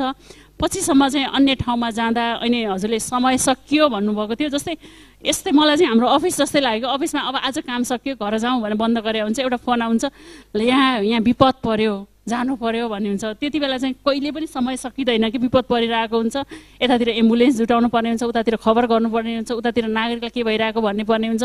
एकातिर अर्कोतिर हुन्छ। घरमा चाहिँ म आउँदैछु भनेर खबर गरिरहेको हुन्छ, घरमा चाहिँ बच्चाले परिवारले कुरिरहेको हुन्छ, आफूलाई चाहिँ अर्कोतिर लागेको हुन्छ। अनि फोन गर्दा चाहिँ उठाउन पनि पाइँदैन कि, तर गुड फेथले गरिरहेको हुन्छ होइन। अब एक्सिडेन्ट पर्छ, एक्सिडेन्ट परिसकेपछि जिल्लामा प्रमुख जिल्ला अधिकारी रूपमा काम गर्दा सुरक्षाकर्मीलाई लगाउनु पऱ्यो, नागरिकलाई लगाउनु पऱ्यो, उहाँको परिवारलाई के छ। अब तत्कालको रूपमा चाहिँ अब एकदमै कस्तो व्यक्ति, अब रेड हामीले लाइट पनि देख्छौँ, ट्राफिक लाइटमा चाहिँ ग्रिन कस्तो छ, येलो कस्तो छ, रेड कस्तो, अब कुललाई चाहिँ कसरी उपचार गर्नुपर्छ त्योमा खर्दा बिर्सिरहेको हुन्छ। तर त्यो अवस्थामा त्यो आफूले राम्रोसँग म्यानेज गर्यो भने त्यसको चाहिँ अब एउटा सन्तुष्टि पनि प्राप्त हुन्छ। म क्वेसनबाट चाहिँ अलिकति बकेँ। अर्को कस्तो हुन्छ भनेपछि काम गर्ने हो, यसलाई प्रमाणित गर्ने हो। अर्को चाहिँ सरकारी सेवा नराम्रो सेवा भन्ने तरिकाले बच्चाले के भन्थे, नराम्रो उदाहरण दिनु पर्यो भने मम्मी हाम्रो स्कुलमा हाम्रो कलेजमा त सरकारी सेवाको दिन्छ, भिड लाग्छ, यस्तो गर्छ भन्ने हुन्छ। त्यो कारणले हामीले चाहिँ त्यो कुरालाई के गर्नु पर्यो, तिमी पनि लोकसेवा दिनुपर्छ नि त, तिमीहरू गएर चाहिँ सुधार गर्नुपर्छ। बाहिरबाट तिमीले आरोप लाउनु र भित्र गएर काम गर्न कति गाह्रो छ। एउटै संरचना, सीमित स्रोत साधन, त्यसैमा चाहिँ सीमित जनशक्तिको कारणले हामीले कस्तो अवस्थामा हामीले कसरी काम गरिरहेका छौँ, त्यसकारणले जानुपर्छ तिमी र यो राष्ट्र भनेको तिम्रो पनि हो, मेरो पनि हो, हाम्रो पनि हो भन्ने तरिकाले हामी सबै जबसम्म चाहिँ निजामती सेवा पर्छ हामी सबै आकर्षित हुन सक्दैनौँ, हाम्रा छोराहरू, हाम्रा छोरीहरू, हाम्रा बहिनीहरू पुस्तालाई हामीले ल्याउन सक्दैनौँ, तब चाहिँ हामीले यो यस्तै छ भन्ने मात्रै हामीले भनिरहेका हुन्छ। अङ्गुर अमिलो छ भन्छ नि, हामीलाई थाहा नभएको कुरा धेरै भन्छ, त्योभित्र धेरै वन्डरफुल छ, राम्रो राम्रो कुरा पनि छ। अब गाह्रो कुरा कस्तो छ भने सीमित स्रोत साधनले हामीले काम गर्नुपर्छ, तलबले पुग्दैन, प्रत्येक महिनाको अन्त्यमा चाहिँ छोराछोरीको फिस कसरी तिर्ने हो भन्ने एउटा सकस हुन्छ। स्कुलमा स्कलरसिप मिलाइदिनु भने तिम्रो मम्मीको त सरकारी जागिर हो, त्यस्तो अर्थ मन्त्रालय हुनुहुन्छ, पैसा हुँदैन र भन्ने खालको हुन्छ। अर्कोको यस्तो भयो नि भन्ने खालका उदाहरण दिन्छन्। अनि केही कुरा चाहिँ मितव्यय गरौँ भन्ने कर्मचारीले चाहिँ यस्तो गरिन्छ, तर मितव्यय गर्न खोज्ने कर्मचारीलाई चाहिँ आफ्नै पोल्टाबाट दिने जस्तै गर्छ, खुब ठुल्ठुला कुरा गर्छ भन्ने खालको हुन्छ। अर्कोलाई चाहिँ अब कसैले प्रभावमा पारे चाहिँ लाइनबाट नआएर झ्यालबाट आउन खोज्नेलाई चाहिँ तपाईँ पनि लाइनबाट आउनुहोस् न भन्यो भने उसको चाहिँ सरुवा भइरहेको अवस्था हुन्छ र आफ्नो अनुकूल व्यक्तिलाई चाहिँ त्यहाँ सरुवा गरिदिरहेको अवस्था हुन्छ। त्यो कारणले गर्दा अब यो कुराहरू चाहिँ डटेर लाग्नुपर्छ। अघिल्लो पुस्ताले नलागेको भए जति बेला छोरी पढाउनको लागि चाहिँ राम्रो हुन्थेन भने मेरो हजुरआमाको पुस्ता बेलामा चाहिँ त्यो कुरा थियो भने मेरो आमा पुस्ताले मलाई नपढाएको भए म यहाँ आउन सक्दिनँ।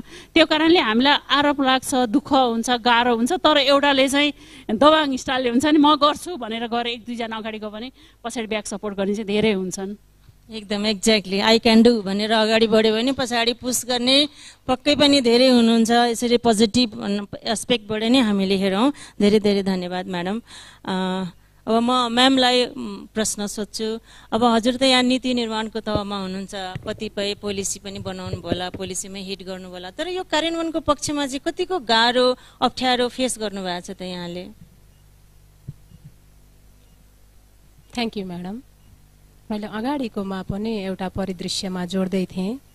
के हुन्छ भने पोलिसीले एउटा आदर्श अवस्थाको परिकल्पना गरेको हुन्छ हैन? त्यो आदर्श अवस्थाको परिकल्पनालाई साकार रूप दिनका लागि त्यसको कार्यान्वयन गर्नुपर्ने भयो र कार्यान्वयन गर्ने क्रममा चाहिँ त्यसको इकोलोजी कस्तो छ, त्यो इकोलोजीले कहिलेकाहीँ प्रभाव पारिदिन्छ र हामीले बनाए बमोजिमका पोलिसी सबै पूर्ण रूपमा कार्यान्वयन हुन सक्दैनन् र पोलिसी नीति संशोधनको, नीति परिमार्जनको अवधारणा आउँछ। र हजुरले भन्नुभएको जस्तो पोलिसी निर्माणमा केही कमी छ कि ताकि कार्यान्वयन कम भाछन् भन्ने हो कि हजुरको प्रश्नभित्रको सेन्स जस्तो मलाई अनुभूत भयो। म के भन्न चाहेँ भनेदेखि पोलिसी निर्माण गर्दाखेरि पोलिसी युनिभर्सको संलग्नता कति गराइयो त्यसले चाहिँ त्यसको इम्प्लिमेन्टेबिलिटीमा असर पार्छ र हामी कहाँ सामान्यतया पोलिसीहरू स्टेक होल्डरहरूको संलग्नतामा बनाउने गरिन्छ। तर एउटा परिदृश्यमा पोलिसी निर्माण हुँदै गर्दा निर्माण गएर इम्प्लिमेन्टेसनमा जाने क्रममा चाहिँ अर्को परिदृश्य पनि निर्माण हुने, छिटो छिटो चेन्जेसहरू, पोलिटिकल चेन्जेसहरू हुने कारणले पनि हाम्रा पोलिसिजहरूले कहिलेकाहीँ जुन रूपमा इम्प्लिमेन्टेसनमा जानुपर्ने थियो, नतिजा देखाउनु पर्ने थियो, त्यो देखाउन नसकेको अवस्था देखिन्छ कहिलेकाहीँ। तथापि पोलिसीहरू इम्प्लिमेन्टेसनको क्रममा जाने गरी पोलिसी निर्माण हुनुपर्छ र त्यो इभिडेन्स बेस्ड हुनुपर्छ भनेर पोलिसी मेकिङमा इभिडेन्सको प्रयोग गर्ने प्रचलन बढ्दो छ। त्यसले चाहिँ हाम्रा पोलिसीहरूलाई सत्यताको नजिक जुन हाम्रो एक्चुअल इम्प्लिमेन्टेसनमा जानुपर्ने छ, इकोलोजी छ, त्यसको नजिक पुर्याएर त्यसबाट नतिजा लिने गरी निर्माण हुने क्रम चाहिँ बढ्दो छ। हुन त जति नै जे भने पनि जेन्डर बायस त छ हैन? तपाईले भोलि तपाईलाई आफूले म त्यो मुख्य सचिवको पदमा हुनेछु भनेर कल्पना अथवा त्यसको लागि सङ्घर्ष अथवा त्यसको लागि चाहिँ इफोर्टहरू गरिराख्नु भएको छ र त्यो गर्दै गर्दाखेरि तपाईले कहाँसम्म चाहिँ आफूलाई पुर्याउनु भएको छ, त्यो आफ्नो आफूले सोच्नु भएको अनुभव अनुभूतिहरू हामीलाई साझा गरिदिनुहोस् न। म सुरुदेखि गरी म द्वन्द्वकालमा जागिर खाएको हुनाले मेरो चाहिँ धेरै ठुलो सपना देखेर मुख्य सचिवै जाउँ भन्ने त्यत्रो धेरै ठुलो सपना छैन। म जहाँ हुन्छु त्यहाँ इमान्दारपूर्वक काम गर्छु र मैले केही छाप छोड्छु भन्ने हुनाले अब यो लोकसेवाको परीक्षा हो, कहिले राम्रो जानेको व्यक्तिहरू पनि आउन सक्नुहुन्छ, कहिले आउन सक्नुहुन्न। आफूले परेको ठाउँमा मिल्यो भने जाँच दिउँला, तर कार्यालय छोडेर जहाँतिर जान पनि मेरो आफ्नो इथिक्सले दिँदैन।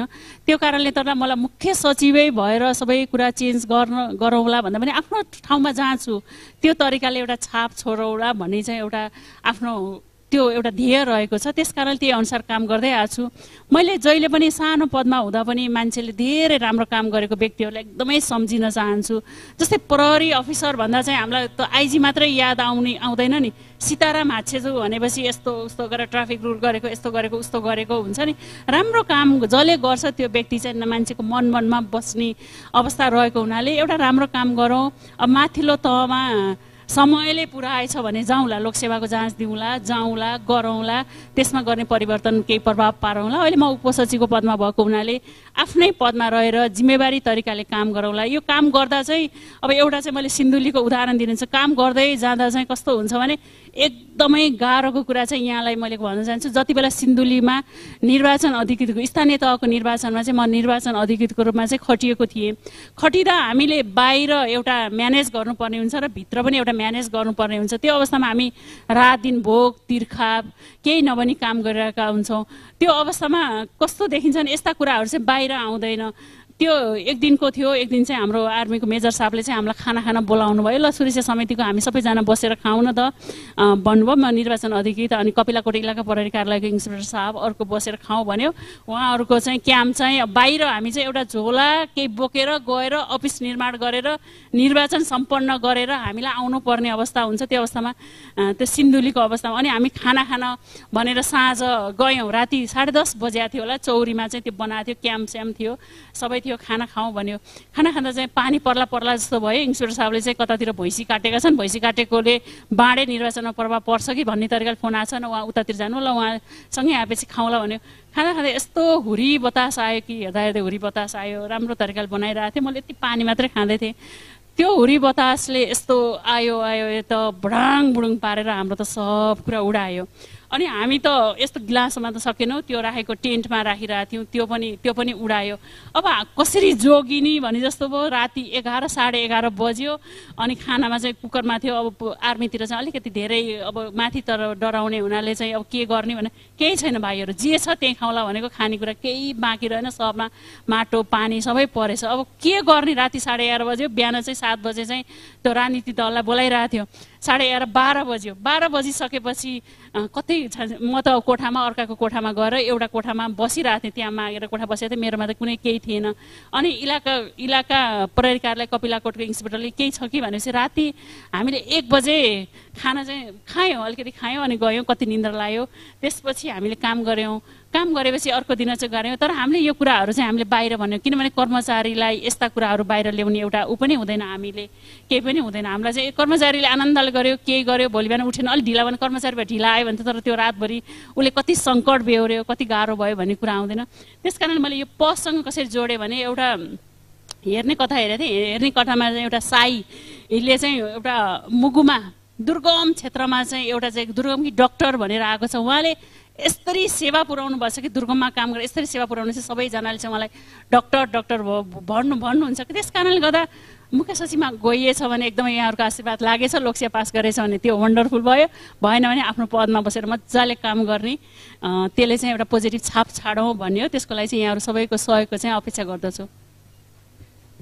हाम्रो बेस्ट विशेष तपाईँ छिट्टै मुख्य सचिव भएको हेर्न पाऊँ हामीले। अब यो चाहिँ अन्तिम प्रश्न नै हो सुशीला म्यामलाई। कस्तो छ भने यो निजामती सेवामा महिला र पुरुषले पद पाउँदै गर्दाखेरि र त्यसमा अवसरहरू पाउँदै गर्दाखेरि त्यो पाएको अवसर बराबरी छ भन्ने लाग्छ तपाईँलाई? धन्यवाद म्याडम। बडो सकसमूलक प्रश्न हो यो उत्तर दिनलाई अलि सकसै हुने गर्दछ। कुनै पनि लिङ्गलाई प्रदान गरिने अवसर, अझ हामी त कर्मचारी, ती अवसर भनेका हामीले निर्वाह गर्ने जिम्मेवारीसँग जोडिएका हुन्छन्। पक्कै पनि महिला र पुरुषका लागि दिइने जिम्मेवारी जिम्मेवारी दिने क्रममा एक चरण सोच्ने अवस्था अझै पनि छ, त्यो मानसिकता अझै पनि छ। कुनै पनि पद विशेषमा पुरुषको उपस्थितिले त्यहाँ सफलताको मानक निर्धारण गरिसक्छ, तर महिलालाई चाहिँ परीक्षित भएर प्रमाणित हुनुपर्ने हुन्छ। अगाडि हाम्रो दुर्गा म्याडमले पनि भन्नुभएको छ आफ्ना कुराहरू। जुम्ला जाँदा पहिला कसरी परीक्षित भएँ र प्रमाणित भइसके पछाडि कसरी विश्वास आर्जन गरेँ भन्ने कुरा। यो दूरदराजमा जिम्मेवारी लिएर गइसके पछाडि बरु अलि सहज होला। जिम्मेवारी प्राप्त गर्ने क्रममा, अवसर प्राप्त गर्ने क्रममा परीक्षित नगर्दै प्रमाणित गरिदिने अवस्था पनि छ फेरि हामी कहाँ। जस्तो हजुरहरूलाई मैले एउटा उदाहरण दिन चाहेँ, हामी कहाँ 753वटा स्थानीय तह छन्, नगरपालिका र गाउँपालिका। म कुनै समय सङ्घीय मामिला तथा सामान्य प्रशासन मन्त्रालयमा कार्यरत रहँदा स्थानीय तहमा महिला कर्मचारी प्रमुख प्रशासकीय अधिकृतको रूपमा पठाउने भनेर भन्दा उताबाट राजनैतिक नेतृत्वबाट हात उठिसक्थ्यो के महिला भए त हुँदैन हुँदैन हुँदैन। आखिर किन भनेर सोधियो भने महिलाहरू नियम कानुन हेर्ने भन्नुहुन्छ।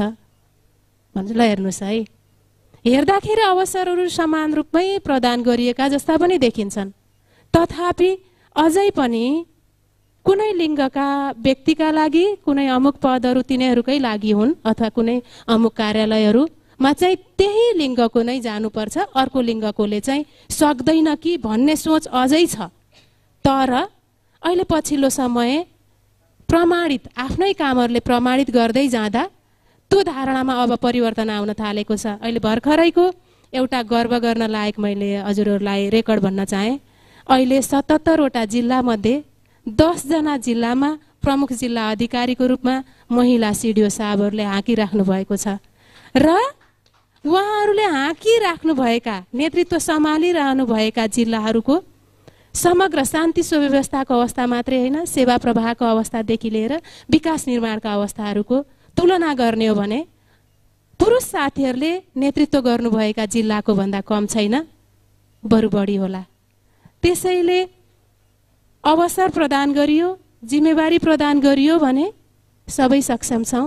अगाडि नै पनि हामीले भनिसक्यौँ, यो समान क्षमता र समान अस्तित्वको स्वीकारोक्ति होस् भन्ने चाहना हुन्छ कि, तर समान क्षमताको स्वीकारोक्ति गर्नुभन्दा विभिन्न बहानाले परीक्षित नै हुन नदिने, पहिलो चरणमा त परीक्षितै नभइकन प्रमाणित गरिदिने, यसले सक्दैन भन्ने।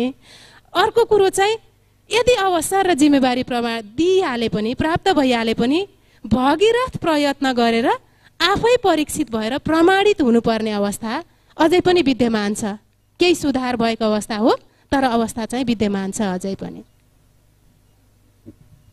यहाँहरू निजामती क्षेत्रको उपल्लो तहमा हुनुहुन्छ, अझै उन्नति र प्रगतिको कामना गर्दछु।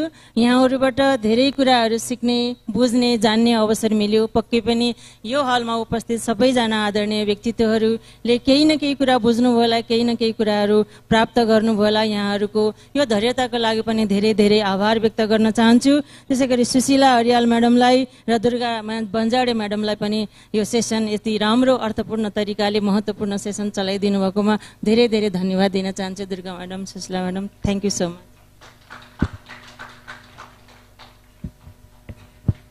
सबलाई धन्यवाद। लास्टमा परिवर्तन भनेको सर्पले काँचुली फेरेर पनि परिवर्तन हुन्छ, त्यस्तो परिवर्तन होइन, सर्पै रहन्छ। त्यस कारणले झुसिल किरोलाई पुतली बनाउनको लागि चाहिँ हामीले सबैबाट चाहिँ जोड दियौँ। अर्को रूपमा चाहिँ हनी बी एउटा एप्रोच रहेको छ। मौरीले आफ्नो वरिपरिको चाहिँ फुलहरू मात्रै लिएर आउने भएको हुनाले, फुलको मात्रै रस हुने हुनाले हामीले चाहिँ स्पाइडर माकुराले आफै भित्रबाट पनि एउटा जालो बुन्छ। त्यस कारणले आफै भित्रबाट परिवर्तन गर्न खोज्नेहरूलाई हामीले सबले साथ दियौँ। यहाँहरूको सहयोग, धैर्यताको लागि चाहिँ एकदमै धन्यवाद र अपेक्षा गर्दछौँ। Thank you.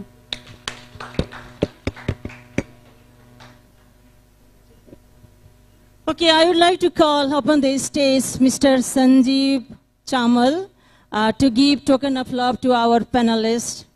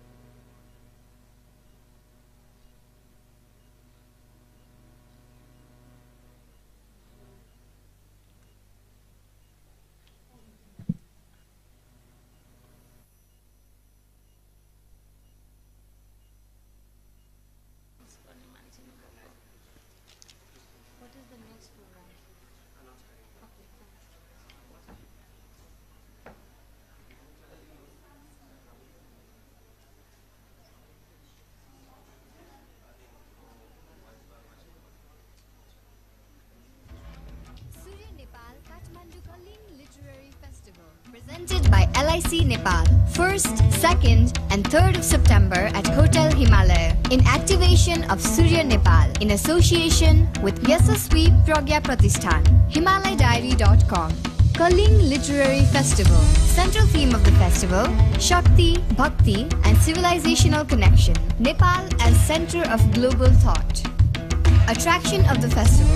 300 writers to join the festival. 200 writers from Nepal, 50 writers from India, Sri Lanka, Bangladesh and Bhutan, and 50 women writers of South Asia. Celebrity writers Dr. Madhav Prasad Pokhrel, Dr. Jagman Gurung, C.K. Lal, Monisha Koirala, Dr. Vivek Debori, Divya Datta, Sudarshan Patnaik, Neel Madhav Pandey, Dr. Aruna Mohanty, Biswa Parazuli, Ranjit Ray, Suhasini Haidar, Kanakmani Dikshit, Millie Aishwarya, Suchita Pakurel, Lakshmi Mali, Rohin Rana, Binju Sarma, Har Har Sambhu Singer, Abhilipsa Pandey and others. Surya Nepal Kathmandu Kaling Literary Festival presented by LIC Nepal, 1st, 2nd and 3rd of September at Hotel Himalaya in activation of Surya Nepal in association with Yasasvi Pragya Pratishthan. HimalayDiary.com. Kaling Literary Festival. Central theme of the festival, Shakti, Bhakti and Civilizational Connection. Nepal as center of global thought. Attraction of the festival. 300 writers to join the festival. 200 writers from Nepal. भनिन्छ विश्वका सर्वोत्कृष्ट विचार र व्यवहारहरूको ज्ञान अनि त्यो ज्ञान हस्तान्तरणको प्रक्रिया हो संस्कृति। हामी नेपालीहरूको सांस्कृतिक विरासत निकै गहिरो, खँदिलो र फराकिलो छ। कला, साहित्य, सङ्गीत हाम्रो इन्द्रिणी संस्कृतिका संवाहकहरू हुन्। यिनको उज्ज्वलता एवं व्यापकतामै नेपाल र नेपालीको सम्मान तथा समृद्धि अन्तर्निहित रहेको छ। अझ मनदेखि मनसम्मको यात्रा गर्ने, अन्तर्मनको गहिराईसम्म पुग्ने र पुग्न प्रेरित गर्ने सृजनाको साधन हो साहित्य, जसको अर्थमा नै लोकहित समाहित हुन्छ।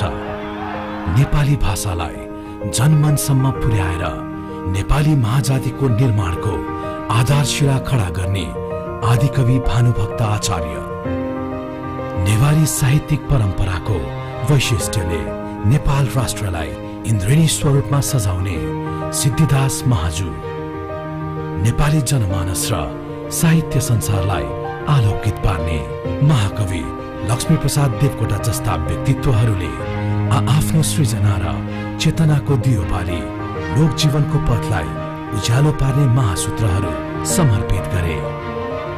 ती समस्त द्रष्टा स्रष्टाहरूको अभिनन्दन र अभिवन्दन गर्दै हामी हाम्रो साहित्य, कला, संस्कृतिका विविध पाटाहरूलाई विश्व फलकमा उजिल्याउने अभियानमा छौं, ताकि हाम्रो सांस्कृतिक सौरभ दिगो रूपमा दिग दिगन्तसम्म फैलिरहोस्।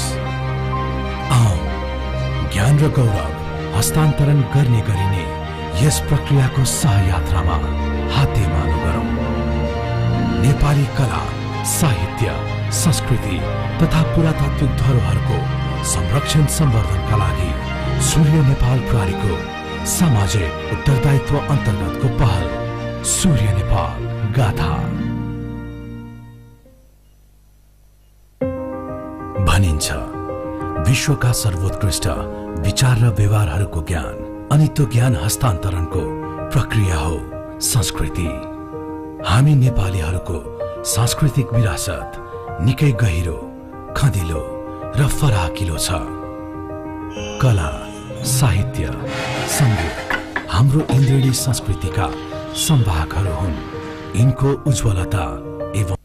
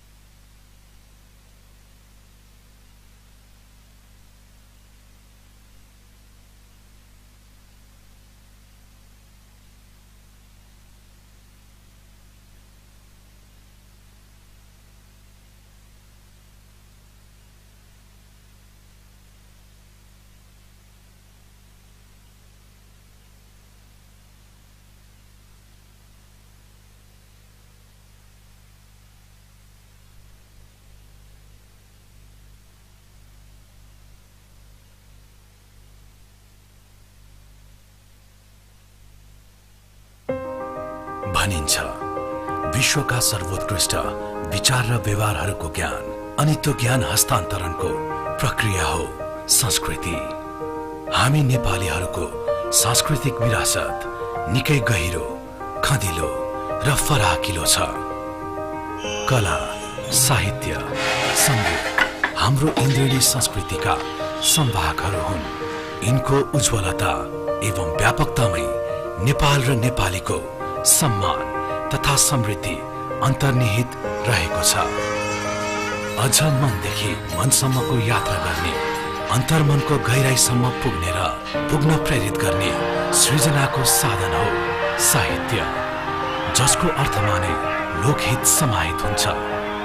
नेपाली भाषालाई जनमनसम्म पुर्याएर नेपाली महाजातिको निर्माणको आधारशिला खडा गर्ने आदिकवि भानुभक्त आचार्य, नेवारी साहित्यिक परम्पराको वैशिष्ट्यले नेपाल राष्ट्रलाई इन्द्रिणी स्वरूपमा सजाउने सिद्धिदास महाजु, नेपाली जनमानस र साहित्य संसारलाई आलोकित पार्ने महाकवि लक्ष्मीप्रसाद देवकोटा जस्ता व्यक्तित्वहरूले आफ्नो सृजना र चेतनाको दियो बाली लोकजीवनको पथलाई उज्यालो पार्ने महासूत्रहरू समर्पित गरे। ती समस्त द्रष्टा स्रष्टाहरूको अभिनन्दन र अभिवन्दन गर्दै हामी हाम्रो साहित्य, कला, संस्कृतिका विविध पाटाहरूलाई विश्व फलकमा उजिल्याउने अभियानमा छौं, ताकि हाम्रो सांस्कृतिक सौरभ दिगो रूपमा दिग दिगन्तसम्म फैलिरहोस्। आओ ज्ञान र गौरव हस्तान्तरण गर्ने गरिने यस प्रक्रियाको सहयात्रामा हातेमालो गरौं। नेपाली कला, साहित्य, संस्कृति तथा पुरातात्विक धरोहरको संरक्षण सम्वर्धनका लागि सूर्य नेपाल प्रहरीको सामाजिक उत्तरदायित्व अन्तर्गतको पहल सूर्य नेपाल गाथा। भनिन्छ विश्वका सर्वोत्कृष्ट विचार र व्यवहारहरूको ज्ञान अनि त्यो ज्ञान हस्तान्तरणको प्रक्रिया हो संस्कृति। हामी नेपालीहरूको सांस्कृतिक विरासत निकै गहिरो, खँदिलो र फराकिलो छ। कला, साहित्य, संगीत हाम्रो इन्द्रिणी संस्कृतिका संवाहकहरू हुन्। यिनको उज्जवलता एवं व्यापकतामै नेपाल र नेपालीको सम्मान तथा समृद्धि अन्तर्निहित रहेको छ।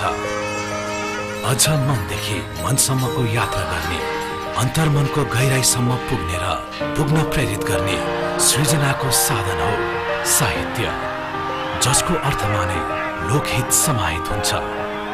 नेपाली भाषालाई जनमनसम्म पुर्याएर नेपाली महाजातिको निर्माणको आधारशिला खडा गर्ने आदिकवि भानुभक्त आचार्य, नेवारी साहित्यिक परम्पराको वैशिष्ट्यले नेपाल राष्ट्रलाई इन्द्रिणी स्वरूपमा सजाउने सिद्धिदास महाजु, नेपाली जनमानस र साहित्य संसारलाई आलोकित पार्ने महाकवि लक्ष्मीप्रसाद देवकोटा जस्ता व्यक्तित्वहरूले आफ्नो सृजना र चेतनाको दियो बाली लोकजीवनको पथलाई उज्यालो पार्ने महासूत्रहरू समर्पित गरे। ती समस्त द्रष्टा स्रष्टाहरूको अभिनन्दन र अभिवन्दन गर्दै हामी हाम्रो साहित्य, कला, संस्कृतिका विविध पाटाहरूलाई विश्व फलकमा उजिल्याउने अभियानमा छौं, ताकि हाम्रो सांस्कृतिक सौरभ दिगो रूपमा दिग दिगन्तसम्म फैलिरहोस्। आओ ज्ञान र गौरव हस्तान्तरण गर्ने गरिने यस प्रक्रियाको सहयात्रामा हातेमालो गरौं। नेपाली कला, साहित्य, संस्कृति तथा पुरातात्विक धरोहरको संरक्षण सम्वर्धनका लागि सूर्य नेपाल प्रहरीको सामाजिक उत्तरदायित्व अन्तर्गतको पहल सूर्य नेपाल गाथा। भनिन्छ विश्वका सर्वोत्कृष्ट विचार र व्यवहारहरूको ज्ञान अनि त्यो ज्ञान हस्तान्तरणको प्रक्रिया हो संस्कृति। हामी नेपालीहरूको सांस्कृतिक विरासत निकै गहिरो, खँदिलो र फराकिलो छ। कला, साहित्य, संगीत हाम्रो इन्द्रिणी संस्कृतिका संवाहकहरू हुन्। इनको उज्जवलता एवं व्यापकतामै नेपाल र नेपालीको सम्मान तथा समृद्धि अन्तर्निहित रहेको छ। अझ मनदेखि मनसम्मको यात्रा गर्ने, अन्तर्मनको गहिराईसम्म पुग्ने र पुग्न प्रेरित गर्ने सृजनाको साधन हो साहित्य, जसको अर्थमा नै लोकहित समाहित हुन्छ। नेपाली भाषालाई जनमनसम्म पुर्याएर नेपाली महाजातिको निर्माणको आधारशिला खडा गर्ने आदिकवि भानुभक्त आचार्य, नेवारी साहित्यिक परम्पराको वैशिष्ट्यले नेपाल राष्ट्रलाई इन्द्रेणी स्वरूपमा सजाउने सिद्धिदास महाजु, नेपाली जनमानस र साहित्य संसारलाई आलोकित पार्ने महाकवि लक्ष्मीप्रसाद देवकोटा जस्ता व्यक्तित्वहरूले आफ्नो सृजना र चेतनाको दियो बाली लोकजीवनको पथलाई उज्यालो पार्ने महासूत्रहरू समर्पित गरे। ती समस्त द्रष्टा स्रष्टाहरूको अभिनन्दन र अभिवन्दन गर्दै हामी हाम्रो साहित्य, कला, संस्कृतिका विविध पाटाहरूलाई विश्व फलकमा उजिल्याउने अभियानमा छौं, ताकि हाम्रो सांस्कृतिक सौरभ दिगो रूपमा दिग दिगन्तसम्म फैलिरहोस्। आओ ज्ञान र गौरव हस्तान्तरण गर्ने गरिने यस प्रक्रियाको सहयात्रामा हातेमालो गरौं। नेपाली कला, साहित्य, संस्कृति तथा पुरातात्विक धरोहरको संरक्षण सम्वर्धनका लागि सूर्य नेपाल प्रहरीको सामाजिक उत्तरदायित्व अन्तर्गतको पहल सूर्य नेपाल गाथा। भनिन्छ विश्वका सर्वोत्कृष्ट विचार र व्यवहारहरूको ज्ञान अनि त्यो ज्ञान हस्तान्तरणको प्रक्रिया हो संस्कृति। हामी नेपालीहरूको सांस्कृतिक विरासत निकै गहिरो, खँदिलो र फराकिलो छ। कला, साहित्य, संगीत हाम्रो इन्द्रेणी संस्कृतिका संवाहकहरू हुन्। यिनको उज्जवलता एवं व्यापकतामै नेपाल र नेपालीको सम्मान तथा समृद्धि अन्तर्निहित रहेको छ। अझ मनदेखि मनसम्मको यात्रा गर्ने, अन्तर्मनको गहिराईसम्म पुग्ने र पुग्न प्रेरित गर्ने सृजनाको साधन हो साहित्य, जसको अर्थमा नै लोकहित समाहित हुन्छ। नेपाली भाषालाई जनमनसम्म पुर्याएर नेपाली महाजातिको निर्माणको आधारशिला खडा गर्ने आदिकवि भानुभक्त आचार्य, नेवारी साहित्यिक परम्पराको वैशिष्ट्यले नेपाल राष्ट्रलाई इन्द्रेणी स्वरूपमा सजाउने सिद्धिदास महाजु, नेपाली जनमानस र साहित्य संसारलाई आलोकित पार्ने महाकवि लक्ष्मीप्रसाद देवकोटा जस्ता व्यक्तित्वहरूले आफ्नो सृजना र चेतनाको दियो बाली लोकजीवनको पथलाई उज्यालो पार्ने महासूत्रहरू समर्पित गरे। ती समस्त द्रष्टा स्रष्टाहरूको अभिनन्दन र अभिवन्दन गर्दै हामी हाम्रो साहित्य, कला, संस्कृतिका विविध पाटाहरूलाई विश्व फलकमा उजिल्याउने अभियानमा छौं, ताकि हाम्रो सांस्कृतिक सौरभ दिगो रूपमा दिग दिगन्तसम्म फैलिरहोस्। आओ ज्ञान र गौरव हस्तान्तरण गर्ने गरिने यस प्रक्रियाको सहयात्रामा हातेमालो गरौं। नेपाली कला, साहित्य, संस्कृति तथा पुरातात्विक धरोहरको संरक्षण सम्वर्धनका लागि सूर्य नेपाल प्रहरीको सामाजिक उत्तरदायित्व अन्तर्गतको पहल सूर्य नेपाल गाथा। भनिन्छ विश्वका सर्वोत्कृष्ट विचार र व्यवहारहरूको ज्ञान अनि त्यो ज्ञान हस्तान्तरणको प्रक्रिया हो संस्कृति। हामी नेपालीहरूको सांस्कृतिक विरासत निकै गहिरो, खँदिलो र फराकिलो छ। कला, साहित्य, संगीत हाम्रो इन्द्रेणी संस्कृतिका संवाहकहरू हुन्। यिनको उज्जवलता एवं व्यापकतामै नेपाल र नेपालीको सम्मान तथा समृद्धि अन्तर्निहित रहेको छ। अझ मनदेखि मनसम्मको यात्रा गर्ने, अन्तर्मनको गहिराईसम्म पुग्ने र पुग्न प्रेरित गर्ने सृजनाको साधन हो साहित्य, जसको अर्थमा नै लोकहित समाहित हुन्छ। नेपाली भाषालाई जनमनसम्म पुर्याएर नेपाली महाजातिको निर्माणको आधारशिला खडा गर्ने आदिकवि भानुभक्त आचार्य। नेवारी साहित्यिक परम्पराको वैशिष्ट्यले नेपाल राष्ट्रलाई इन्द्रेणी स्वरूपमा सजाउने सिद्धिदास महाजु। नेपाली जनमानस र साहित्य संसारलाई आलोकित पार्ने महाकवि लक्ष्मीप्रसाद देवकोटा जस्ता व्यक्तित्वहरूले आफ्नो सृजना र चेतनाको दियो बाली लोकजीवनको पथलाई उज्यालो पार्ने महासूत्रहरू समर्पित गरे। ती समस्त द्रष्टा स्रष्टाहरूको अभिनन्दन र अभिवन्दन गर्दै हामी हाम्रो साहित्य, कला, संस्कृतिका विविध पाटाहरूलाई विश्व फलकमा उजिल्याउने अभियानमा छौं, ताकि हाम्रो सांस्कृतिक सौरभ दिगो रूपमा दिग दिगन्तसम्म फैलिरहोस्। आऊ ज्ञान र गौरव हस्तान्तरण गर्ने गरिने यस प्रक्रियाको सहयात्रामा हातेमालो गरौं।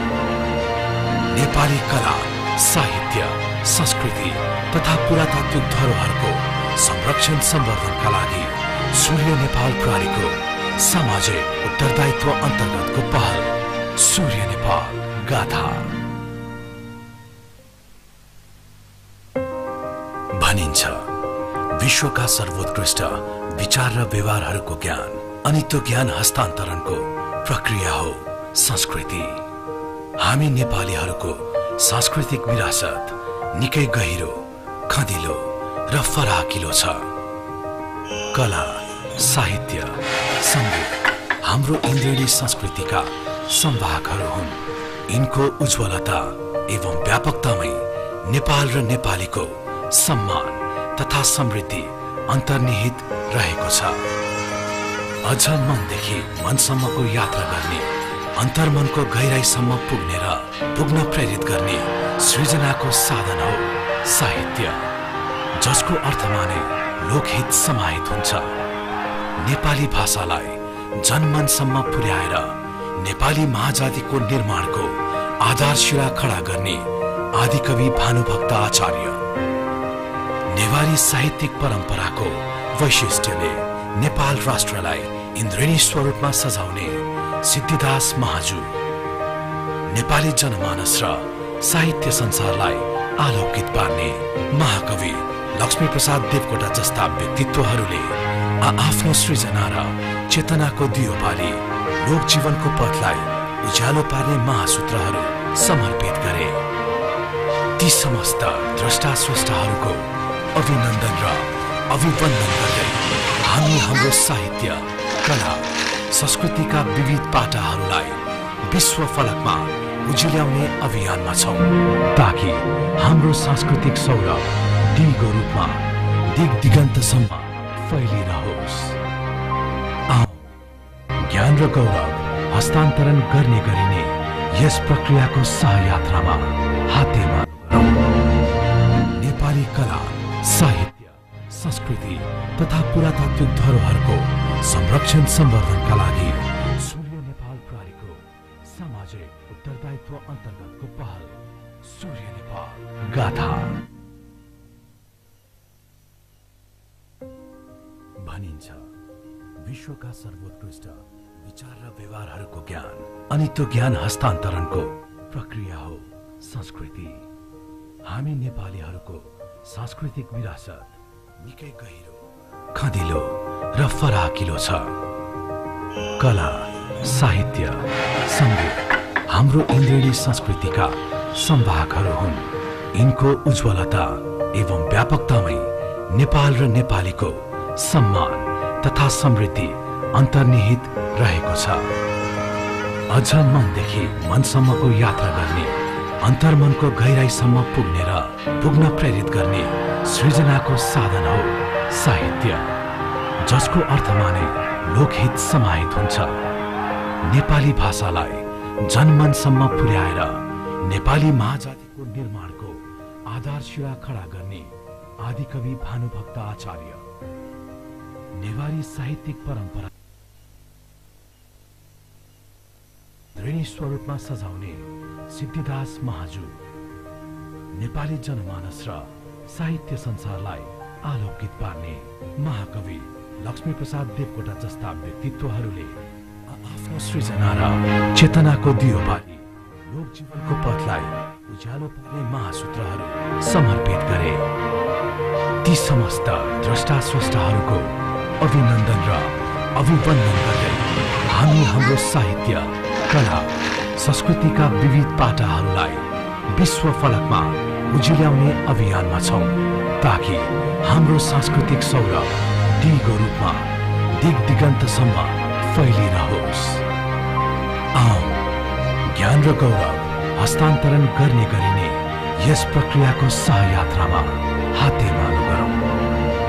नेपाली कला, साहित्य, संस्कृति तथा पुरातात्विक धरोहरको संरक्षण सम्वर्धनका लागि सूर्य नेपाल प्रहरीको सामाजिक उत्तरदायित्व अन्तर्गतको पहल सूर्य नेपाल गाथा। भनिन्छ विश्वका सर्वोत्कृष्ट विचार र व्यवहारहरूको ज्ञान अनि त्यो ज्ञान हस्तान्तरणको प्रक्रिया हो संस्कृति। हामी नेपालीहरूको सांस्कृतिक विरासत निकै गहिरो, खँदिलो र फराकिलो छ। कला, साहित्य, संगीत हाम्रो इन्द्रिणी संस्कृतिका संवाहकहरू हुन्। यिनको उज्जवलता एवं व्यापकतामै नेपाल र नेपालीको सम्मान तथा समृद्धि अन्तर्निहित रहेको छ। अझ मनदेखि मनसम्मको यात्रा गर्ने, अन्तर्मनको गहिराईसम्म पुग्ने र पुग्न प्रेरित गर्ने सृजनाको साधन हो साहित्य, जसको अर्थमा नै लोकहित समाहित हुन्छ। नेपाली भाषालाई जनमनसम्म पुर्याएर नेपाली महाजातिको निर्माणको आधारशिला खडा गर्ने आदिकवि भानुभक्त आचार्य, नेवारी साहित्यिक परम्पराको वैशिष्ट्यले नेपाल राष्ट्रलाई इन्द्रेणी स्वरूपमा सजाउने सिद्धिदास महाजु, नेपाली जनमानस र साहित्य संसारलाई आलोकित पार्ने महाकवि लक्ष्मीप्रसाद देवकोटा जस्ता व्यक्तित्वहरूले आफ्नो सृजना र चेतनाको दियो बाली लोक जीवनको पथलाई उज्यालो पार्ने महासूत्रहरू समर्पित गरे। ती समस्त द्रष्टा स्रष्टाहरूको अभिनन्दन र अभिवन्दन गर्दै हामी हाम्रो साहित्य, कला, संस्कृतिका विविध पाटाहरूलाई विश्व फलकमा उजिल्याउने अभियानमा छौं ताकि हाम्रो सांस्कृतिक सौरभ दिगो रूपमा दिग दिगन्तसम्म फैलिरहोस्। आओ ज्ञान र गौरव हस्तान्तरण गर्ने गरिने यस प्रक्रियाको सहयात्रामा हातेमालो गरौँ। नेपाली कला, साहित्य, संस्कृति तथा पुरातात्विक धरोहरको संरक्षण सम्वर्धनका लागि सूर्य नेपाल प्रहरीको सामाजिक उत्तरदायित्व अन्तर्गतको पहल सूर्य नेपाल गाथा। भनिन्छ विश्वका सर्वोत्कृष्ट विचार र व्यवहारहरूको ज्ञान अनि त्यो ज्ञान हस्तान्तरणको प्रक्रिया हो संस्कृति। हामी नेपालीहरूको सांस्कृतिक विरासत निकै गहिरो, खँदिलो र फराकिलो छ। कला, साहित्य, संगीत हाम्रो इन्द्रिणी संस्कृतिका संवाहकहरू हुन्। यिनको उज्जवलता एवं व्यापकतामै नेपाल र नेपालीको सम्मान तथा समृद्धि अन्तर्निहित रहेको छ। अझ मनदेखि मनसम्मको यात्रा गर्ने, अन्तर्मनको गहिराईसम्म पुग्ने र पुग्न प्रेरित गर्ने सृजनाको साधन हो साहित्य, जसको अर्थमा नै लोकहित समाहित हुन्छ।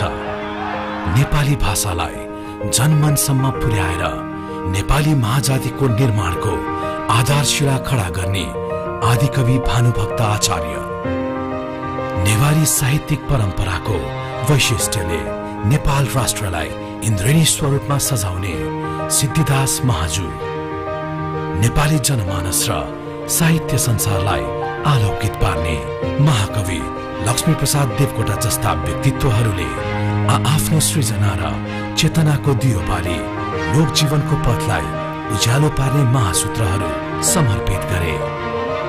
ती समस्त द्रष्टा स्रष्टाहरूको अभिनन्दन र अभिवन्दन गर्दै हामी हाम्रो साहित्य, कला, संस्कृतिका विविध पाटाहरूलाई विश्व फलकमा उजिल्याउने अभियानमा छौं ताकि हाम्रो सांस्कृतिक सौरभ दिगो रूपमा दिग दिगन्तसम्म फैलिरहोस्।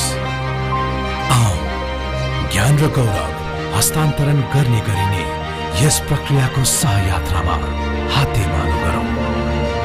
नेपाली कला, साहित्य, संस्कृति तथा पुरातात्विक धरोहरको संरक्षण सम्वर्धनका लागि सूर्य नेपाल प्रहरीको सामाजिक उत्तरदायित्व अन्तर्गतको पहल सूर्य नेपाल गाथा। भनिन्छ विश्वका सर्वोत्कृष्ट विचार र व्यवहारहरूको ज्ञान अनि त्यो ज्ञान हस्तान्तरणको प्रक्रिया हो संस्कृति। हामी नेपालीहरूको सांस्कृतिक विरासत निकै गहिरो, खदिलो र फराकिलो छ। कला, साहित्य, संगीत हाम्रो इन्द्रिणी संस्कृतिका संवाहकहरू हुन्। यिनको उज्ज्वलता